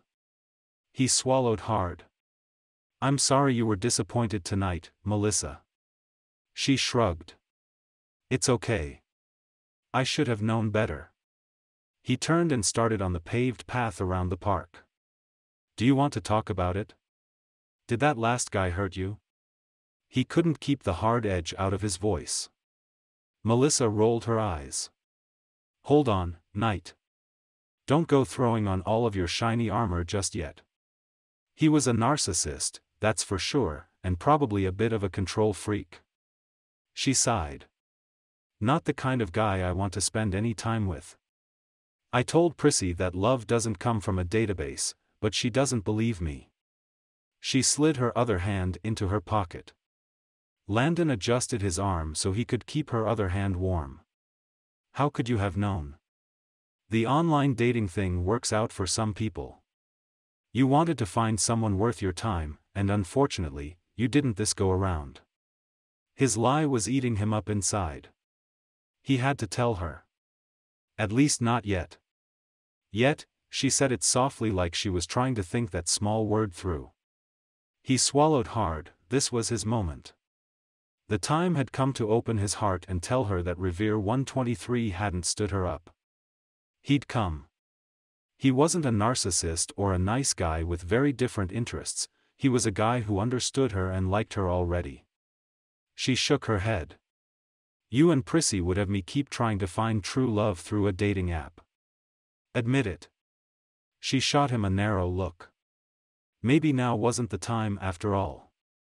Forcing his own internal war away, Landon simply shrugged. So, you met two guys who weren't your type. Maybe you aren't supposed to like all of them. Maybe you are only supposed to like one. You're right. She pulled her hand away from his arm. All I need is one guy, but I'm not looking for love right now. It was Landon's turn to give her a pointed look. She colored slightly and turned away from him. Enough talk about dating apps and guys. I can make those kinds of decisions once I can calmly think about them. Let's do something else. She spun around and glanced at the dark path lit only by a few street lamps. He wanted to tell her, needed to tell her, but it wasn't the right time. Landon swallowed back everything he had wanted to say. He'd find a better opening if he were patient. Melissa looked around the dark park as if looking for some magical solution that would appear out of nowhere. Landon knew that she wanted to forget tonight. The other guys had presented her with an awkward night. If Landon wanted to give Revere 123 a fighting chance, he needed to provide her with a completely opposite moment. Almost outside his vision, he could see a playground dimly lit at the bottom of the hill through the trees. I know just the thing. He grabbed her hand and pulled her down the hill. She started laughing while she tried not to fall. Where are we going? You'll see. What is with you and surprises that involve me blindly trusting you? She asked with a brightness returning to her eyes. Landon squeezed her hand. At least you aren't blindfolded this time. She laughed, and Landon felt a lightness enter his own heart. He'd made her happy, for a moment, in a time when she'd felt anything but joy. He liked that feeling. They had fought a lot this year with their secret battle, but every victory he'd won had been laced with guilt. If she'd let him, he wanted to find ways to keep making her happy. Not to atone for all the times he'd caused anger and hurt, but because he wanted to feel the thrill of seeing her truly smile. They raced through the trees and emerged at the empty park. It wasn't one of the more extensive parks full of bright new plastic toys, with slides that looked like octopus legs and climbing ropes. It was one of the old ones, with a slide, a dome climbing structure, and a couple of swings. Melissa paused at the edge of the park, the lightness in her face brightening all of her features. Tell me one thing. What? He asked. Do you get motion sick on swings? Both of her eyebrows raised in challenge. No, he said, staring forward. Do you? He turned and darted off without looking back. He was confident that she would follow him. Sure enough, before he even pushed off the ground, Melissa jumped into the swing next to him. Landon kicked off, and she followed his lead, both pumping hard to push the swings higher into the air. Ha, ha, she laughed as they pulled even. Look, we're married. Landon's throat went dry, forcing him to swallow past it. The result was a choking-sounding gasp. Melissa's face flamed bright red, and the next moment they were not swinging even anymore. Wow, I just went all the way back to elementary school for a minute. She laughed, but it wasn't her usual laugh, and she kept her face averted from him. He cleared his throat, letting his swing take over the work for a moment. Our marriage might have been brief, but at least we didn't fight. Melissa snickered. Encouraged, he continued. And I didn't do anything to make you mad. Or forget to take out the garbage or something. Finally, she turned back to him, the faintest touch of pink still on her cheeks. Do people actually fight about taking out the garbage? He shrugged, dragging his feet on the bark-covered ground, slowing his swing to a stop. I guess some people do. My parents never did. He looked up at her, still swinging. Mine never did either, though my mom would give my dad or me a sharp look if we ever took too long to hop to it. Landon leaned forward against the swing. How long has it been since you've seen them? Melissa sighed and let her feet drag along the bark too. 2 years ago, at Christmas time. I applied to schools near them in Arizona and some here. I taught at Lincoln Junior High for my student teaching and fell in love with this city and the green countryside. Alvin High was the job that worked out, and though it is hard being so far from my family, I don't regret it. My mom is a professional seamstress, and my dad owns his own landscaping business. They're always busy. She cleared her throat. I was supposed to visit them for Christmas this year, but it didn't work out. Teacher's salary? He knew how hard it was to do extra things, especially if you were a new teacher who devoted everything to building your classroom the first year. She gave a short laugh. Yeah. I promised to go home this summer. Landon smiled and kicked at the bark. I'm glad to hear that. I can't imagine living far away from my family. My 2 sisters live 20 minutes away, so we're all close. She kicked her swing into a slow sway. That's great. I didn't know you had sisters. He nodded. 2 older sisters with busy families of their own, that's why I've been helping our parents out. Her swing stopped, and she twisted the chains to turn toward him. I love that you're close to your parents. Not everyone can make that claim. How is your dad doing? Landon laughed. Swearing during physical therapy, but otherwise mending well. Melissa's lips twitched. That's good. Her phone beeped, pulling them both out of a pleasant mood. She offered him what could only be described as an apologetic smile and reached into her pocket. She scowled and turned the screen around toward him. Dr. All just asked me out on a date. The nerve. Bell curve. I know first impressions are only sometimes correct, which is why I am offering you another chance. Meet me at Clemon's tomorrow night at 8:30 sharp. Austin or Dr. All? You're not considering it, are you? He asked, pushing the phone back toward her. No, he was awful, but, she bit her lip. I still don't have a date for the dance. Dr. All doesn't deserve a second chance, but maybe Revere 123 does. Maybe he had a real reason for not coming.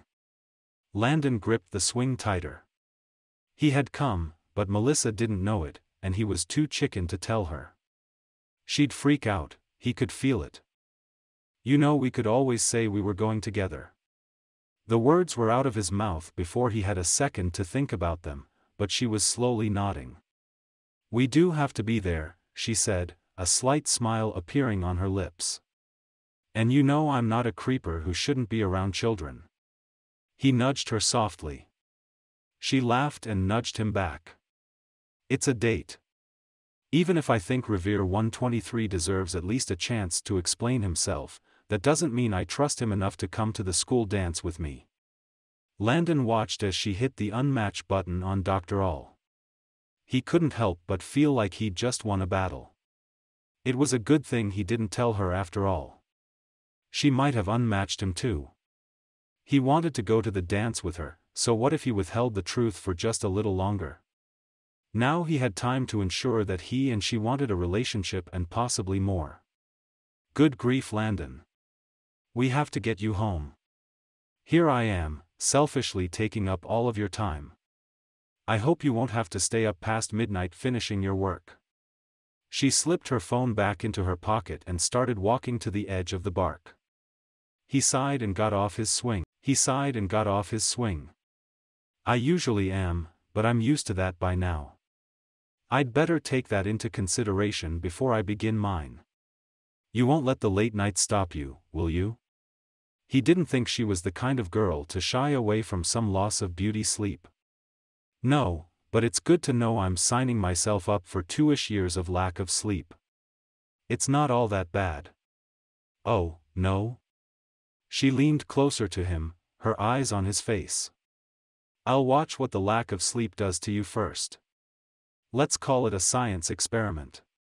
She was so close to him that it would take only a subtle movement to kiss her, something he suddenly found he wanted to do. That would be a mistake, a monumental one. They were not ready for that step yet. Instead, he cleared his throat, took a step back, and wrapped his hand around hers. Come on, we'd better go. This park closed at sunset.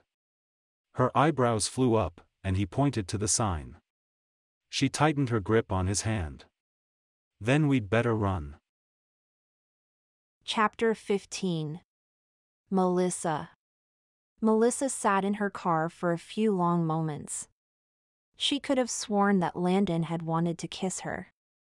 The Landon Calloway, who'd made her life at school miserable until recently, had wanted to kiss her. The thing that boggled her mind even more was that she had wanted him to even more than the other night when she'd surprised them both by kissing him on the cheek. She'd gone that night to meet up with the guys from that darn dating app and find herself a date, but instead of Revere 123, Dr. All, or Jazz Bean, she and Landon had agreed to go together. She'd thought about it before, and now that idea had become real. Instead of feeling like it was a pity date, it felt genuine. She'd seen him less than 20 minutes ago, and already wanted to call him. What was wrong with her? This was Landon Calloway.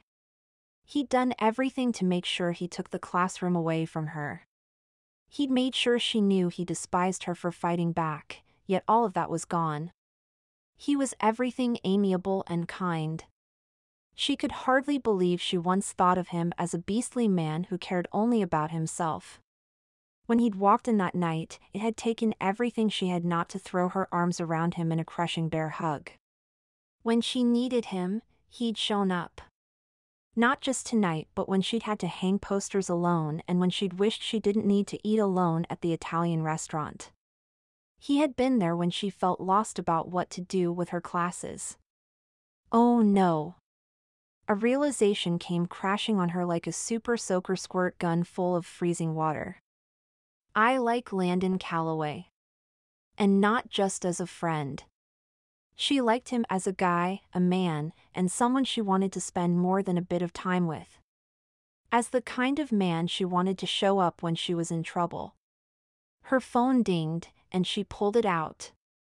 A new message on her Hidden Hearts app. It was from Revere 123. Dear Bell Curve. I am so sorry. I can't explain what happened, but I do apologize. I know you wanted to see me tonight, but I wasn't there. I wasn't ready for Revere 123 to meet Bell Curve. I wasn't prepared to step into the unknown even if I wanted to. I hope you will forgive me and give me more time. Perhaps someday soon, I can explain. Perhaps someday soon you'll understand. Until then, I hope you won't give up on me because I am not ready to give up on you. Revere 123. Melissa sat back and let out a slow breath. Honestly, she didn't think Revere 123 would ever message her back. For some reason, she hadn't wanted him to. If all 4 of her matches were jerks, it would be easier to let go, to prove to Prissy that her version of love was wrong and Melissa's was right. However, if Landon and Revere 123 were both kind and generous, then she had no idea if she or Prissy was right. Melissa strode into her home, her mind twirling with thoughts. Thoughts that warred with each other, thoughts that made no sense. She set her phone on her nightstand, fully intending to go to bed to escape the torrent of thoughts, but even after a longer than usual bedtime routine, her thoughts still felt like they were lost in a tornado. She checked the time. It was 11:48 p.m. Would he forgive her if she interrupted him again? Landon, are you falling asleep on your homework? Maybe if she began with a jest, the time of night wouldn't feel so weird. Not yet. What are you doing up? She bit her lip, unsure how she wanted to answer that. There was no way she wanted to explain her battling thoughts of having feelings for him and Revere 123. I can't sleep. She finally texted. Simple was best. Too bad we can't trade brains. If I didn't have to stay up, I would have fallen asleep before I made it to my bed. However, that begs the question. If we traded brains, would I suddenly like the quadratic formula and have the ability to figure tax in my head when a friend borrows money? Melissa snickered and pulled the covers up over her shoulder. How did he do it? It was like he knew what she needed when she needed it. If that is the case, then I'd suddenly know the dates of the Black Plague, the details of the fall of the Berlin Wall, and all the most famous battles in the Revolutionary War. She hit send and settled back in her pillow. Touché. If you are curious about those facts, I could always teach you about them during lunch if you'll meet me in the teacher's lounge on Monday. Melissa laughed.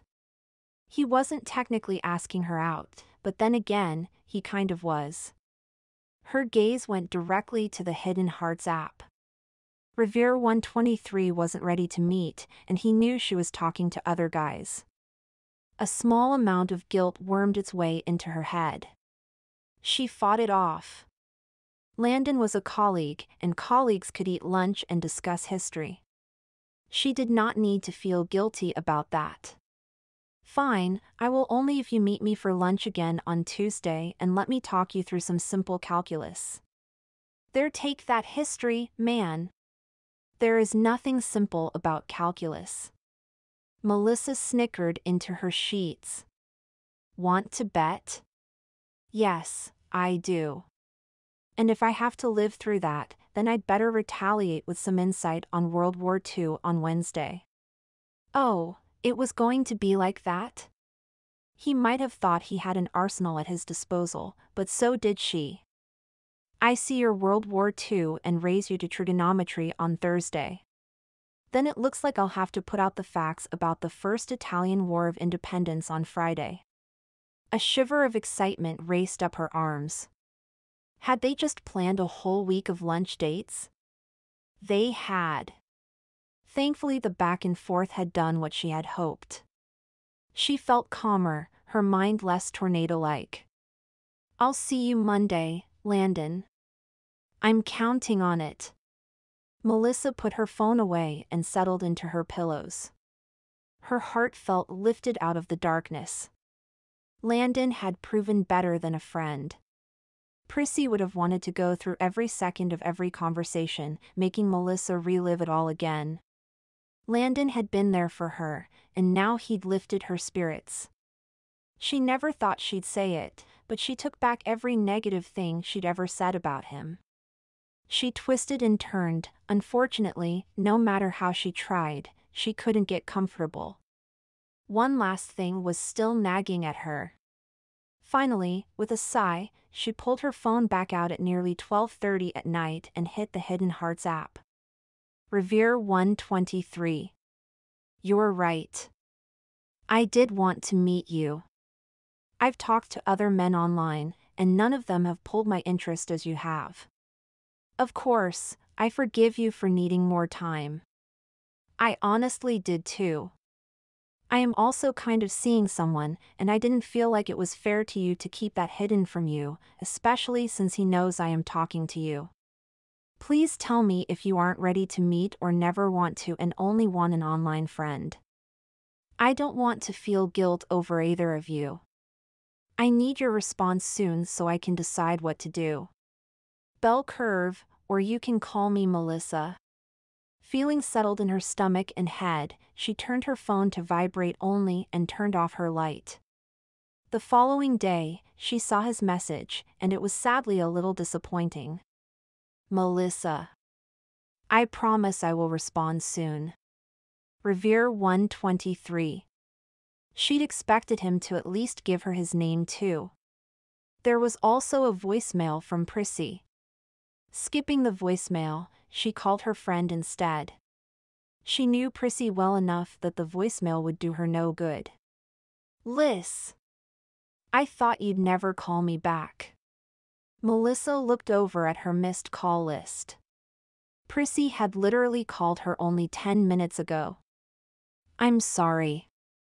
I realized your Valentine's dance is next Saturday, and I have completely neglected you. Tell me all the details. Which of the guys did you give your heart to? Melissa groaned. I didn't give my heart to anyone, and I will tell you why. Tortilla Chips is a creeper guy, and you should take him out of your database. Jasbean is nice and a good guy, but we don't mesh. He isn't over his ex. If you want to make a match, you should have him call Fran. All right, I will. Thanks for the tip. How about the other guys? Dr. All, Melissa recoiled and pulled her blankets up. Dr. All is so far from my type I don't even know how we matched up in the first place. Okay, but you had one more, and since you didn't mention him first, I can safely assume that he is the guy. Melissa didn't know how to answer that. Revere 123 and her had a connection. She knew it. If he didn't want to move away from the online app, that relationship wasn't going anywhere. That guy isn't a creeper. I'm not sure if he is going to work out either. As much as I care about you, Pris, I'm not sure your dating app is for me. Prissy was silent. Melissa checked to make sure they hadn't gotten disconnected. Prissy, are you there? Yes, just trying to process the fact that my BFF since college doesn't like my app. I know you're only trying to help people find one another because you found your Michael. However, not everyone falls in love the same way. So, I've failed you. Now you have no date for the dance. You came to me for help, and I failed you. What kind of friend does that make me? I was going to make you go dress shopping with me today. Melissa debated for a minute about not telling her anything about Landon.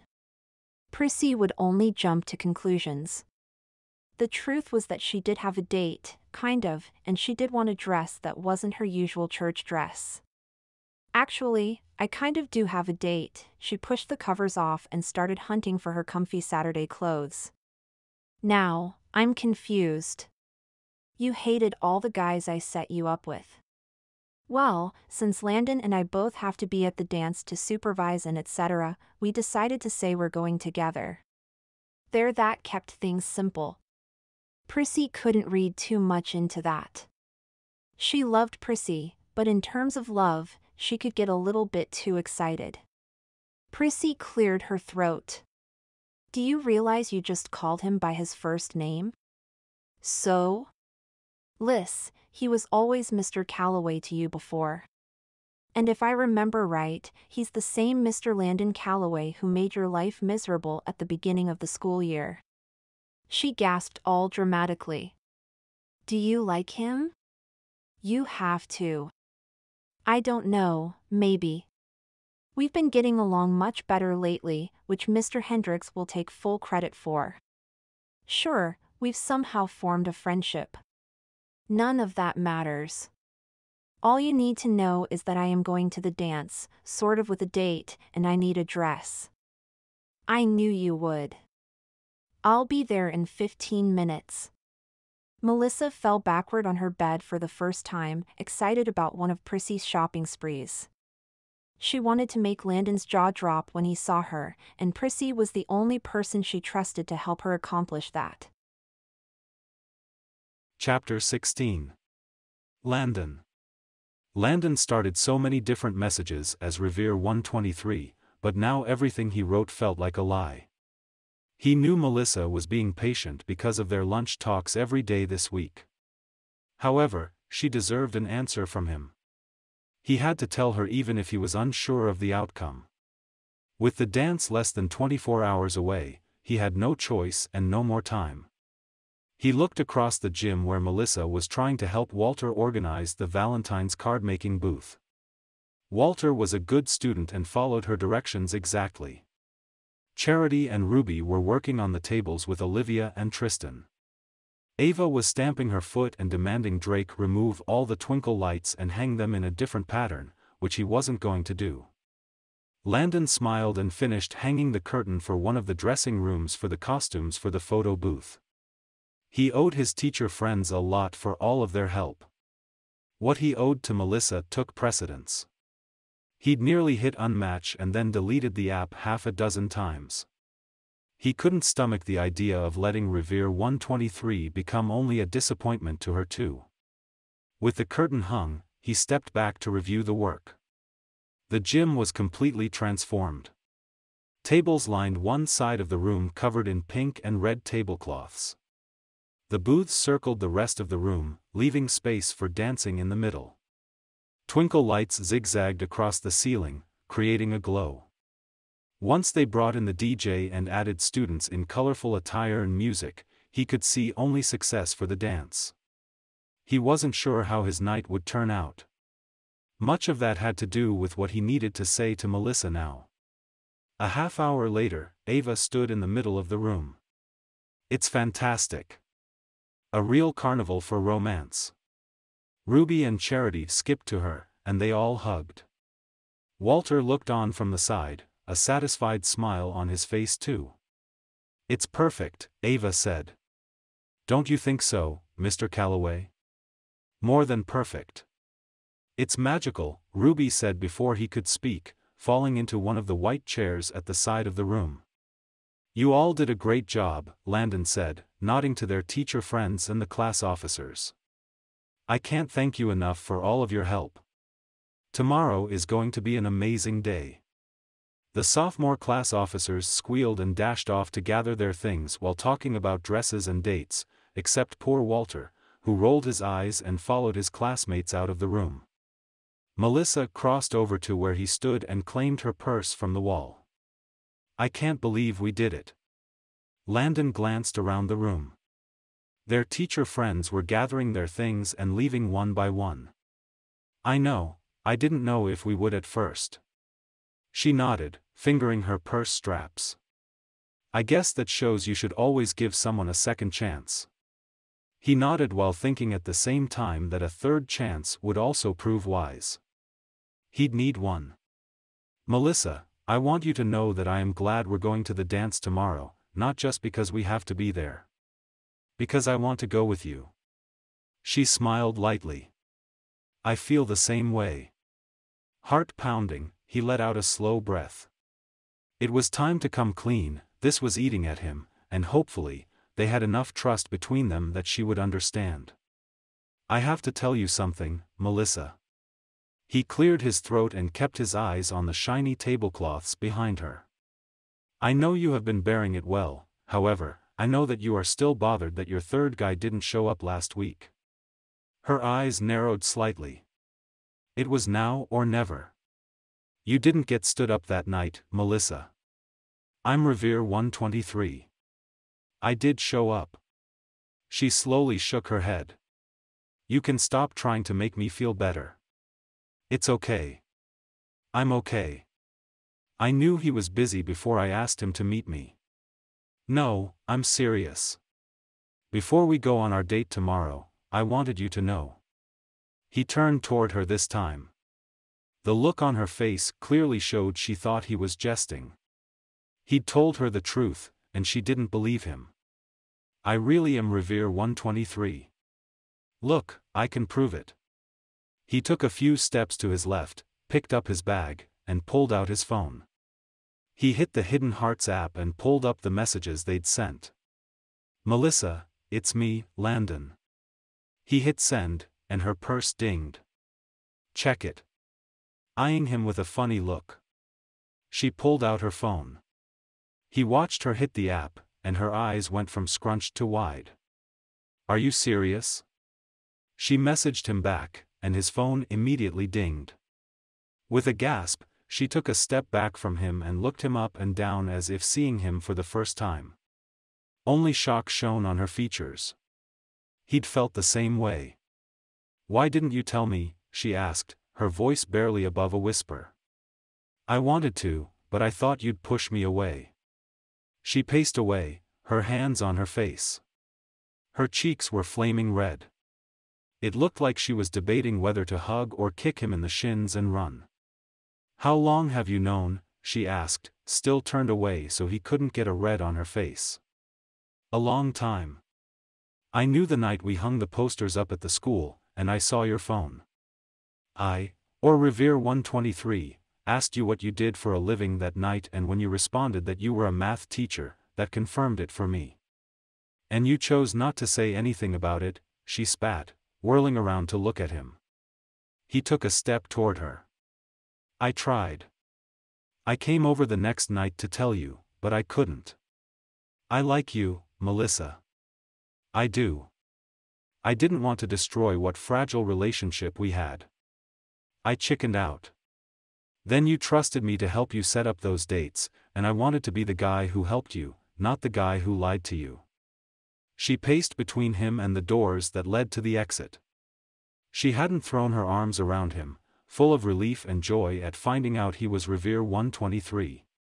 Had he made a mistake telling her after all? She threw her hands up in the air. "This proves it." "Proves what?" he asked, turning to face her. She thrust her phone back into her purse. "That you can't date people online. I'm going to kill Prissy." "Hey, don't do anything you're going to regret." He reached for her, but she took another step away. Pain showed in her eyes. "Says the guy who's been playing me for weeks. I wanted to tell you. I just didn't want, well, this to happen." He gestured to the space between them. "I like you, Melissa. Can't you understand that? I wanted us to have a chance." "A chance?" She laughed darkly. "And you didn't think I deserved to have a say in that decision? How am I supposed to trust someone like you? Someone who could lie directly to my face, not for one evening but for weeks. You and I joked about so many things this last week, but this trick is not funny." She shook her head and started for the door.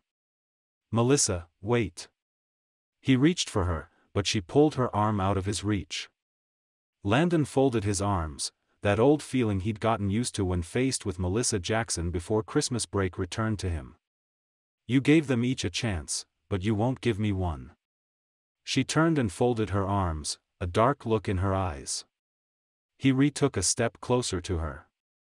"We had a connection. You know it, and I know it. Not just as Melissa and Landon, but as Revere 123 and Belle Curve. You want me to forgive you for lying to my face? Landon, you betrayed my trust. I should have never agreed to this whole thing. It's been a huge mistake from the start." She turned to go, but he reached for her arm to stop her. "Melissa, come to the dance with me, please." Her eyebrows shot up, and he was glad he'd gotten her attention. Slowly, he took her hand in his like he had every day this past week. "I'm asking you not as an obligation or because it's easier for us to go together. I'm asking you because I like you and want to dance with you on this floor on Valentine's Day. I want to show you that I care about you and didn't mean to hurt you." She stared at him for a moment before her eyes flicked down to their hands. Slowly, she removed his hands from hers and took another step back. "No." He curled his fingers into his fists. "You're angry right now. I was at first, too. But you'll feel differently once the shock wears off. Then ask me how I feel about it in a day or two, but right now, the answer is no, Landon. You didn't just withhold the truth from me. You straight up pretended not to know about hidden hearts. You volunteered to text Revere 123 for me when I hesitated. You lied to my face, and I cannot trust you. He clenched his teeth. I'm sorry, I didn't know what to do once I figured it out. I freaked out. She took several steps away before she twirled around. That I believe. I hardly know what to do with this information. I need to go home. Melissa. She held up her hand. No, Landon, your turn is up.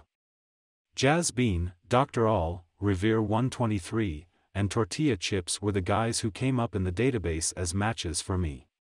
Guess what? The database got it all wrong. She shook her head and put more space between them. I don't want to spend time with a pushy, creepy guy, a guy who loves sports more than anything and hasn't gotten over his last girlfriend, a sugar-free nut who doesn't like sandwiches, or a history teacher who lies straight to my face. She pushed through the door. He followed her out into the cold. Thankfully no one was around to witness her storm off. He raced after her. Melissa, I didn't want to attend the dance with this issue between us. I could have kept up the ruse until after the dance, but I didn't. Don't I get credit for that? She nodded, a slight tremble on her lips. You do. But where that puts you in the lineup of my disastrous attempts at online dating, I don't know yet. Landon didn't have a good response to that. He had lied. He had acted like he didn't know anything about her online guys. He had ample opportunity to tell her the truth. He might not like it, but she had every right to feel mad right now, and the best thing for him to do would be to wait out the anger. The anger he knew would fade. His own had lasted less than 24 hours. With a shake of her head, she darted off to the parking lot. Landon stood there and watched her go. This was all his fault, and he knew it. As far as he saw it, he had two choices. Walk away or fight for her heart. He knew he didn't want to give up on her. He, dare he think it, loved her. There, he'd thought it, and the truth rushed through him. He loved her vibrancy, quick mind, and wit, and how much she understood and respected him and what he was trying to do with his life. He loved how hard she worked to change the students' minds about her and her subject. He loved her, and with Valentine's Day the next day, he'd do all he could to fight for her heart. Chapter 17. Melissa. Melissa arrived at the school alone a half hour before she had to be there. Hair curled into ringlets and sporting a bright red silky dress, sparkly silver flats, and a white cardigan. Prissy fanned her face for 5 minutes until Melissa finally consented to buy the dress. She felt completely out of place at the school. Not just because of how she was dressed, but because she knew Landon was inside. Butterflies flapped their vicious wings in her stomach. She told herself repeatedly that coming alone to the dance tonight wasn't a mistake. The butterflies told another story. She was still worried about seeing Landon again after he told her the truth last night. Unable to sit still in her car, Melissa walked into the school 20 minutes early. She peeked in the gym. Olivia and Landon stood there talking with the DJ. Landon wore a tux and red vest and tie to match her dress. His hair was carefully combed and gelled. She'd never seen him look more handsome. They'd have come together tonight if she had forgiven him right away. No. She chose this.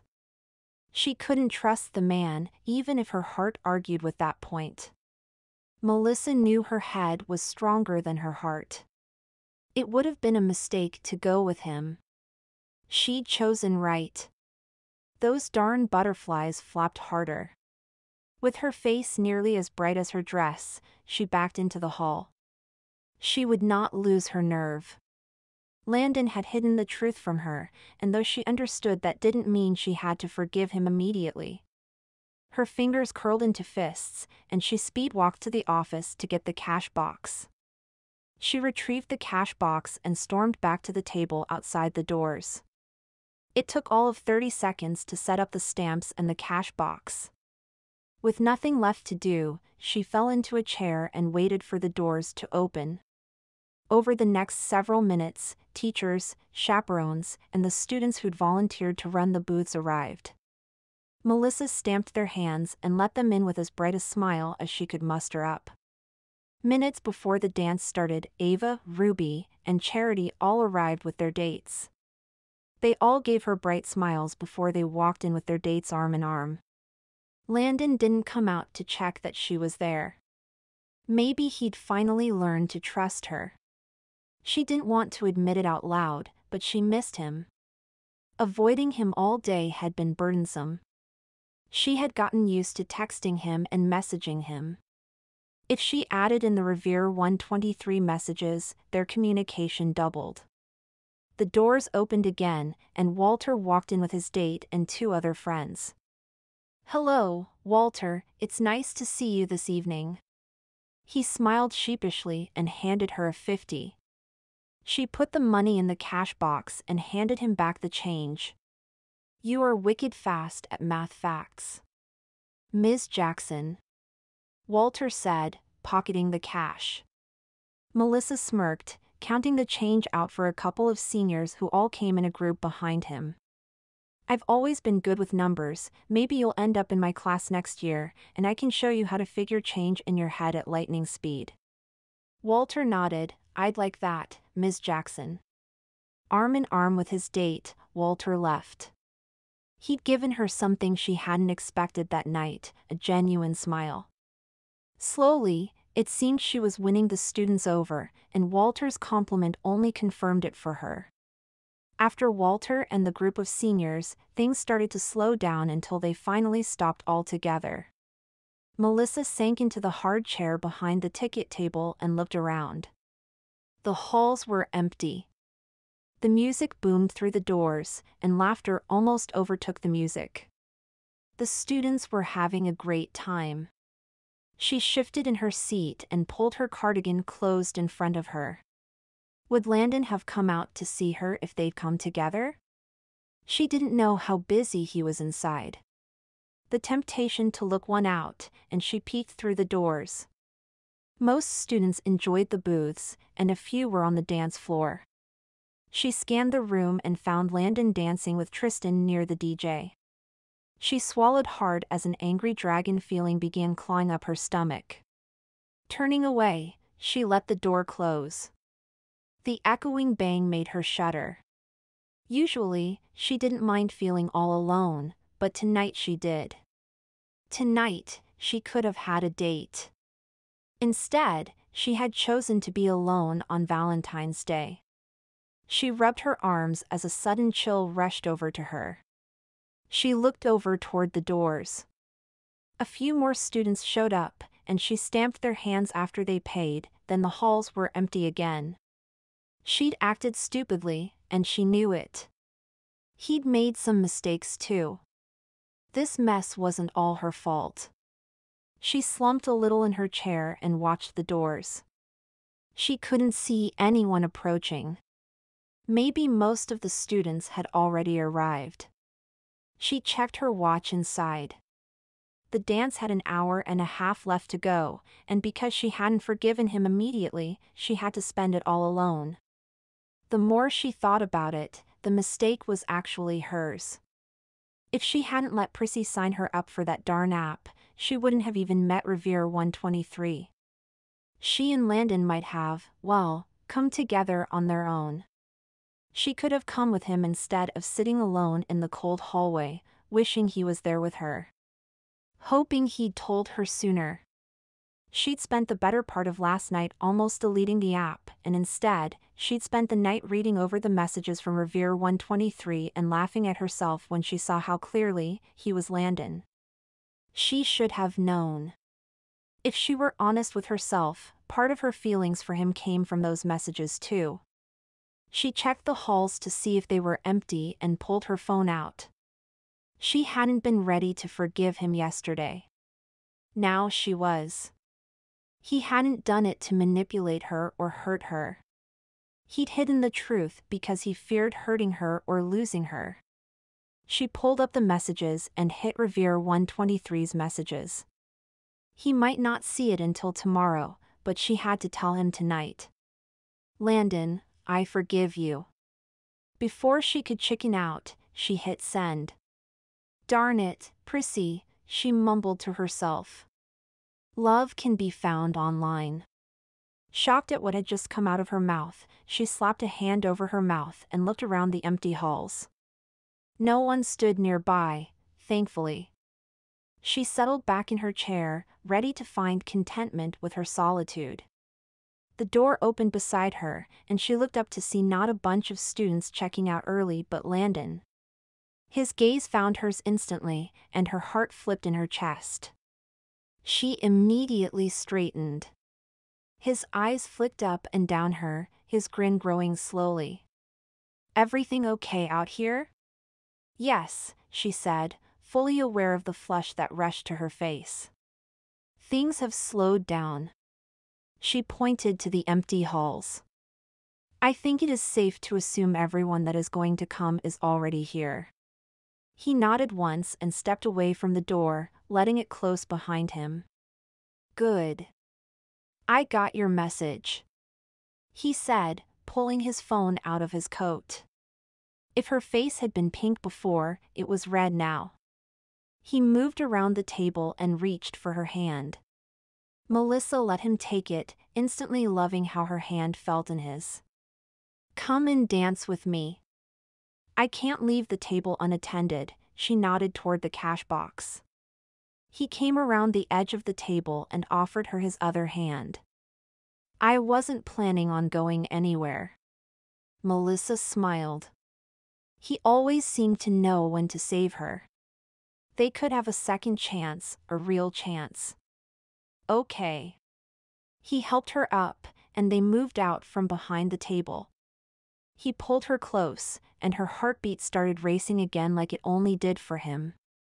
The music blared loudly enough through the doors that they didn't have any trouble finding the beat.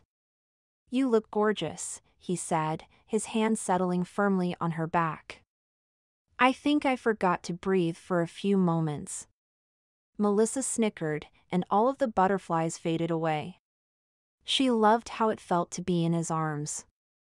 I missed you, he said softly in her ear. Melissa smiled as a warm shiver ran up her arms. Did you? You didn't dance with enough cute teachers to cure you of that? He shook his head, his eyes intense. Miss Tristan told me I had to dance with her, and I did ask Miss Olivia to dance, but she told me to come and ask you for a dance. I told her that you might not want to dance with me. Which she assured me was ridiculous since you obviously have a thing for me. Melissa's jaw fell open. Obviously? He raised his eyebrows as if he had a great secret he needed to impart. Our friends have started making bets. Melissa's cheeks went hot again, but his smile grew. He pulled her closer. How could they not notice that something had changed between us?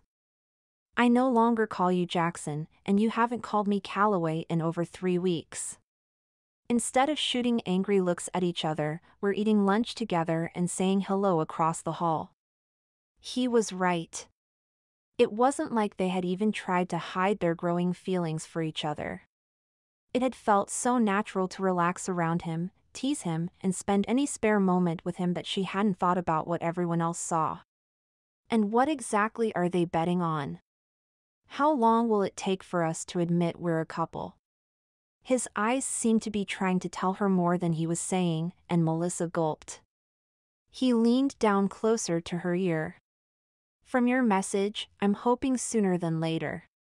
How do you know I didn't send you that message just to make you come out here and free me from the boredom of the hallway? She challenged. He swayed with the music. Because Melissa Jackson, you might be a bit of a tease, but you are not cruel, and that would have been cruel. She bit her lip. You're right, Landon. I like you too much to do that to you. He chuckled and twirled her around again. Did you just confess to liking me? His jaw dropped open in a teasing way, and she blushed. He pulled her closer, wrapping both hands around her waist. I know you meant it because you called me Landon instead of Calloway. Is that the giveaway then? She asked, putting her head on his shoulder.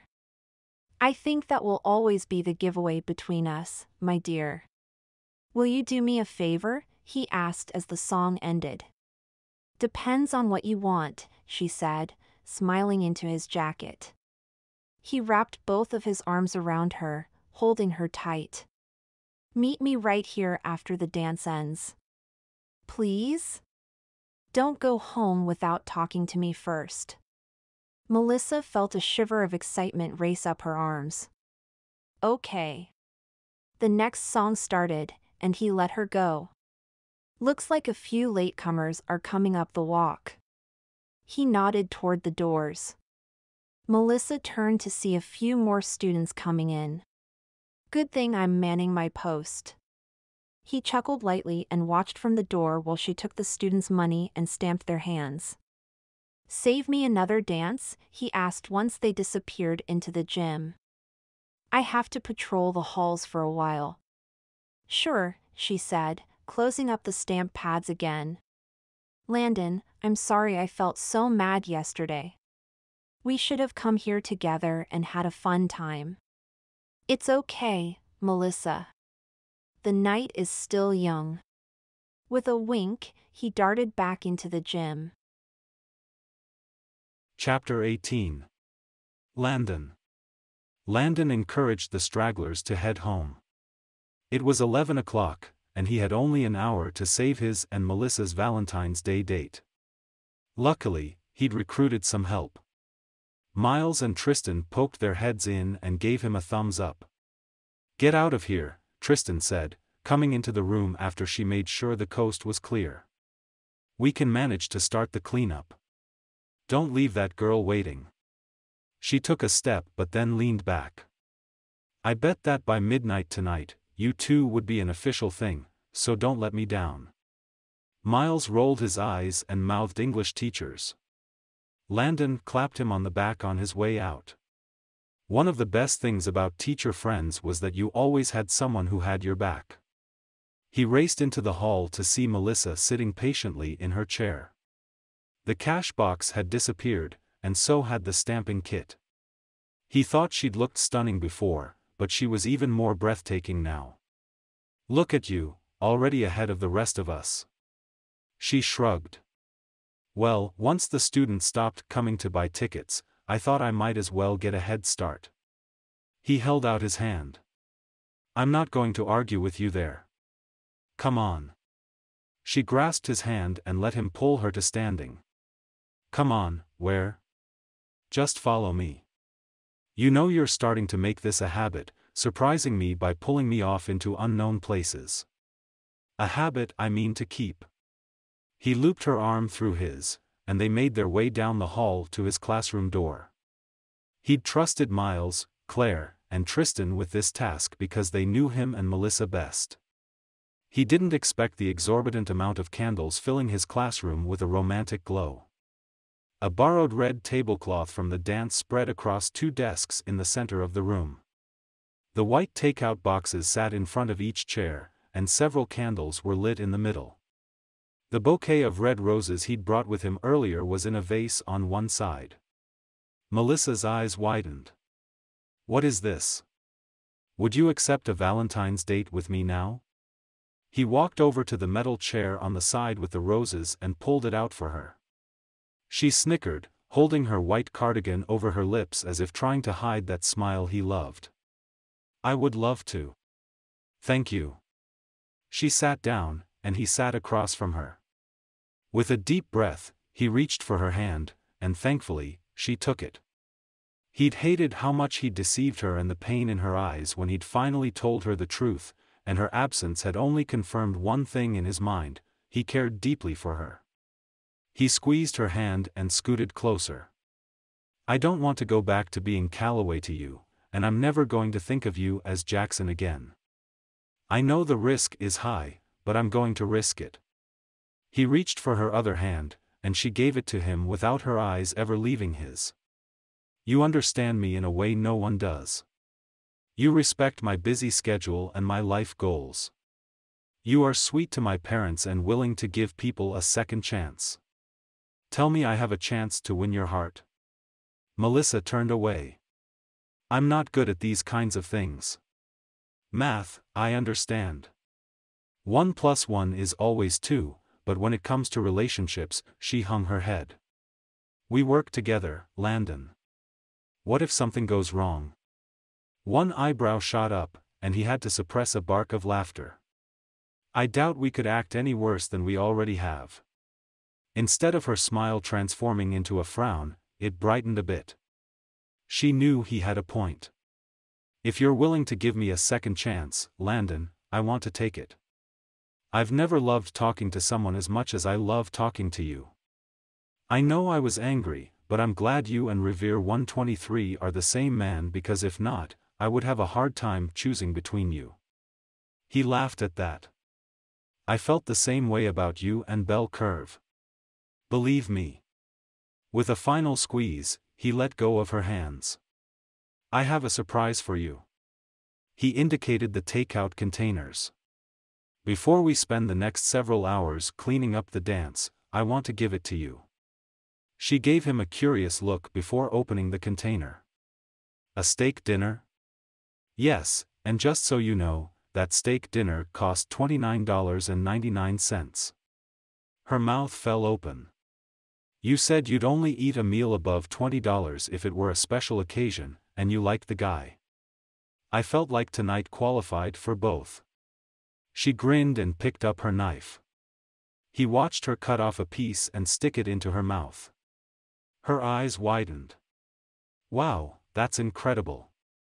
Worth it?" he asked, cutting off his own piece. "I don't know. I think I might need another bite to answer that question accurately."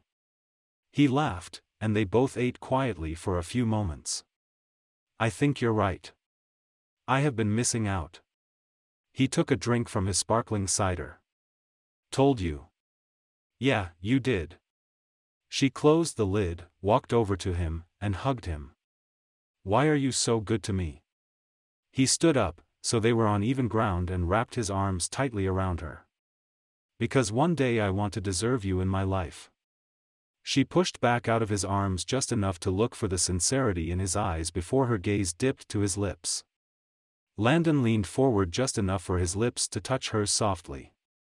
He wanted to give her a chance to pull away if this wasn't what she wanted. She stayed still, and his heartbeat started pumping 3 times faster. He cupped her face in his hand, bringing their lips together, and a warm shiver ran up both arms. The kind of shiver that made him want to smile.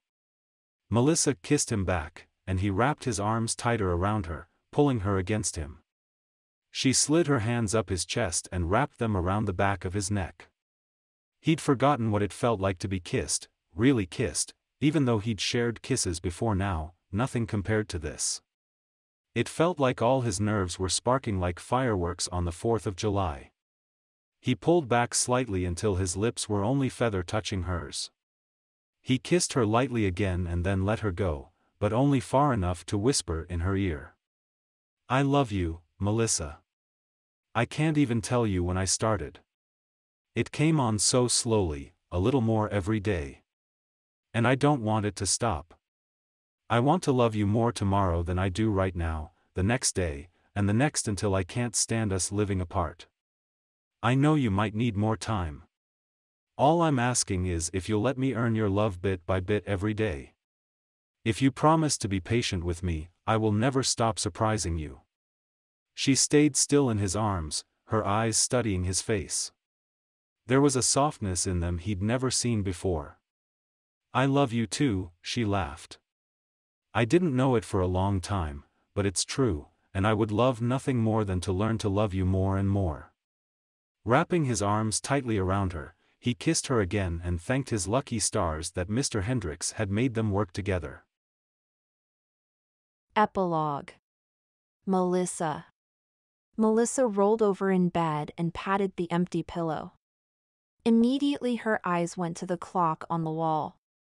It was after 2 in the morning.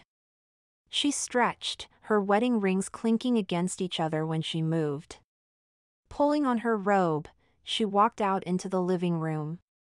All of the lights were still on. She turned off lights in the kitchen and the living room before she moved to the dining room. Landon was asleep in his chair at the kitchen table. His face stuck to some papers he'd been grading when she went to bed a few hours ago.